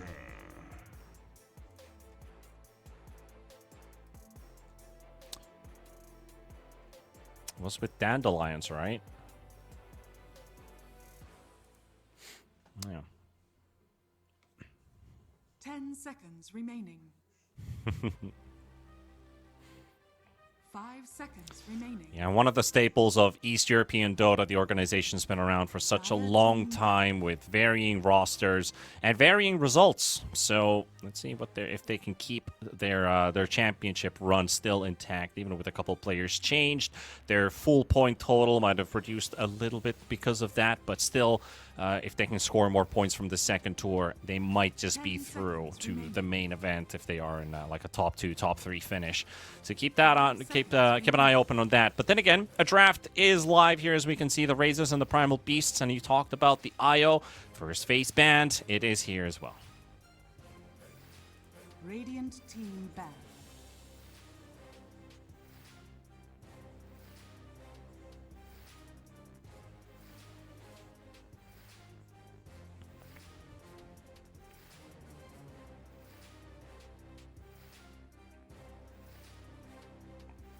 Seconds remaining. 5 seconds remaining.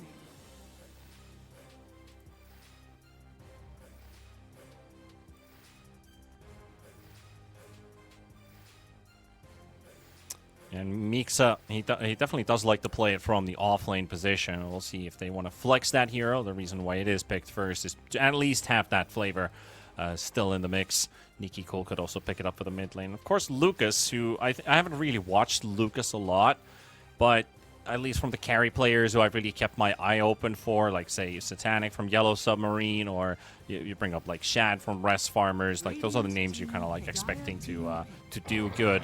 We'll see if Lucas is one of those as well. But is he playing the Razor? Currently might be that, since the Centaur Warrunner is also brought up here.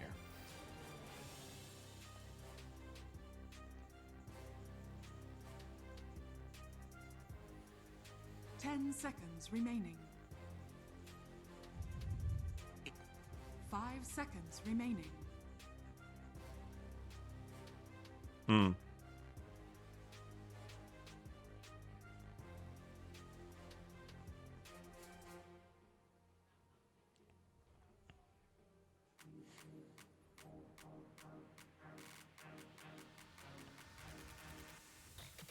True.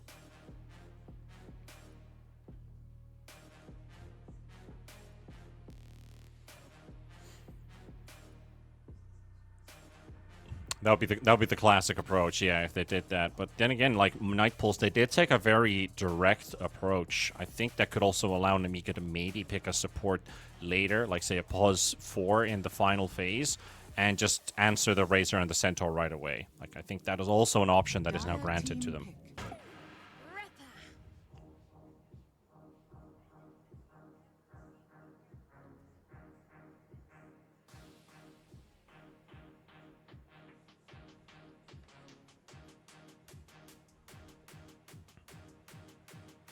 10 seconds remaining. Yeah. 5 seconds remaining.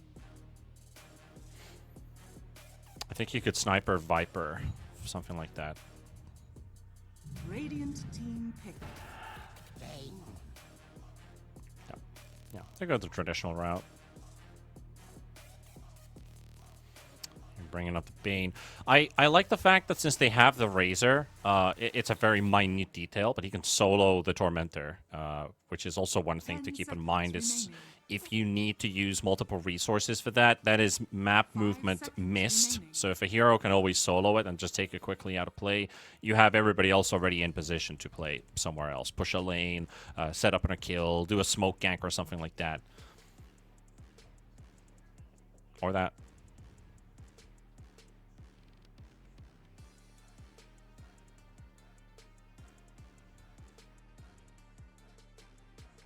Radiant team, Dire team pick. Grimstroke.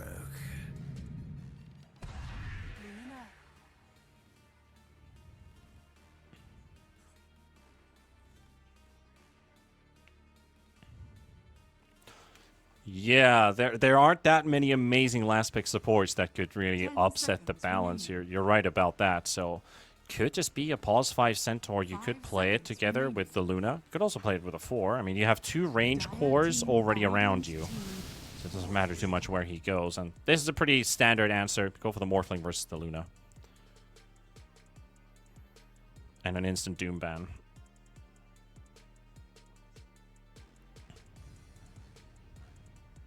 Radiant team ban.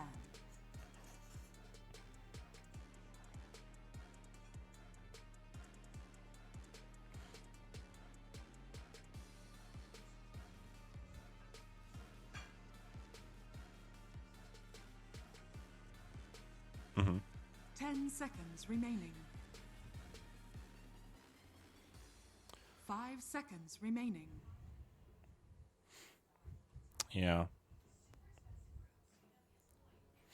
At least they got the Stampede so everybody can go in, so that you can get that Inkswell stun and the Inkswell damage to go in, even if it is the Centaur. But still, I see your point. Like, it's not the Luna who's going to charge in. It might be the Razor who just kind of puts himself in a aggressive position and hopes that the team is going to be backing him up. And of course, like, looking at the Doom ban, that takes away from, like, the Soulbind, notable Dooms. They banned the Puck, which you probably would have wanted to see in this game. But since they banned the Doom, does that mean mid-Razor then? Guess it is.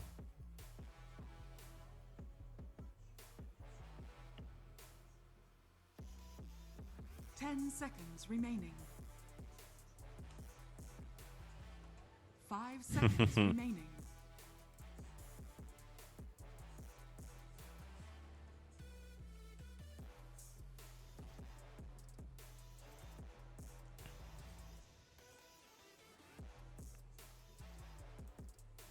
Dire team, Radiant team pick. Beastmaster.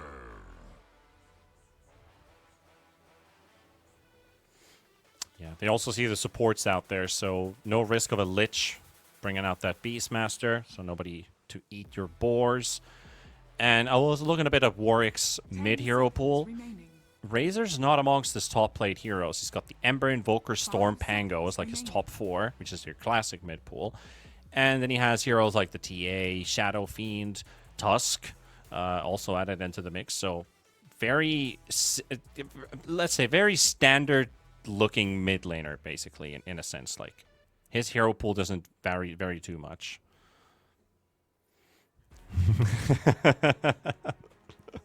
All right, we're reaching here now. Ooh. Oh, well, we are getting something different here, at least. It is the Lycan pick, and Warwick will take the Razor. So is that an offlane Lycan, then? It is.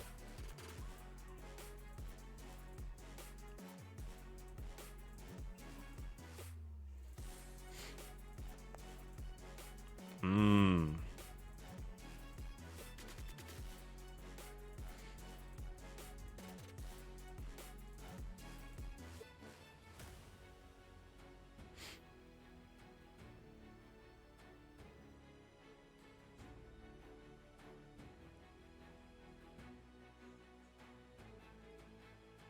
Mm-hmm.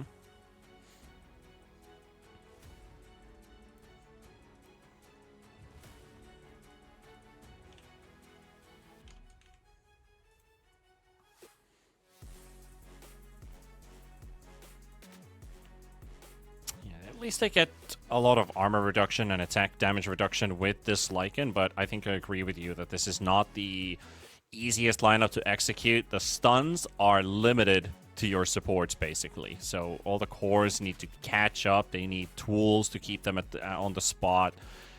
And you really, like, all the small abilities, the ones that you have remaining, their importance grows. You got to get a good Soulbind out. You need to get your Centaur stun to connect every single time. If you don't have it. That's one stun less again. So Cent and Grim, you got to get like so much value out of their spells to really complement the cores here.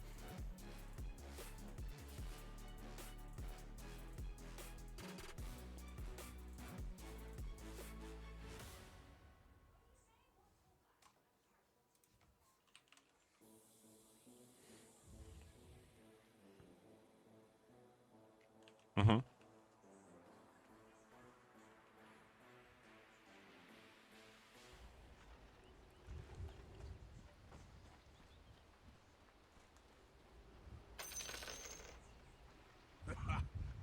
That was in morning.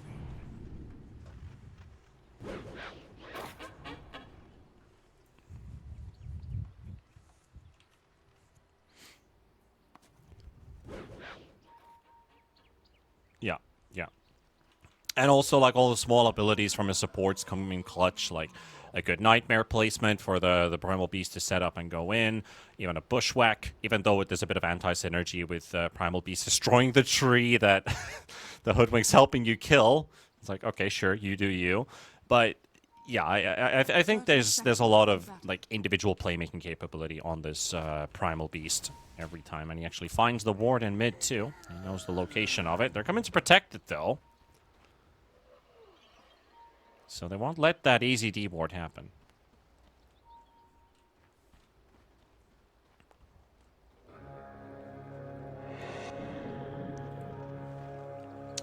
Might have said something about a mute, but... The battle begins.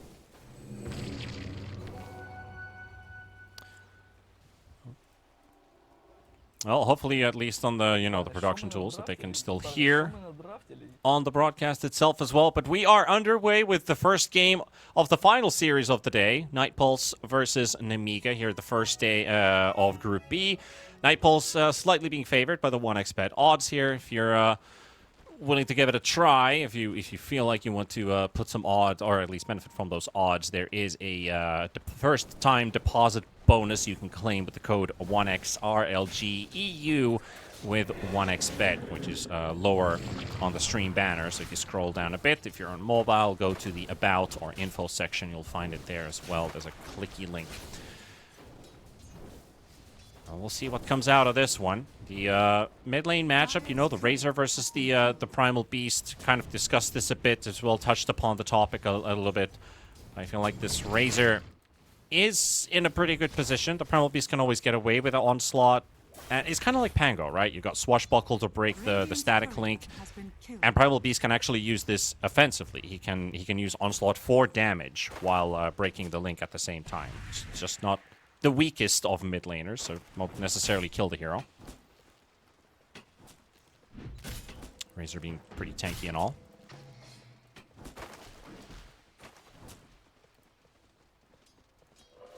Slight spikes on comm, or at least let's see if things are rolling out smoothly. Can Bowie still hear me?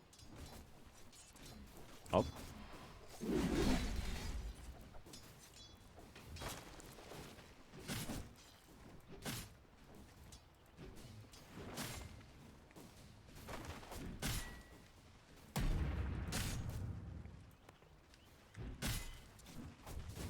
It's all good, it's all good.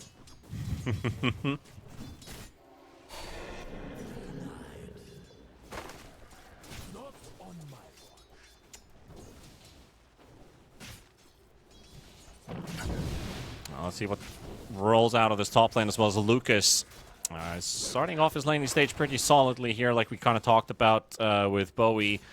Was the fact that this Lycan, he's got himself some good regeneration to live in this lane. So all the harass that's being dealt, he should outlive with the Feral Impulse. Kind of like playing versus a DK in a sense. Hits hard and regenerates hard. So. I mean, I think, as far as I know, it would all be fine, but hopefully... Yeah, I think Bowie's back now. Ooh, okay. It's been a bit of a lip sync. I've been reading your minds to the audience. They've just been sitting in there guessing like what is he on about, and I'm just changing topics. So much here for your translation. Always nice to have a mind reader during the cast. Is any lane here struggling? Let's check. I guess the Primal Beast is the one we kind of expected to. I mean, there's like definitely three winners and three losers looking at the CS right now.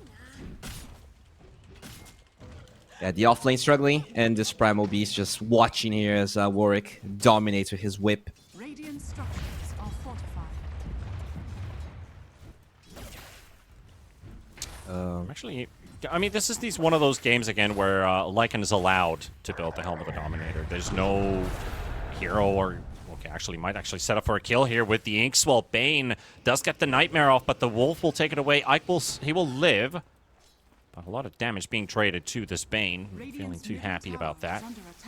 Meanwhile, Nicky Cool's being, sucked away from his will to live and also his damage by Warwick. and walks straight into Janter. So the Rimstroke coming in from the other direction, forces out a Fairy Fire, but it's not going to save his life. So the first blood will go to Night Pulse. I mean, it is first blood, so a big advantage for NP. But at the end of the day, he's going to have a double wave going towards his tower, and he's going to be alive for it. So I think he's actually going to be kind of happy. There's like 8 creeps moving towards his side, and Razor did try to draw aggro here, tried to deny a couple of them, but it's just not going to happen. So it is first blood, but I think Nikiku's going to be all right. Yeah, it's just the Primal Life. The thing is that he needs to keep up in CS. Like, he's got the abilities to do the damage. His right click is not that needed. At least Trample and Onslaught will allow him to get some CS. There are scenarios where a hero is fully physical damage based, and if he plays against a Razor, he will not only lose the trading, he will also lose the CS. So at least the Primal Beast has some room to breathe. Exactly. He now is like 4 CS behind the Razor. Definitely a bit more manageable. The Lycan is, like, again, not struggling as much as you would expect. And as you said, the damage reduction aspect is huge against Morphling, right? There's probably no hero in the game besides Tiny that struggles more against it, which is curious. I really want to see how Luca's going to try and itemize. I think the, Kanda build's probably one you can try out. In the past, I don't think Morphling cared that much just because of E-Blade, but nowadays, Lycan is technically a big Morphling counter if it comes to like the actual mid-late game. Yeah, and I think the same applies for heroes like Lina as well, where it's like a Lycan was, too many targets to deal with in a sense. So every gap closer, any hero that just straight up runs at you, which Nikki Cool is doing in the bottom lane. The Bushwhack connecting onto the Luna. Luna dropping low. V2 not happy about this bottom lane gank, but the Nightmare buys some time. Mixa won't be able to deal damage, and he dies under the tower. They finally get V2. Queasy trying to make a run away as well, but Warwick will get the connections and make sure that this trade goes 2 for 1. Luna doesn't die in vain, at least. Yeah, I mean, it's all right. They get the Luna kill. Nikiku survives. Yeah, you lose 2 heroes. But at the end of the day, I think it's all about this Primal Beast actually getting some breathing room. Good deny there. But Nikiku will get his 6. Will get his phase boots. Overall, like, okay. It's a 1k gold lead here for NP, but I don't think it's that major of a lead. Yeah, Janter was able to take away the Invis rune right in front of the Primal Beast with a quick Inkswell cast, preventing that Onslaught from going all the way through.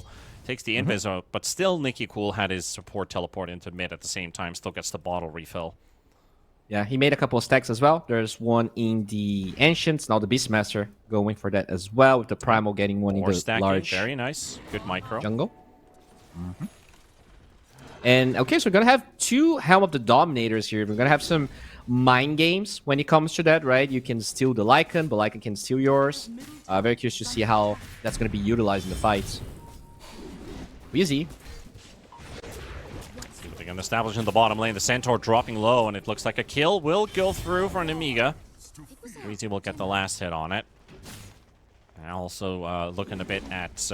Nicky Cool trying to make a play in mid onto the Razor. And he's got a lot of mobility to go with here. He's regenerating through it. Janter keeps him alive. And all that damage dealt, even a Pulverize cast interrupted by the Inkswell. And Warwick gets to live. The hero that is currently topping net worth at 4,000 would have been a big kill for the Primal Beast if they caught it. Yeah, that's very scary. Primal definitely loses a lot of its humph when you drain his damage because it is a component of the trample damage. Oh, Regen nice Rune Bushwhack. Regen Rune stolen as well. They will destroy the tree and charge on the Razor. And he's so close to getting the kill. Just a couple hits would do. Queasy, no hot low ground misses for him today. He'll get all connections, take down Warwick, and Janter gonna be the next one targeted here. Nicky Cool even grabbing the Pulverize to get that extra damage in, and that locked down the Centaur. He'll get stunned by it. Follow-up stun, he knows he's done for. He'll just do as much damage as possible, hoping the tower will kill him, but hey, I got a rune regeneration on me. Oof, that was so clutch. Beautiful Bushwhack. Gives him the regen rune. He would never have survived through all of that to get all the kills, and they're back. Gold advantage is pretty much even. This Primal Beast, at least net worth-wise, is getting back into the game. He definitely needed it. Time for stacks as well. Beautifully done. And Janter's also making some stacks for Night Pulse. B-Tune Dire's middle tower 500 gold short from picking up the Mask of Madness, which would allow V-Team to start clearing all the stacks it made in the jungle. So let's see how far they can increase those, or if Nemiga's going to try and intervene and try to steal. They know they killed the Luna once, Radiant's bottom tower is under so attack. that means that she's been pushed back a little bit. That all those small item timings, even a Mask of Madness, they all get slowed. Yeah, having to jungle this early is never good, as they will use this Tommy Helmet the ulting Dominator here. Yeah, Ike has Fiend's Grip. Yeah, but still, the Wolves are going to take that away, so the Nightmare won't do any good. And the army just chases him down under the tower, so an easy kill for the Bane. Sorry, easy kill on the Lycan. On the Bane. I mean, just looking at it now, this Lycan is looking like such a good last pick. It totally shuts down the Bane. It's very good against the Morphling. It honestly survived that lane pretty good. Like, he has the same, pretty much the same net worth as Morphling right now, and really good rotation. Surprisingly, though, the supports on Amiga also have really good levels. Level 6 on Ike, level 6 on Quizzy. They could potentially rotate together if they want to. The Bane is bottom, though, so doesn't look like they want to play together right now. Both carries sitting at level 8 at the moment. Both have their Mantas lined up, both the Luna and the Morphling. Maybe go for some stack clearing. All for the Razor. Want to make sure that Warwick's going to be big, so they're not waiting for V-Tune to clear it up.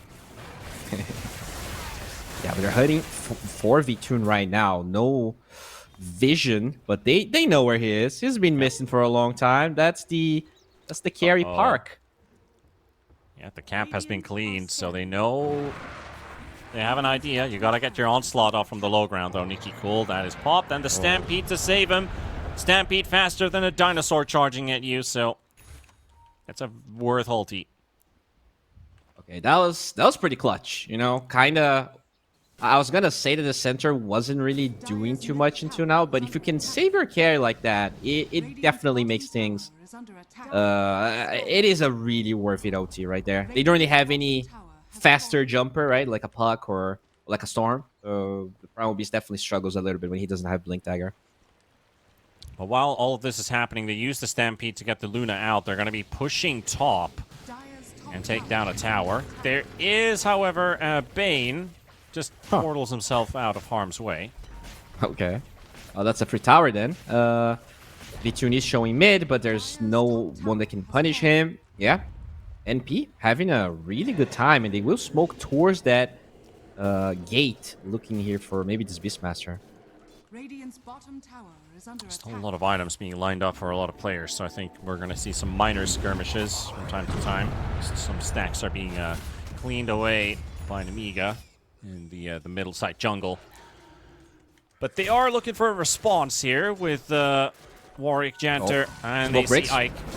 Go straight for the Bane. The Bug is there for the silence, and they get to close the gap and get themselves a kill.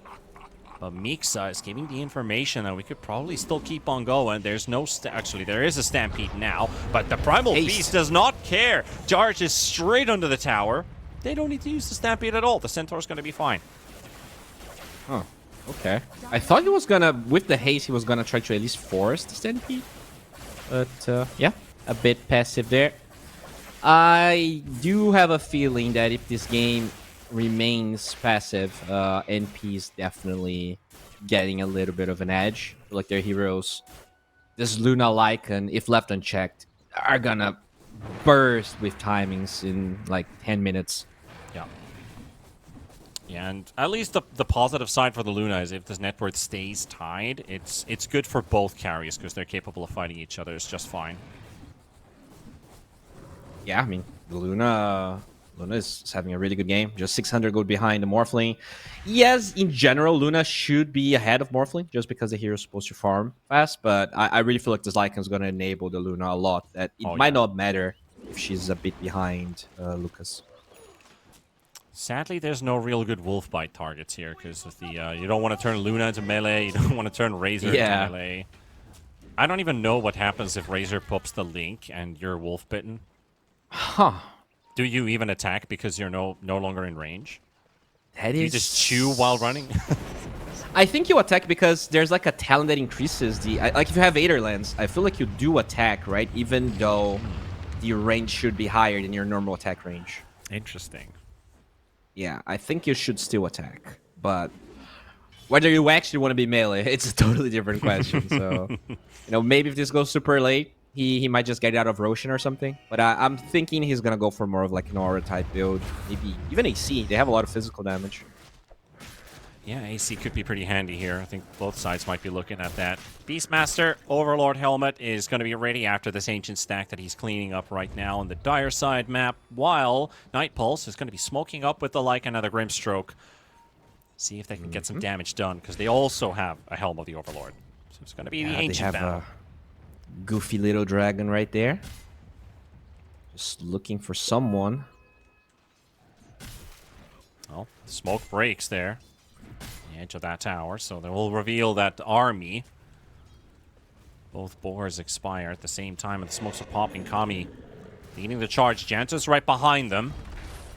Hoodwink is not around for the defense here, so Namiga's, they're weighing their options. Can they defend this? Looks like they only need to force out a glyph, and they'll be good. They are wrapping up behind them, though. Mixa, Queasy. Good scan. Granite Golem versus Dragon. Oh, both sides know. Good sentry. They know about the ward. Yeah, they Watcher as well. They're all aware what's happening here. Very aggressive positioning. The Wolves are blocking the Bane as well, so they know exactly where the Bane is, and they're going to go straight for Ike. They do get the Nightmare out into the Bushwhack, but the Inkswell's there to dispel it, and they will take down one, and also get the Roar onto the Grimstroke. Going to be dropping Lewarrick. Just have that link on the Morphling. Morphling still has a plenty of damage to do with, but they are losing heroes. 2 heroes down from the side of Amiga, and Lucas, he's feeling a bit cautious about this one. Nikki Cool with the 80 rune. Quick drive-by with the Onslaught, but not fully initiating. And that tower is history. It was a decent start there. The Bane was able to hold his own for a while, but there was no follow-up instantly. The Morphling took a while to join the fight, and I mean, the Luna wasn't even there, and they still lost that fight convincingly. It just goes to show that once V-Tune is ready to join these fights, I'm not sure that Miga's gonna have what it takes. You need more auras, but Mixa is going for a Blink Dagger. I do like that, though. It feels like their initiation has been really wonky. And it does feel like the Amiga have to be the ones to start the fight based on that previous one. I mean, of course, that was a bit... you can't fully blame it on that situation because, 1 or 2 heroes were a bit late to the occasion. But I do think if they do get the opener for the fight on the side on Amiga, the fight looks a lot better for them because they have 2 single target stuns. You have the Roar on the Beastmaster and you have the Grip on the Bane. So if you get those 2 locked in on some key targets, say if Razor or even the Lycan are held on the spot and Grimstroke doesn't get to help them, it already looks a lot better for Dire. They will try and force this mid tower here. Good Hoodwink spell showcasing Mergentiers, but he will defend. So Namiga unable to close this mid tower out. Luna's got the Shard lined up as well, so we do get the extra damage on all those melee units. Beastmasters, Primal Beasts, even the army takes a bit of damage from those glaives. Yeah, Beastmaster will finish his blink. The center is also really close to his. About 300 gold away. That's probably going to be the new timing. Both sides are going to utilize these blinks with a smoke are good. But I do feel like Night Pulse has an advantage because Nighttime and Luna just go hand in hand. It's going to be harder. Everybody gets to see the ganks first at nighttime. You're absolutely right about that. I mean, we talked about this a bit with Kips, like how big Luna is actually in a team. Yeah. Even if she's not around, because everyone gets that night vision. Warwick. Is there illusion being bullied here? Meeks is considering roaring it, but luckily he doesn't, because that would have been a disappointment for him. Meanwhile, Nikki Cool jumping the backline. He's found Janter. Silence. Grimstroke does get the silence out on time. The tower will drop in mid. So kind of similar to what Night Pulse did to Amiga, how they pressured that mid T1 tower and finally took it in the end. It comes from Amiga opening up the fight that they can get that tower out of the way. Oh, and I mean, look at the Lycan build. He ended up going for drums. It's going to increase his damage, but we kind of talked about the lack of gap close on Amiga. Just having that move speed on top of the Stampede is going to make fighting really hard for them. Like, even landing the Hoodwink spells get harder if the heroes are super fast. Yeah. Let's see what comes out of... They are considering Roshan, weighing their options. They could just portal down to bottom. Go straight for a tier 1 tower on the side of Night Pulse. Or they just do it straight during nighttime here. They got 50 seconds. Should be able to Have do an it. Alpha Wolf. This is so easy for them. Good scan, but... And we're not talking about Lycan being the Alpha Wolf. They don't have the numbers. This is going to be a free Roche here for NP. They are... Yeah, they are on a roll. Didn't really get punished for their lanes, and now I'm assuming Vitun picks it up. Yeah, Lycan's a pretty bad carrier for it. Razor maybe, yeah. But I guess they need the Luna all the way through, because if she survives, even if she doesn't kill anybody, all that experience is all towards that level 20, which is the big power spike for the hero. For sure. Going for a BKB, so the Kanda will take a little bit here. Yeah. Initiation. Themselves an opening here in bottom. Potentially the tier 2 tower takes a bit of hits, but doesn't fall entirely. And we got a bit of a pause here. 20 minutes. Mixa drops from the server. All right, so looks like he's going for a BKB. Razor is also finishing his BKB. Very good Sanjanyasha game for Warwick, by the way. Playing against Roar and Fiend's Grip, so it's going to be awesome to have the status resistance. We'll take a quick replay here, looking at that mid-fight, which led into Night Pulse being able to take that tower. They got the jump on the Bane. Bane's position, you know, he's relying on his teammates to go in first. That's why he's that deep. But the moment he gets spoiled by those wolves, like, hey, there's a free Bane here. Let's just jump it before they do anything, and this fight is ours. Yeah, I think the target, the most important target for Nemiga is probably the Grimstroke. Just being able to dispel the Fiend's Grip is so easy for him that once he gets the Blink Dagger, it's going to be even easier. I feel like if you don't kill this Grimstroke and you get the Soulbind off, the fight is pretty much lost for them. They don't have BKB on Primal, so he can't like just BKB and not care about the silence. If he already has Trample 1, he can even kill the bug as hello. Oh, you know, after pause death. Yep. Bit of a whoopsie there with the Centaur. Happens to the best of us. Oh yeah. Does Lycan have a Orchid on it? Yeah, he does. I was looking at that Cornucopia for a second, but then he revealed the entire Orchid buys the components for it. So it's going to be a scary Lycan approaching you if you can silence somebody. Say a Bane, for example. Yeah, if his life wasn't hard already, yep, it's going to get worse. Nikiko is not going for BKB. In fact, he's going for a Shiva's, which... Oh, he kills the Orchid components! Well, there goes that. All right, that's pretty clutch.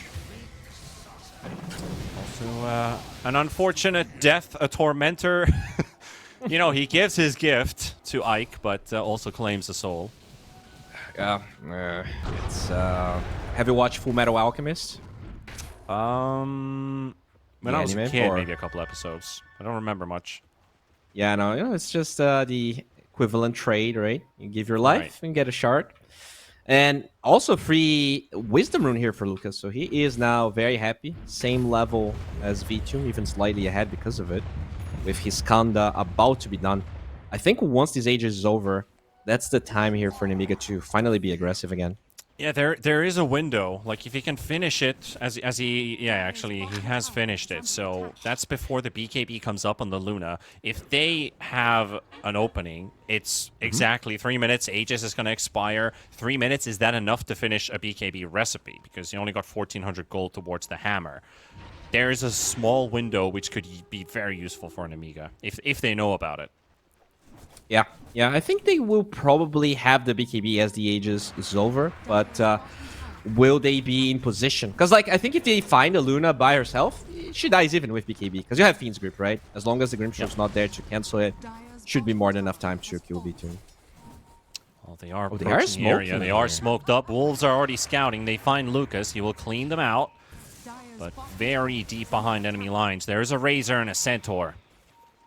Yeah, they know this. The Hawk just attacked the Mud Golem there. And Warwick just TPs out. Same thing for the Centaur. Just scattering around the area. Nobody to be found. So there goes that. That smoke will be unsuccessful for Nemiga. A bit unfortunate there for Night Pulse. Yeah. Sorry. definitely. I mean, for an Amiga, that is, since the Beastmaster Hawk. Too loud of a Hawk. That's kind of weird. Was the Hawk smoked? Because I don't think it should attack. I have no idea how they behave. All I know is playing a Pudge versus Beastmaster is so annoying because you're trying to hook the hero and you hook the Hawk. Yeah. We saw a game with Visage being picked into Pudge recently because, you just hook the familiars. I think same thing happens with the Marana arrow as well. Those familiars are so annoying. Oh, Bane is in a good position, but they see exactly where he is. He was trying to set himself up, but setting himself up for not success. Fortunate for Ike. Gets killed there.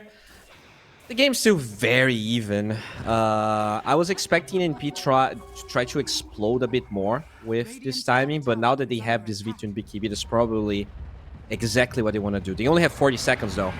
Oh, Mickey Cool gonna get caught as well. No. Stun the Orchids there. They're gonna lose the Primal Beast right away. And without the Bane, they can't even respond back to that. So the wave. Where's the wave, though? The wave is really far away. I guess the Primal killed the wave. That's why he died. Yeah. That's probably what happened. So I guess you could say you're sacrificing yourself so that they can't get an objective from that. Which makes sense. It is a Luna Lycan lineup. These will take towers pretty quickly. Yeah. Yep. And at the end of the day, if they try to commit for this tier 2, the ages will expire before that. They have a glyph. So this could be a timing here for Namiga to set up. They are... This is the timing now. You got the Conda. Oh, Morphling almost level 18 as well. Get that, well, it's just more cast range and the cooldown. It's not that huge. Yeah, they are defending here. I think they should definitely defend. No ages. So many times here in Amiga they never really got to use, including that blink on Mixa. Yeah, and he's getting his BKB from this wave being cleared. As long as he gets every CS, as he does. He's got the BKB on the way. They're stacking up for a smoke now. Let's see what Night Pulse can do. I think they're out of smokes. They used so many, and they really didn't get that much out of it. Yeah, both teams have their smokes out of stock. Ooh. Neither team actually has any smokes, and anybody took a quick glimpse on the full inventory list, and there's none. So this game is so weird. Like, they are out of smokes, and we barely have any kills. Like, it feels like they're all smoking, but nothing really comes out of it. Yeah, it's like the most hype we just got was 2 kills. Separate kills. Oh, man. Yeah, very... And I get it. Both sides can really snowball out of this game if you lose a bad fight, which they're just going high ground here. Tune is just going to get jumped by the Pulverize right away, but the Inkswell is there to purge the stun. The Thunderhide in the front, giving them that extra bit of vision. They only sent in 1 hero to defend the base. They were suspecting the Meta to come in numbers. That is a negative. They're not going to defend the base with all of their heroes. I love what they're doing here. They know it's nighttime. They know that Namiga will have a really hard time. They're out of smokes. Oh, and they go straight for Nicky Cool. He just manages to exit the base, and he's instantly punished for it. Ike, gotta be careful about his positioning, too. They don't exactly have Blink Daggers, except for the Grimstroke, but he's gotta be careful of where he stands. These racks might just be history soon. Hoodwink waiting in the trees. Range Rack's already down. It's a stun attempt by the Centaur, but the Bushwhack never used. Just an Acorn shot to bait the Luna in. Now we are going in. Nightfall's hunting. Bane in the front with the Morphling. Both silenced up. Morphling needs some help. Lucas, can he survive this one? The waveform out just in time, but he has to jump in from the Primal Beast. Nicky Cool, he's just respawned, and he's going back to the graveyard. If he survives this, somehow he does. 90 HP. The uproar keeps him alive. Oh boy. But still, the racks are gone. A buyback forced. Night Pulse are happy with this. I mean, they played this draft impeccably. They got to their timings. They forced the fight at nighttime. This Primal Beast, I don't know how he dies so quickly. He has 38 armor. He has all the right items. He has like 4 armor items, 5 with the neutral. And he just dies like a freaking creep. I don't know how he could have itemized better. He had a really hard laning stage, which I think is expected. to be honest, I don't know what to do here at this stage. Like, maybe he needed a BKB, but it feels like he would probably die regardless if he gets, like, stunned by the Centaur initially. I honestly think still the only thing that Nemiga can turn this game around is just getting the initiation first. Because this, again, was a Night Pulse turnaround, a Soulbind catching both Bane and the Morphling, the two heroes who should never be caught first. Yep, that's true. So it's the same story again. Like, they need to be the ones to open the fight. They're just not getting to do that at all. They tried, right? They're out of smokes because they force fights, but Nightpulse just read them so well. Yeah, always and in the right they position. scanned into the Roche Pit as well. They know where they are. Nikki Cool, he's right below the portal, popping some smokes already. Do they see them, though? The Inkswell's coming in, and what a beautiful jump! Just the right heroes! The Bane, the Beastmaster, both gone for the count, and there's the Soulbind, the lone catch on the Morphling. Nowhere to go. Night Pulse surprising them again. The wraparound from the side, despite the smokes popping, they even can't get a glimpse of, hey guys, they take this quick Roche, already TP into mid to go straight for the base. But yeah, even with the smokes popping, they find the heroes to jump in, and then again, the Bane, just, this guy's getting bullied so hard. He really is. Like, look at this. Usually, you don't get to see Lycan picked at all, but it's such a good pick against Bane. I've seen this Bane do really well in Europe, but I think NP just drafting really well. I think the position here of Nemiga was pretty good. They had the high ground, they had the Primal Beast in the trees, and despite all of that, it's still a nighttime fight. All of those auras stacking up, and V-Tune. I don't know how you stop this. Like, they have a tier 2 bottom, so this is not necessarily the end. But I don't think it matters. It's not the end. Like, what is the Nemiga going to acquire that's going to change these fights? Yeah, for someone, it might be the beginning of the end. For someone, it might be the end of the road. That's still an Aegis they need to get through on the Luna. So they can't get V-Tune out. And they also have the cheese on the Razor, that being the second Roshan. I mean, they have 3 points on Enfeeble, so that is pretty good against the Luna, just taking a lot of that attack damage reduction. But at this stage, it doesn't seem to be enough. Like, Lycan is doing a lot of physical damage as well, has his AC, will finish Bloodthorn very soon. Yeah, I guess finally they have Blink on both Nikki Cool and Primal Beast, so they're trying to get an initiation you spoke of. Do they get the right angle, though? That is the big question. There's an illusion rune as well for Luna in the bottle, so you got 4 illusions. Nikki Cool looking for the Blink initiation, but Luna's already moved out. And again, they're on the low ground while Night Pulse just waiting for them to march in. Quick stun on the Primal Beast, but no follow-up on that. They're going inside the base. Warwick and V-Tune already hitting the racks at the same time. Nikki Cool still chasing them in the middle area. They might be able to get these racks out of the way. Nikki Cool gets to jump onto the Grimstroke. That's a way to start the fight. And that might be just what Nemiga needed. But look at that. Eclipse, the Soulbind. They're blowing up their heroes. Satanic. They got the Aegis out, and maybe that's enough. The Fiend Script onto Warwick as well. Razor in trouble. Lucas, he's got no damage. He's on negative damage right now. And V-Tune will clean the house. And that is GG. Nemiga is going to have to tap out. Night Pulse, they'll take the first game, and by storm. Yeah, this draft was way too snowbally, and I don't think Nemiga won their lanes hard enough to be able to stop it. The Primal, I think, was expected to lose, but I feel like the Lycan definitely got too much out of his lane. He wasn't really punished at all, and when you have Morphling Bane, I think you expect a bit more out of that lane. So kudos to UNP. I think they played their lanes well. Their map positioning was perfect. They didn't really lose any casualties to all of those smoke ganks coming from Nemiga.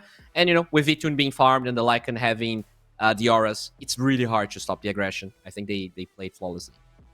Yeah, and even with the amount of control, you usually look at a draft like, hey, they got like 3-4 stuns all on separate heroes. Yeah, you should be fine. But when you don't get to use them, that's a whole different problem that's being introduced to you. Like, this Centaur support worked out wonders for Night Pulse.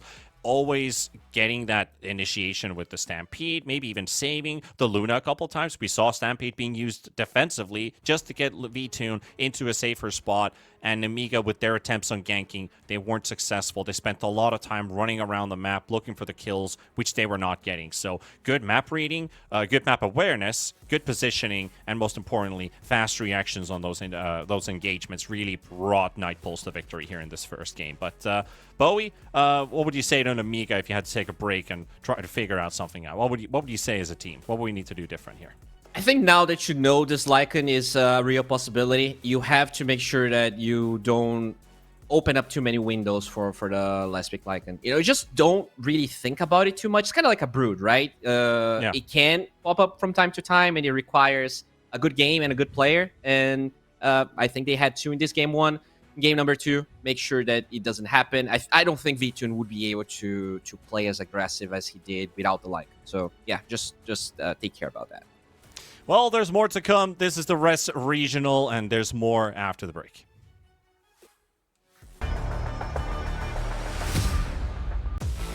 OneXBet and Eva Alfie present betting on all esports events on the website and in the OneXBet app. OneXBet. Play with Eva.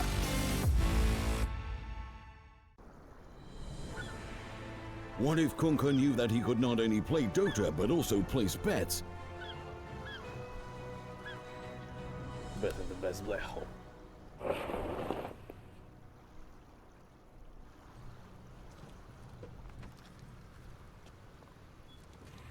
1xBet, bookmaker company.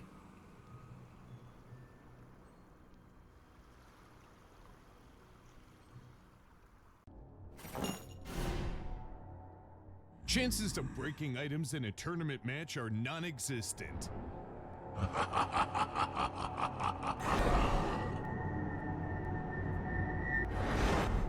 Chances of winning at 1xBet are always real.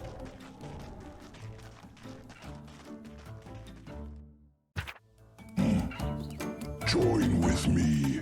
At your service. Stealing Aegis from Roshan is very difficult.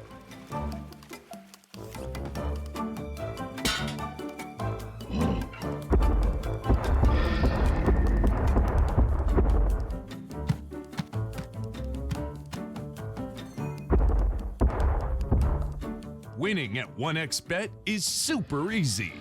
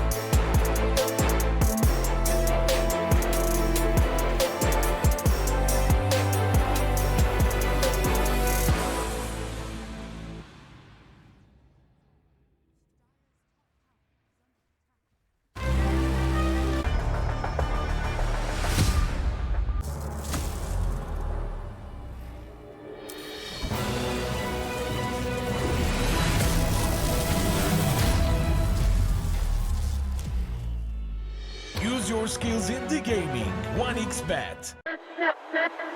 Respect from 1xBet. Respect from 1xBet. Respect from 1xBet. Respect from 1xBet. Respect from 1xBet. Respect from 1xBet. Respect.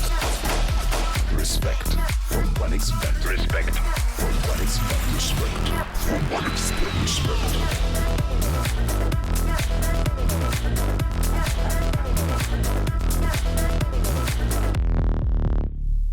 Hello, son. Hi, Mom. Pretty girl. This is Eva. Nice to meet you. Thank you very much. Your dad's just making his favorite dinner. It's duck. Come on inside. They're all probably too gruesome to tell you while you're eating at the table. How's your food? Is everything okay? Good, good.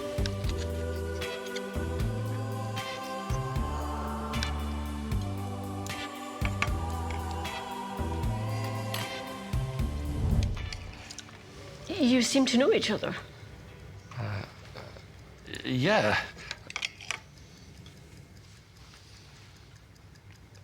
This is the new ambassador for 1xBet. Oh, I see.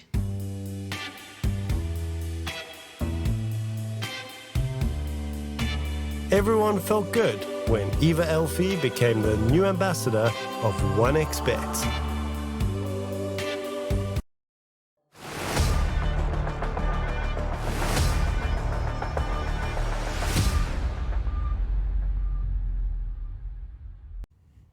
Alright, it's time for the last game of the day, people. We're at Namiga Gaming versus Night Pulse, and time to decide a victor for our final series of the day. We are looking at Night Pulse taking the lead here.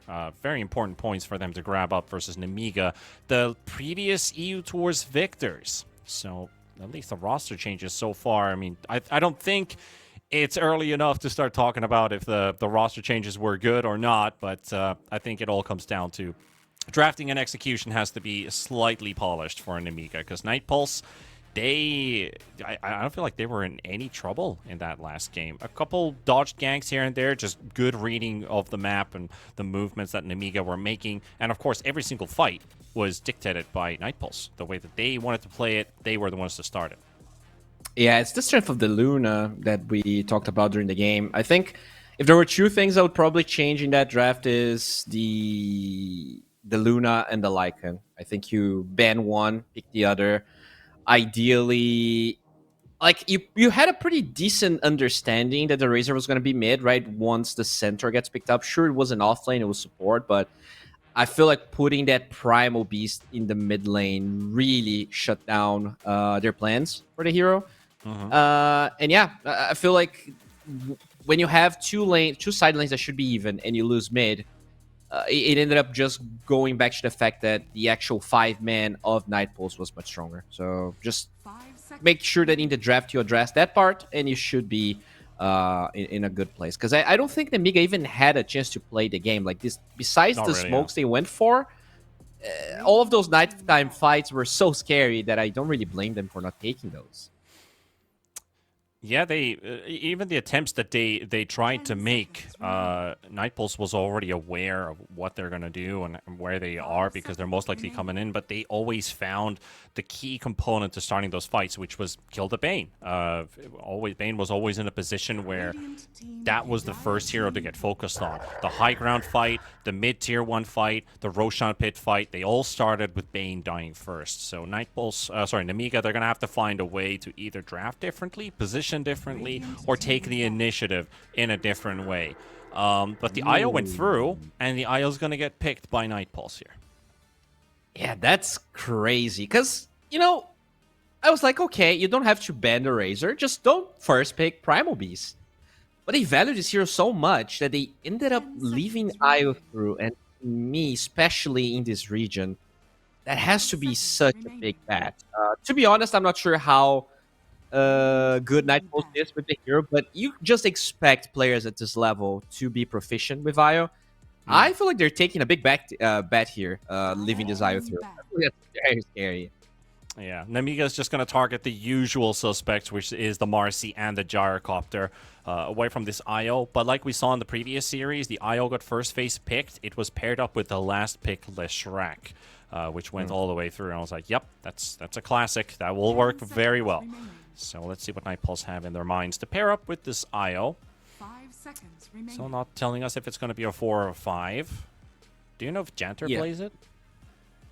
I would assume so, yes, but I don't think he's on Dota 2 Pro Tracker though, so it is a bit harder to look him up because he also doesn't have a Liquipedia page as far as I'm concerned. Yeah, and H2O, at least I can't find the IO in his most played heroes, so he was the one who was playing the Centaur in the previous game.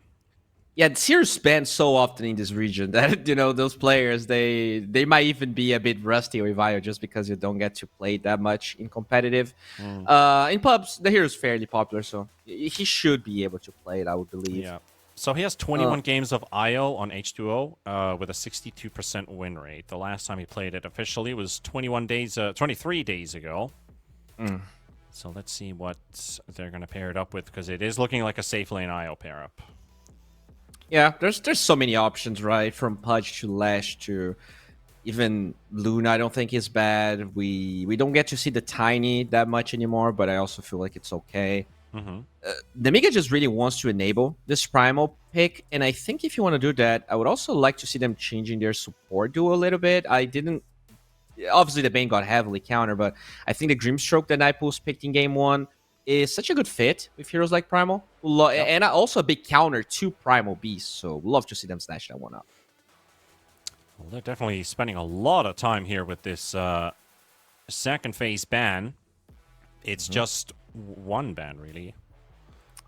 What did they pick second for Nemiga last game? It was the Bane plus Hoodwink, right? Yeah. I would bend the Hoodwink. I think that the high burst of Hoodwink against IO is strong. And usually you're clumped up. Oh, they do go the Tiny. But I'm assuming it's going to be a +4. But we'll see. Yeah, still open for debate. They banned the Brewmaster.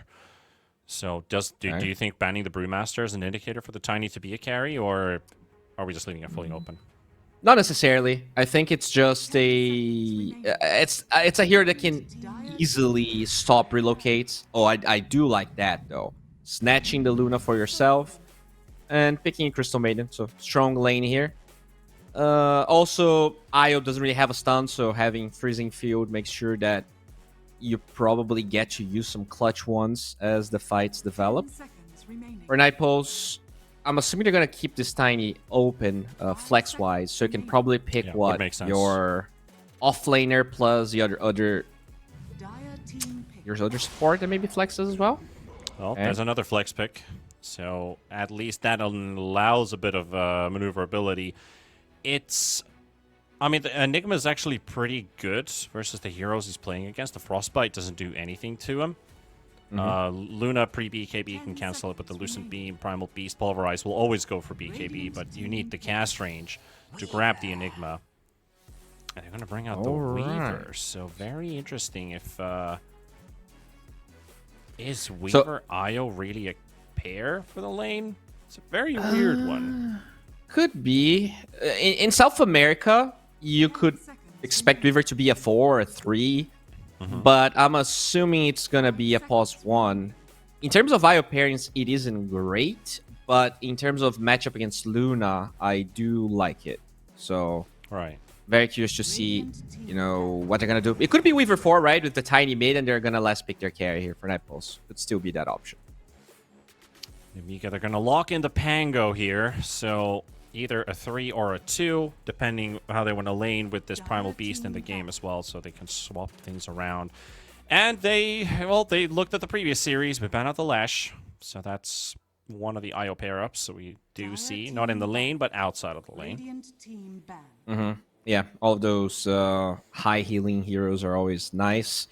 I wonder what else would you take away, because Lash is also a mid-hero, so you want a mid-hero that also benefits from the IO attack speed. Maybe a Monkey King isn't bad. You are playing Primal mid, right? I guess you're flexing the Primal and the Pango, but both are melee. I like the Monkey King ban.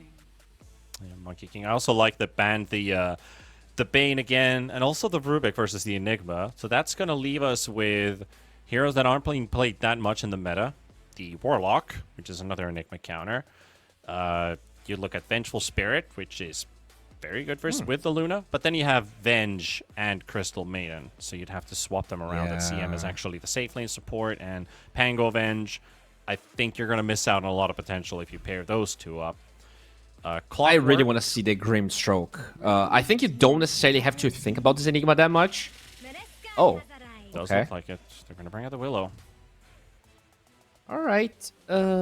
It's a good pairing with the Primal Beast. So I think with this Willow, that yes, you're flexing, but I'm pretty much sure you're set on having Primal offlane with this Willow because it's just very easy to get the Brambles off with the slow from the Primal Beast, and the bounce of the Primal can also throw a hero into the root. Into it. Yeah.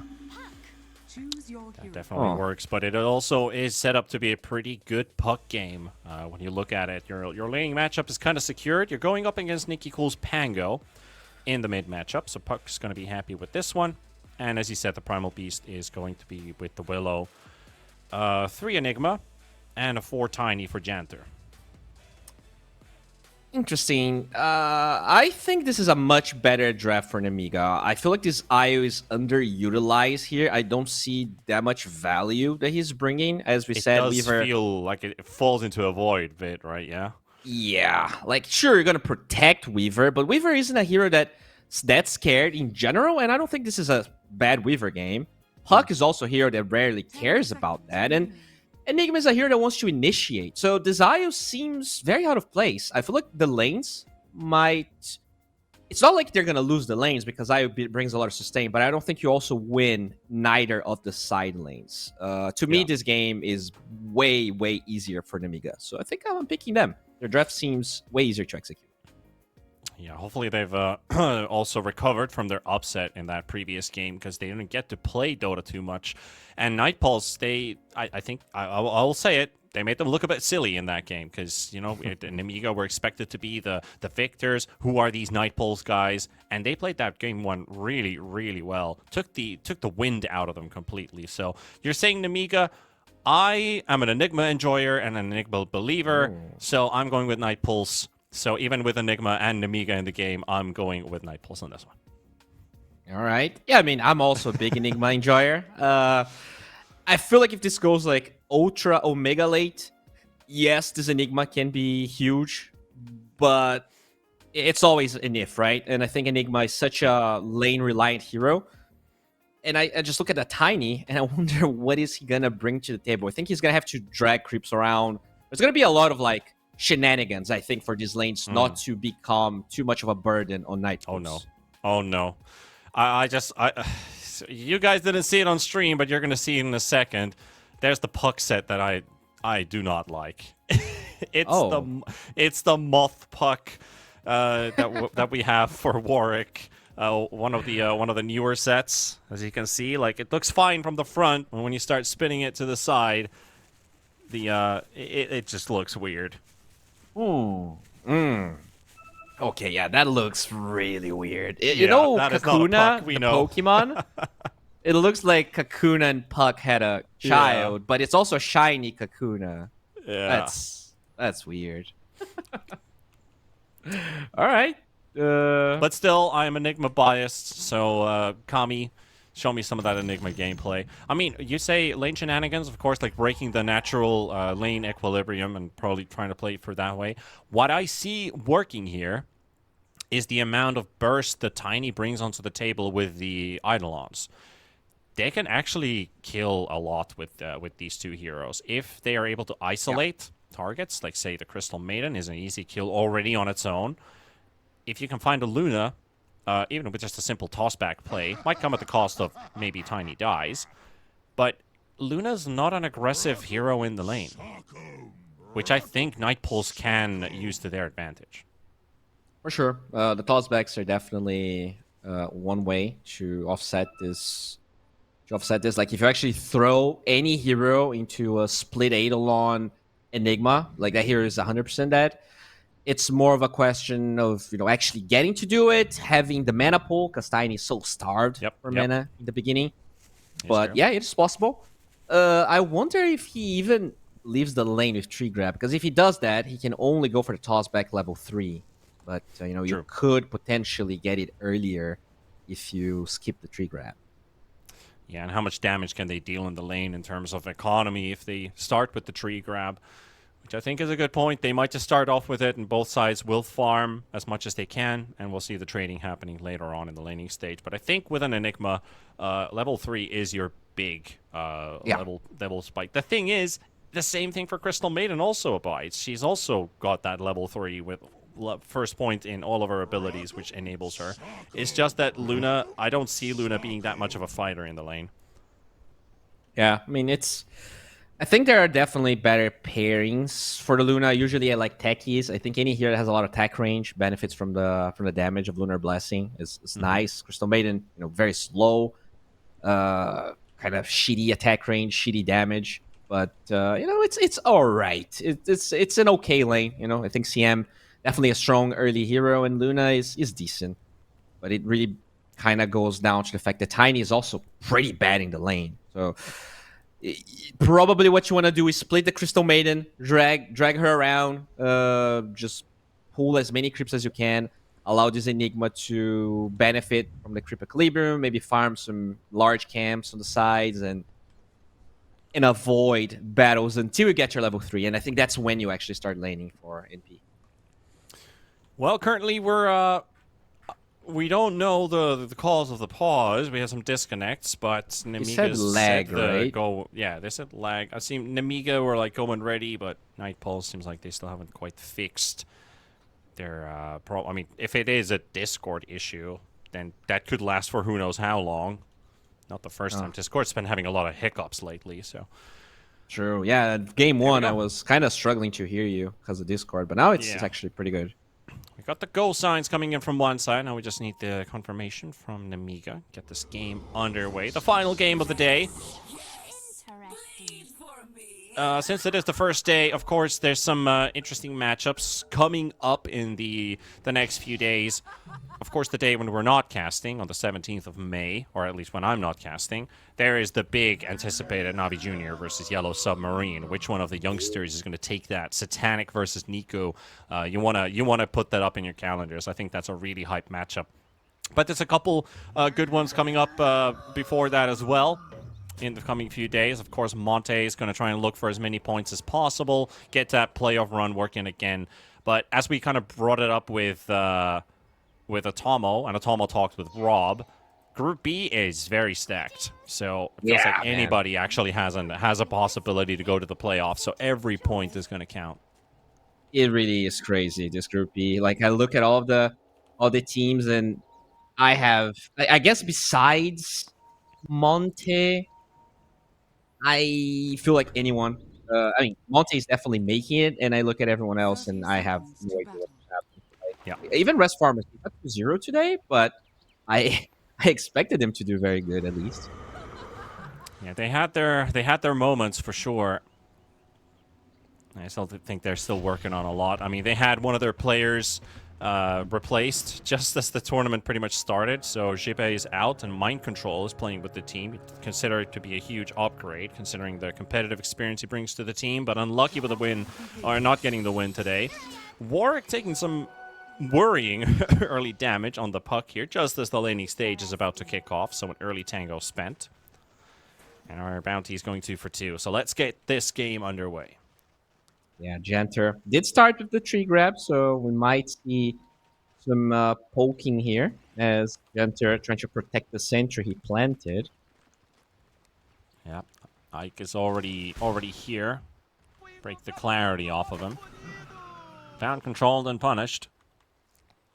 Pretty funny that he's using the Brazilian voice lines a lot, Janter. I don't really get to see that in Europe a lot, but it's funny. I'm not friends with any of the Brazilian players. Likes the way the voice sounds. And it does feel like the more I've been, playing EU pubs and casting some games, I feel like in these pro games, I get to see some voice lines that I never even actually think I even saw or heard exist in the voice line packages. Last TI, like I don't think I've heard that one before. Yeah, if you play South American pubs, you get a lot. You get a lot. So it's a very popular one. Now, how are ES going here? We have a game. It's like Lucas is struggling a little bit. Yeah, Janter and Kami are just hammering this Luna. You know, they're using the tree grab, using the Eidolons. Ike has already spent his entire mana pool. That's second clarity already running. She can, by the way, brave with a tree grab or a 3-tro, which she's going to do right now. So goodbye clarities. They're gone. Definitely worth it. And that's the advantage here that the Enigma plus Tiny have. Like the sheer base damage combination of attacking all at once. Like you can pretty much deny, like from half HP, you can deny melee creep, I think. If you have all the Eidolons Tiny plus Enigma hitting at the same time. Also a pretty funny dynamic. I was thinking about it in the draft, but I didn't dare say it out loud because I haven't seen Weaver Io paired up together. But yes, tethering a Weaver while he Shukuchis, you're also moving at max movement speed. And I didn't know if it works that way, but it does work that way. I know it does. You get set move speed. So even if you're slowed, you're always going to have that max move speed. It's just that Weaver kind of attacks fast, right? So you don't... It's not, I guess, the most obvious pairing. But at the same time, you might just go for a Maelstrom here on Weaver, and then once you have Shard on the IO, you benefit from the attack speed twice because of the spell lifesteal, as well as having the extra attack speed. That is true. But right now, it feels like the only one who's struggling to get CS is Mixa on this Primal Beast. Everybody else at double digits. Not by a lot, so I wouldn't say Meeks is really struggling. He's just got the least. Yeah, and I guess, you know, in general, I wouldn't say the 500 move speed matters that much for Io, but when against the Primal Beast, TP bottom here, that's kind of a play on Kami. Yeah, quick moves here. Kami looks to go down. They want to get this Crystal Maiden, but not going to get it in time. The Eidolons, they missed on the high ground. And Janter, he doesn't have a tree grab available, so he's going to go for a very long chase. He still has the HP to finish this kill off. Queasy, Bramble Maze is available, and the tree toss goes through, and it's enough damage for him to go down. Still the full stick, just needs to dodge the Brambles, and it looks like he's looking for a deny, and he doesn't get it. Queasy will connect at the same. Meanwhile, Mixa, left all by himself. V-Tune gets a solo, well, not a solo kill, technically, but the IO. Losing a core for that. The first blood feels nice, but I feel like it's not worth it in the grand scheme of things, because now this Willow doesn't have a TP back, this Primal Beast is struggling so much, and things are not going to change in the near future here. I feel like it's an okay play, but I still feel like he has an advantage from these lanes as Mixa. He could die again. Actually, he could, dropping low already. Heavy damage output coming out here from H2O and from V2. V2 is dropping low, though. Has to be careful of the Brambles. And he's able to get out just in time. He's dropped very low, so Queasy and Mixa definitely returning in the favor. Yep, not giving it to fear. There. Very nice. Mixa has a salve, so should be fine in the near future. Mid lane is overall pretty even. Wait, never mind. Almost a level ahead, and 32 to 19. I was like, yep. Okay, so Nikki Cole just getting some revenge from that game one. Just got absolutely clapped by the Razor. Yeah, he has the faster attack animation. He has the higher damage output. Penguin's nerfed though. Don't worry. Hero's bad now. Oh yeah, it's nerfed. It's definitely nerfed. Yeah, Hero. Absolutely. I love how everybody keeps saying it, and I was like, but he does more damage now.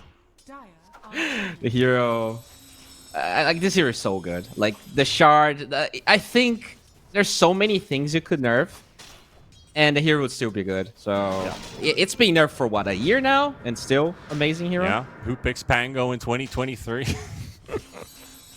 Well, the entire Dota world, pretty much. Yeah. And still doesn't cease to desist. Always going to be around. Tiny's got some hopes of getting some brown boots and a windlace at some point, plus the blink dagger. But to get there, you need kills. Kills are just not quite happening right now. Maybe now, the 6-minute rune spawning. They're fighting in the river. It is on the top half of the map. Io's going to take the Arcane for himself. There's a Rolling Thunder available. Warwick doesn't have the coil yet. Janter. Uh-oh. Juking as much as he can. Pango drops down to half. Warwick is also low. He has to also be careful. Now it's Io doing the damage. with an arcane that he doesn't do anything with. Unfortunate for him. All right. Very clutch there. Jenter just holding on to the wand for such a long time, maybe trying to bait something. But that's where the IO comes in, right? He just doesn't offer a lot of turnaround potential. Like, he can save people, but you don't heal someone because you showed up in a fight most of the time as IO, right? Now you don't really get to learn spirits. The damage of this hero is non-existent.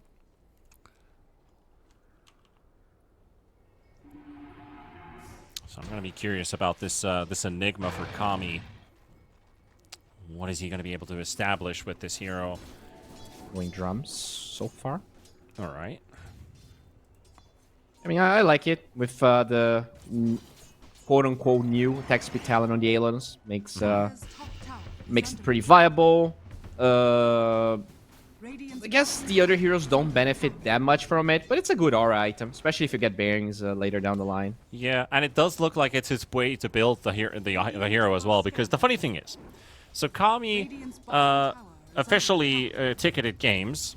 He's got one game of Enigma. He's won that game. He won that 5 hours ago, and it was a 13-minute game where he had boots of bearing Vlads.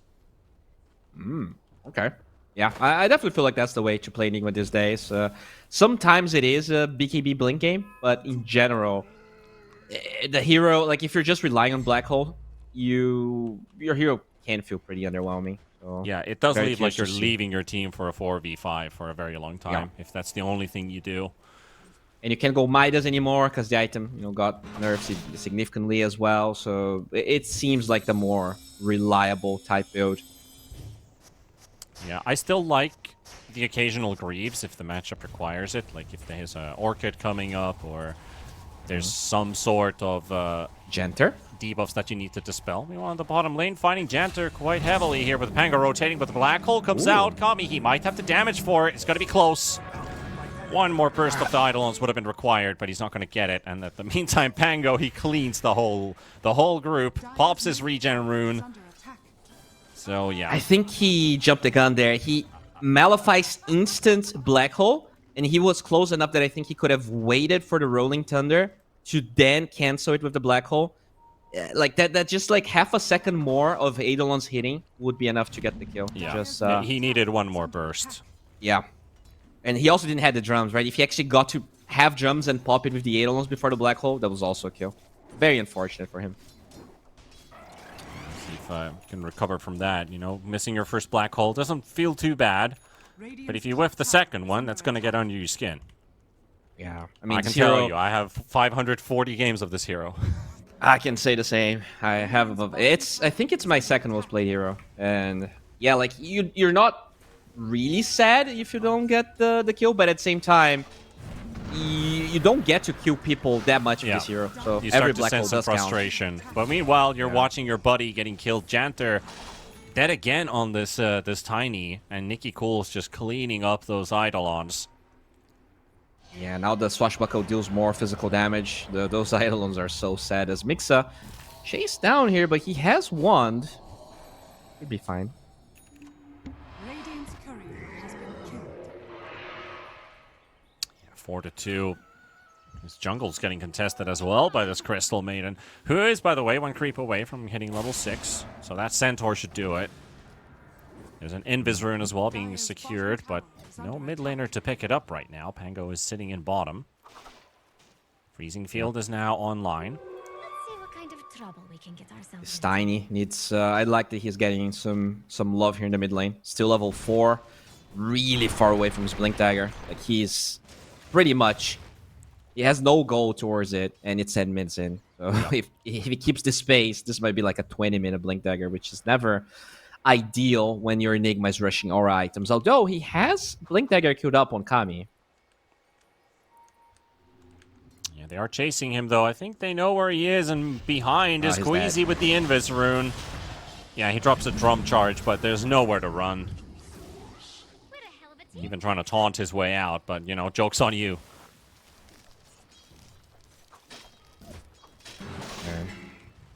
Yeah, I mean, Lucas farming more and more.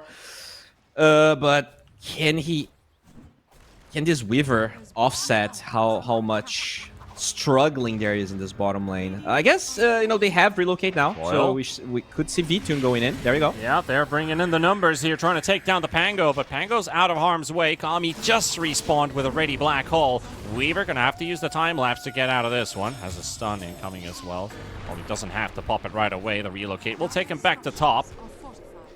And they get to fight Mixa at the same time, so a bit of poke onto the Primal Beast will force him away.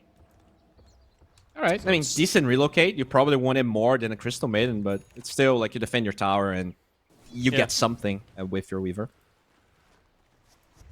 Better than nothing. Could have been a complete miss as well.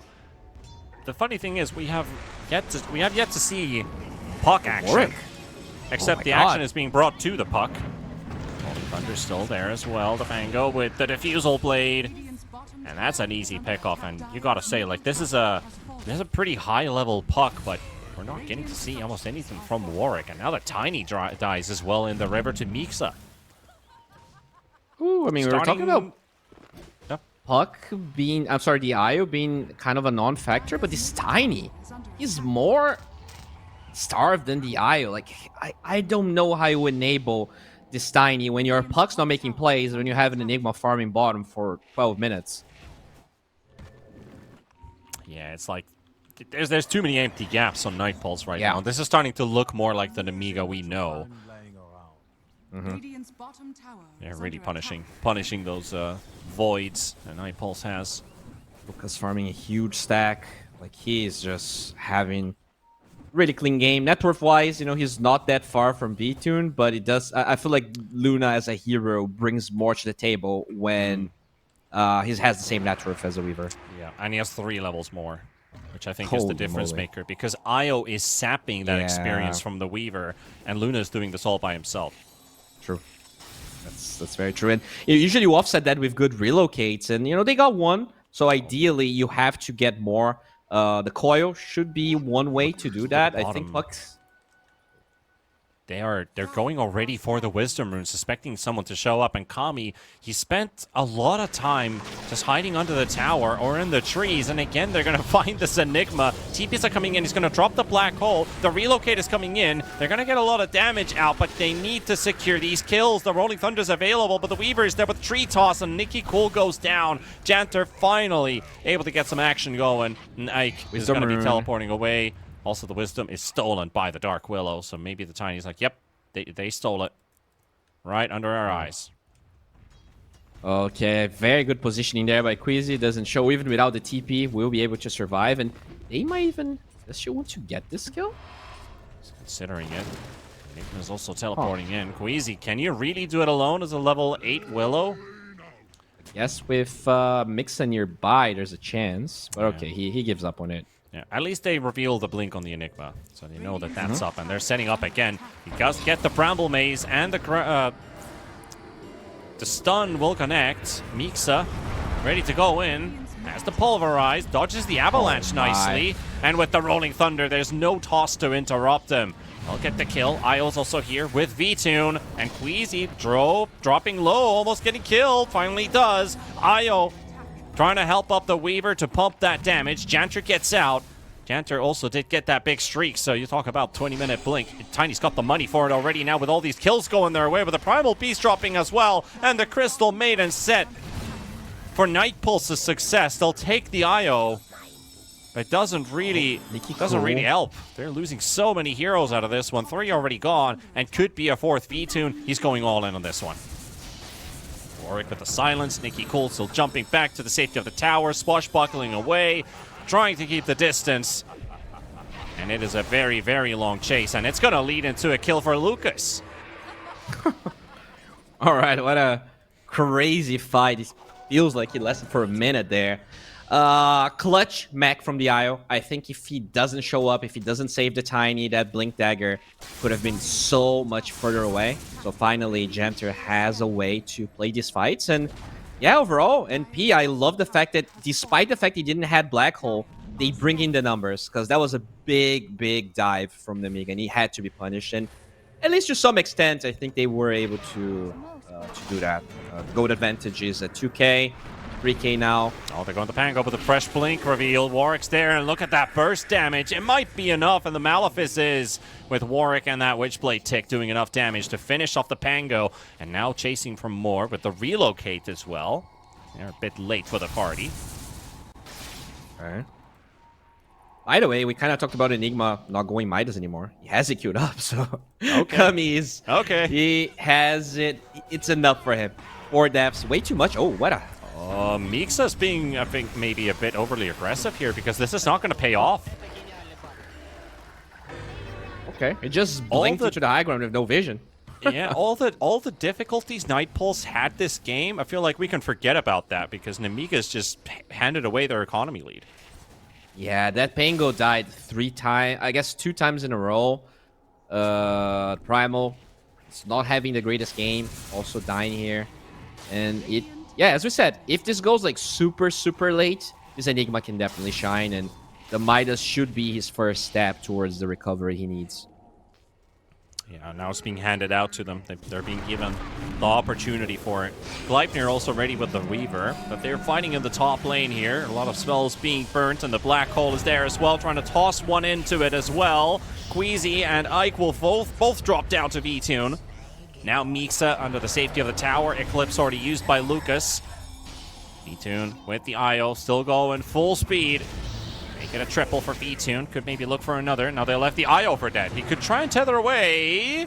Ooh, 2 glaives? Where the hell are those glaives going? It's a bit of an animation bug, but doesn't matter. They still connect onto the IO and secure the kill. Warwick also has to be careful of that Pango. The Diffusal Blade is definitely doing some work. V-Tune poking the Luna a bit, keeping them at bay. Alright, that's a Crystal Maiden buyback, but at the end of the day, the Nemiga's gold lead is gone, and NP... I love the fact this Enigma is fearless, goes in, yeah, it's a Black Hole on 2 supports, but you just want to make sure that you're utilizing this relocate as much as possible. V-Tune's having, like, he needs it, right? We're talking about the fact that he is low in levels, so as many kills as you can give him, make him a part of, he will be able to at least offset that a little bit, and finally has a Gleipnir ready. Still a clean game, at least for Lucas, which is the most important thing for Nemiga. Even if their fights are not going the way that they're planning, their carry hasn't died in these engagements, which I think is the big difference maker. If the Luna ended up dying in these fights, her XP halts, all the experience she's accumulated early on is also granted to Night Pulse because she's level 16. That's a pretty valuable kill in terms of 17 experience. pretty much, right? Yeah. 1 ancient away from 17. So you get like 1 kill, a level 10 IO is suddenly level 12. Yeah, very true. So they get to 17 here. Kanda is on the way for the Luna, but NP, once again, trying to go aggressive. I guess they want to utilize Relocate. Kami will be showing the lane because his Black Hole is on cooldown for a minute. They don't get the angle. They don't get the heroes they are looking for. 4-man smoke from Nemiga heading towards bottom, hoping to find someone in the area. Also pinging out potential vision on the cliff, which they are correct about. Io still in the triangle with the Weaver. This is their chance. They're going back in. Weaver's going back and forth. Not sure about the movements, but just in time for the escape. So is the Io also out of there. Prediction there, but doesn't really slow down the IO as he's relocating somewhere else. Oh, they're gonna steal the Tormentor. The Tormentor. There you go. They got it. Kami finishes off a tower. Meanwhile, the Enigma has gotten the tier 1 tower away. They relocate to safety. Warwick also gets out. They're trying to wrap around from the behind. Mixa and Queasy. It's just going to be an Enigma, but he has Black Hole ready. Bedlam jump in. They're going to get this kill. Janter interrupts him, actually. Kami gets a chance at life.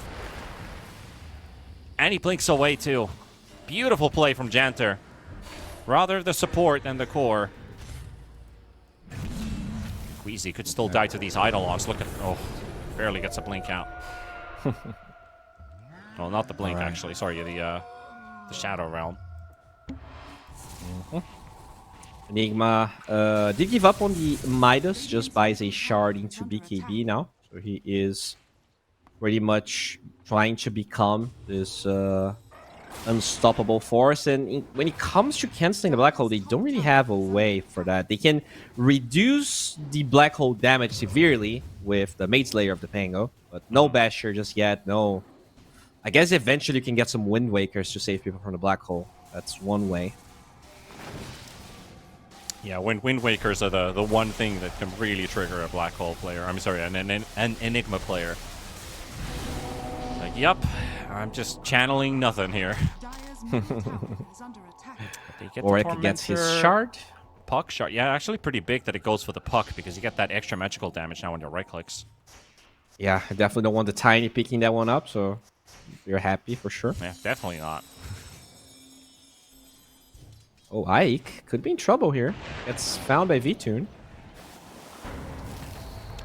Well placed root, though, with the sentry down to the ground. Janter was also around, but Tiny unable to catch the CM in time.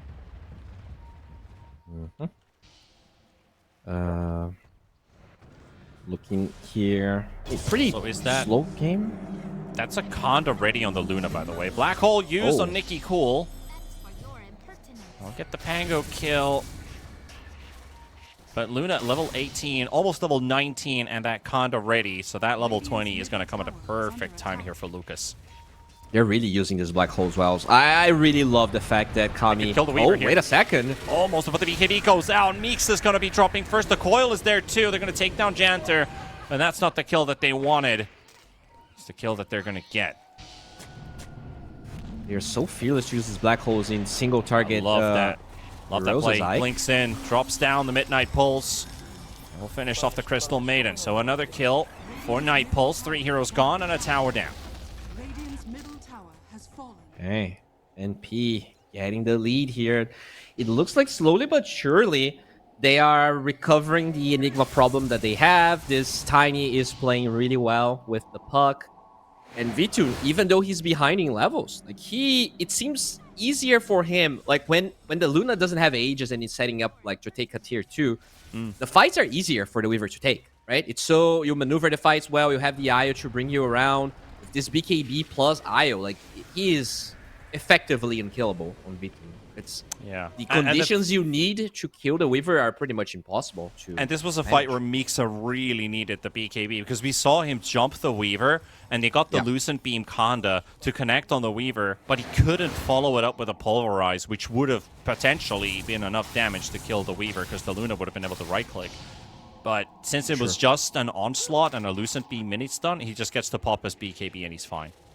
Oh, wait a second here. Amplify damage on Lucas. This could be a Roche time here for Nemiga if they really want. Level 20 Luna with Kanda Shard and Amplify damage. This is so scary. It's definitely doable. Looks like Lucas is going to farm with it for now. He's going to find out that his... he's not going to find out that his camp is blocked because there's a sentry there in the ancient camp. Because he doesn't go there. Interesting. Dire expecting Roche without... Oh, okay. They do have this Observer Ward in the triangle, so...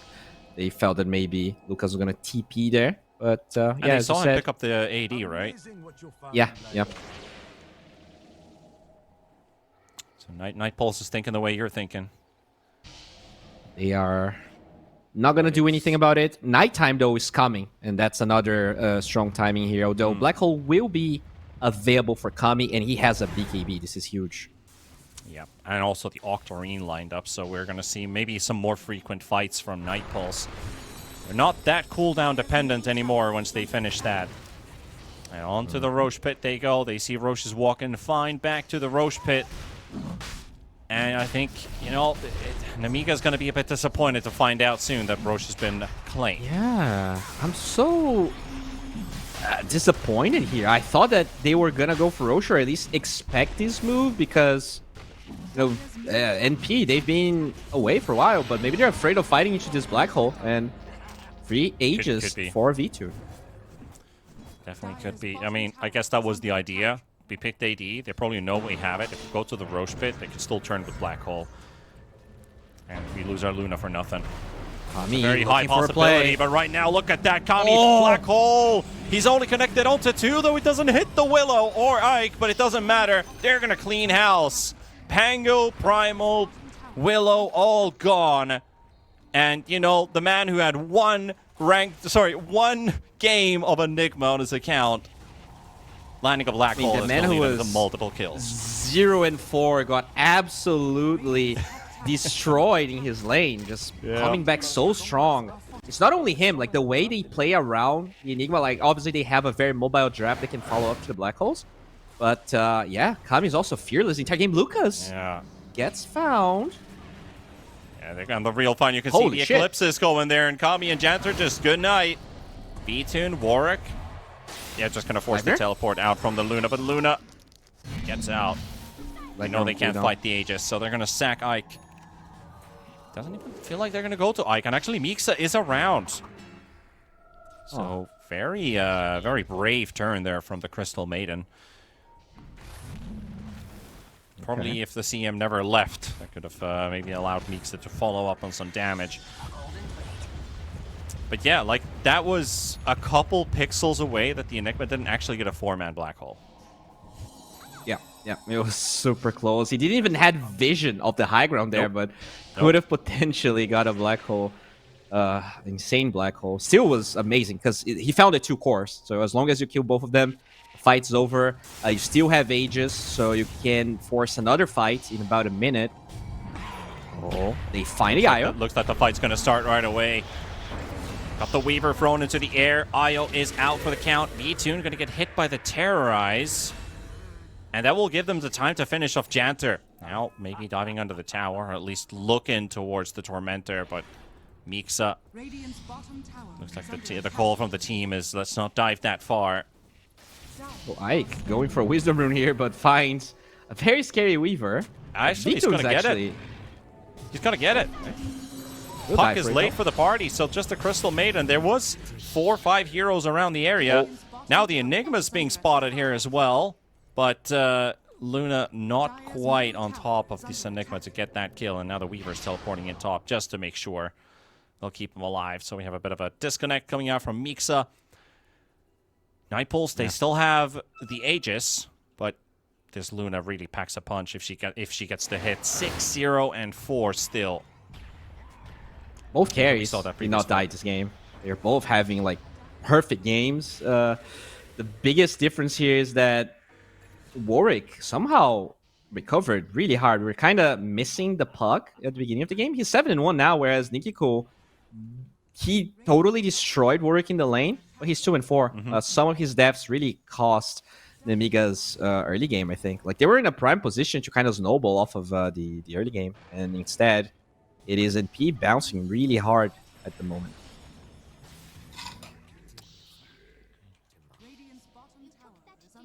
So looking at, there's a couple spicy items coming into this game which could maybe change the storyline a bit. You got the Willow with the blink in his backpack, which is always a good item to have.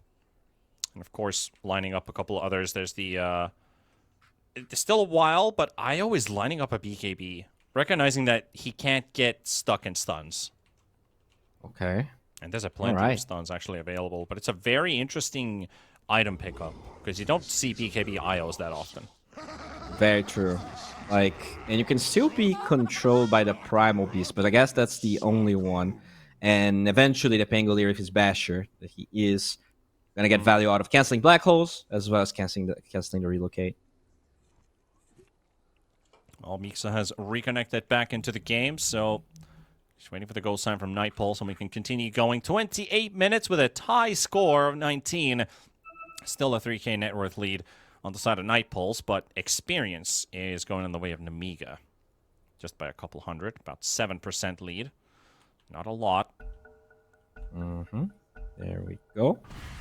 Mixa, as you said, did finish his BKB, and they're going for another measure to be able to deal with this Enigma, which is the Aether Lens on the Primal Beast, just so the Pulverize has enough cast range. I do like that.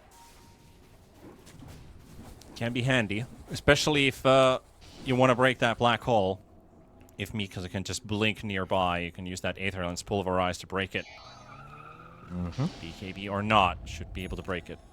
You got, I mean, the funny thing is, if you had a Basher Pango, which is on the line, and then you have the Primal Beast with Pulverize, piercing BKB, you have 2 heroes that are able to break the black hole. So that renders the Enigma's game a bit different. But right now, he's black holing Luna and the Pango.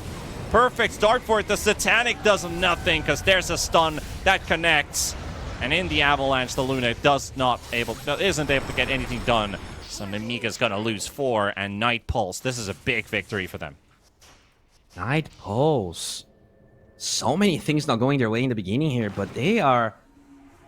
I mean, I'm not even sure slowly is the word now. They are fully in control of this game, and they're also looking for someone. I guess it was the Willow TPing.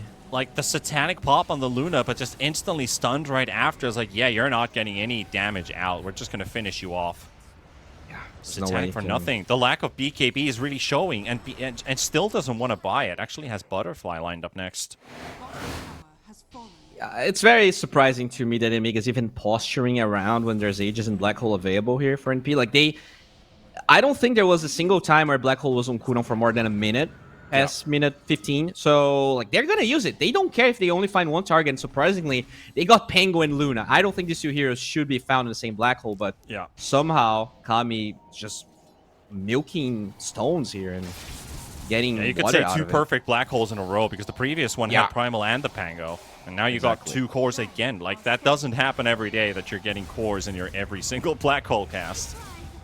When you have pretty bad game. Like, he was not snowballing at all. He was being totally controlled, and finally the Aegis is over, but the damage is done. No tier 2 towers up, and Nemiga, all of the early game and mid game we thought they would have an advantage on, it's gone. Like, yeah, this Luna is still really farmed, but if you get black holed, you need this Aether Lens and the Basher ready here for both the Prime and the Pango. And that's an Octarine now ready on the Enigma. 15,000 net worth, but this guy is rich as hell. It really is. Luna's gonna be 25. It's tough, though. I understand not going BKB because there's not a lot of crowd control on the opponent's side. It's not a very good BKB game, but it really feels bad that that 1 stun that they had prevented you from getting any healing out. For sure. Because you start to ponder, like, is there a way out of this? Do I really need to buy an item that does me actually no good here? But it's that 1 spell that could save my life. Yeah, like what other item he could have, right? I guess it could go hard, maybe? The high ground, looking for a solo kill. He'll get it.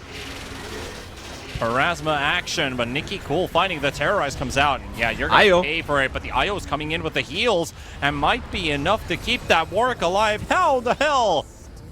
That doesn't seem balanced at all, but sure. We'll give it to him. Meanwhile, Kami, black hole again. Onto the 2 big targets, pulling in the Crystal Maiden as well. Nemiga in shambles. Night Pulse, picking the previous tour victors. Oh my god, I don't even want to say what they look like right now, but Night Pulse look like victors here. They definitely do. They're making it look so easy. Every black hole is perfect. And you're playing against Nemiga that has the Luna. Like, a lot of those black holes were nighttime black holes. And this Enigma is coming in with no smokes and fighting 2 targets at once every time. It's... I don't know. Pretty remarkable. Definitely a little bit of a blunder from Nemiga position-wise, but you gotta give it to Kami. He had a terrible game, and he's still making this hero look like a tier 1 hero. And I'll be honest, right now, I don't think a lot of people consider this hero to be tier 1. I totally agree with you on that. Nemiga gonna have to mount some kind of a defense. Of course, this time the Black Hole still on cooldown for 60 seconds. Can they fight without it? Janter jumping into the Avalanche. There goes the charger from Mixa. Eclipse is popped at the same time. Yules is going to be popped as well. V-Tune has the time lapse. Back to full HP. Fighting versus the Luna. There's the overcharge coming out as well. They will buy back with the Tiny at the same time. Queasy going to be holding Kami at back. And Kami at bay even. Warwick is also nearby. They'll be able to disengage. Force out the buyback from the Luna, which is the big thing. Io will return. BKB, oh, tried to TP out. First hit bash from the Swashbuckle. What can you do? All right. They breathe here for a little bit on Nemiga, but they don't get lucky with Roshan. It's going to be up after Black Hole is down, after the Io is back. And yes, there's no Mega Creeps, but at the end of the day, like, this is pretty Already feels close like it. from unsurmountable lead here on NP. It already feels like it is Mega Creeps, and even the game is telling it's 100% for Night Pulse. We had a game earlier on today where we had 2 tier 1s down from one team, and the game said 82% win probability. Ended up being correct in the end, but now it's 100-0. It's literally 0% for Nemiga, so time to mount a comeback. Yeah, they're gonna have to. They really need. They need to kill this Enigma first. The thing is, you need initiation on this one. I really feel like what Lucas needs right now is a blink, so that when either Mixa or the Penguin initiate, the Luna is there to bring damage. Because everyone else doesn't have damage on Amiga, and it doesn't matter if they get the initiation if Lucas isn't doing damage instantly. Because the Io is going to get the mech off, there's going to be a lot of heals. I really feel like you have to sell this broadsword and go for like a Swift Blink or something.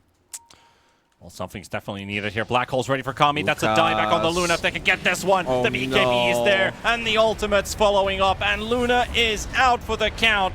No more carry for you. Gone for 120 seconds. Nikki Cole going down. Meeks out as well, and that's the GG. Night Pulse with the upset, taking down the first tour victors of Nemiga 2-0. Wow. I'm really surprised. I feel like Game 1, you could attribute that win to cheese, you could attribute that win to good lanes, but this time, Nightpools, they were clearly behind, and they swiftly and pretty beautifully came back into this game. Like, out of just sheer outplays, out of really good positioning in the map, they played this IO really well. We're kind of doubting how effective the IO would be when you don't have, like, a standard or a very standard pairing for the IO, but the Weaver seemed fine. Like, Vitun played really well. Kudos to NP. I was not expecting them to beat Nemiga in this fashion, but looks like they're gearing towards that top 3. Yeah, I mean, starting off your group run with a victory like that has to feel pretty amazing for a team like this, because Nemiga, they made some roster changes here and there, but it's just still a team that were expected to win a series like this. But no, a 2-0 upset to kick off their tournament run. And of course, I still have to highlight this Enigma. This man had 1 game of Enigma played in official games before this today. And with some Face-It game as well. So that's the only ticketed game I can find from him playing Enigma. And now he comes up with a result like this, which I was like, well, he's missing out on a couple simple plays here and there. He's playing very cautious. He's not having a great game. But holy damn, did he convert that. Beautiful black holes, core black holes, not just a random support, 2-man support, and then they have all their core still alive. And what did you do with that? Every black hole led into a victory. So kudos, well played. I commend him, and well-deserved victory. But that, these are the standings after the first day. Navi Jr., Night Pulse, they share the lead with Monte, Yellow Submarine in the tied 3rd place, and Nemiga Rest Farmers at the back of the group. But hey, this was just day 1. We still got 4 more tight-packed days coming up with this one. Tomorrow, I'm not sure if we have tomorrow's schedule up, but it's going to be with Monte and Navi Jr., Night Pulse versus Yellow Submarine, and Nemiga versus Rest Farmers. Bowie, if you had to pick a series from tomorrow, which would be the one that you would recommend to watch? That's a close one for me, but I'm gonna say probably Monte and Navi Jr. Now they're looking really good. They are pretty much tied there in 1st, 2nd place. I think to me that's the one where Navi Jr. is going to be tested. They played a lot of RES tournaments that I've cast in the past. They usually do well in the groups, don't really go too far. But I feel like they've been improving a lot. So beating Monte there could mean a lot to them with the how much they could maybe snowball off of those wins and the momentum. Yeah, there's a lot of potential on the line for tomorrow's matchup, so don't miss out on them at 2 p.m. CEST. We're going to kick off with that first series, Monte versus Navi Jr., and from there on, 3 best-of-2s. But we're done for the day. Thank you so much, production. Thank you so much, viewers. Thank you so much, Bowie. We're going to see you tomorrow. But until then, folks, take care of yourselves. Good night, and bye-bye.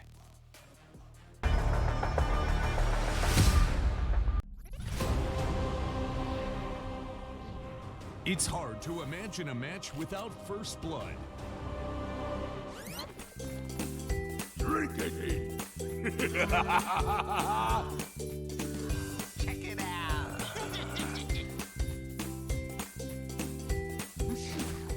There are more chances you'll be paid at 1xBet. One chance. One dream. One match. One energy. One fight. One aim. One action. One hope. 1xBet.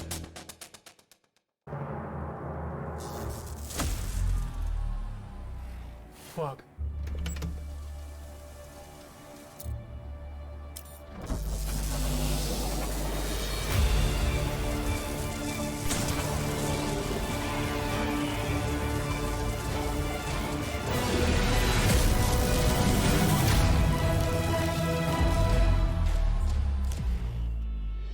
Use your skills in the gaming. 1xBet.